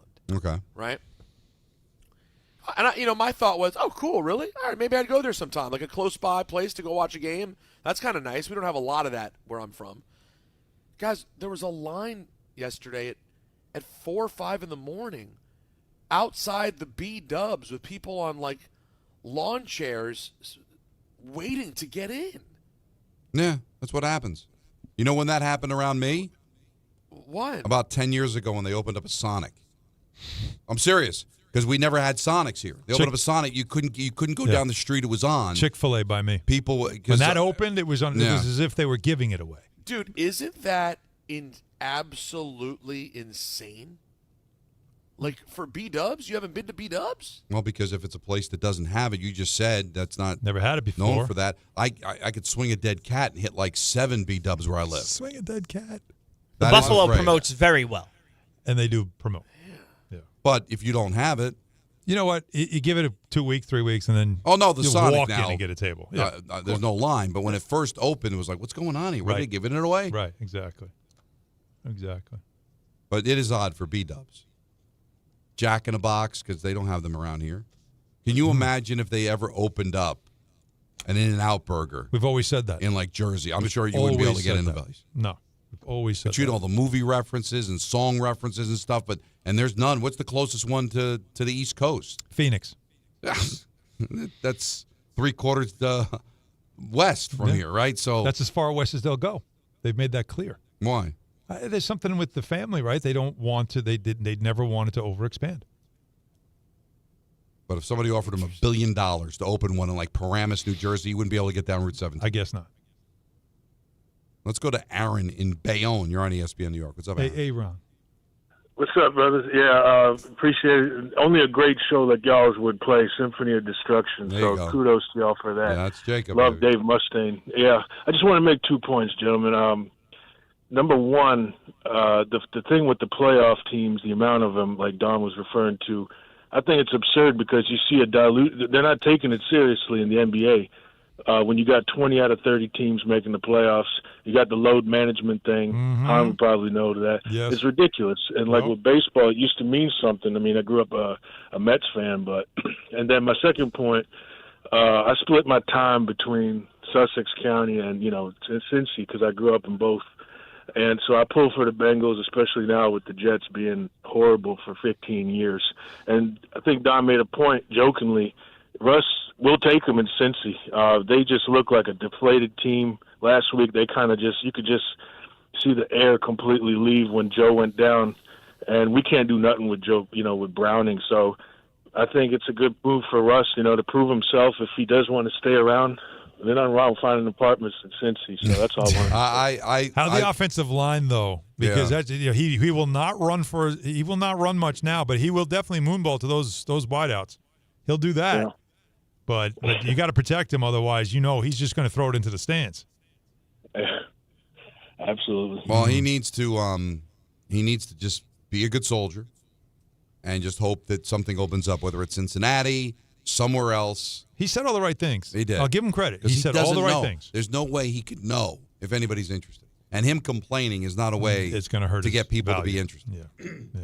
So, and he's a good guy. I mean, he's awkward, but this is the only way he can handle it. That's the best way he can handle it. Yeah. No. And the fact that he then turned it into support and helping Jackson Dart and remembering him, that quote, the bite that we have of him, he first makes it about him, but then he turns it to show I'll be the good soldier, I'll be a good teammate, I'll be there for him. That was important for him to put out there. And he's the backup quarterback, which means just like One when hit we were away. talking about with Dart, you're one hit away from now being the starting quarterback again. So we'll watch out for that. Jay in the Bronx, you're on ESPN New York. Hey guys, great show today. Just two quick suggestions for top five. One for Peter and one for Alan, if I may. Nice. Peter, I'm an old wrestling fan. I'd love to know your top five wrestling entrances. I think they're as theatrical, as entertaining as the actual matches. I'd love to know what you think, which are the best That's a very good entrances thought. ever. All right. And for Alan, how do I word it? Worst Nick passes in the draft, guys they should have picked. But I could write a book. Not including. I could write a book. Not including Donovan Mitchell. No, not including Donovan Mitchell. That's a very obvious one. But your top five guys that we should have picked but passed on, and I can give you becoming really good players. I can give you number one right now with a bullet. Without Donovan Mitchell? No. Oh no. This is a much bigger name that they passed on. Much bigger name. Okay. You want to hear it? Who's that? Larry Bird. Yeah, please. Larry Bird. Really? Larry Bird. I didn't even know they could have got Larry. I had no idea. They took Michael Ray Richardson instead, and the reason why they Not passed, nobody. Well, no, but the reason why they passed, and then Red Auerbach, the minute they passed on him, traded up and got Larry Bird. Yeah. And the reason why they passed on him was because the word was, this is back when you could do this, word was that Bird was going to stay at Indiana State regardless. He was not going to the NBA. And Red had 1 year to convince him to sign with the Celtics, or else he would have gone back into the draft. And so Red knew it, drafted him, and then spent the whole year trying to get him to sign with the Celtics. Because he knew he could. Red knew he could do it, so he did it. The Knicks didn't want to take any chances. But you they can didn't have the same understand. kind of leadership. They were afraid, so instead of just getting his rights, Yeah, but you know what's they interesting? passed on him. No. You look like Don, a hero. You passed on Larry Bird. But you look like a hero if you're the Celtics because you convinced them. But what if you didn't? Right? You traded up, draft the guy. But if he goes back to that college, goes back they to look like leadership, fools. though, Don. That's Red Auerbach ran that organization. He had the confidence and the belief that I Okay. can do this. And it the worked. Knicks didn't have leadership then. They were corporate owned. They had, it was I think it might have been Sonny Werblin. This is a good list. It is a very good list. Great job by everybody. This was a lot of fun. Peter, safe travels. Enjoy the rest of See your you trip tomorrow, in guys. LA. All right. In the stew. Dan Grassa's next. He's leading you up to another big game for the Mets in Chicago versus the Cubs here on ESPN New York.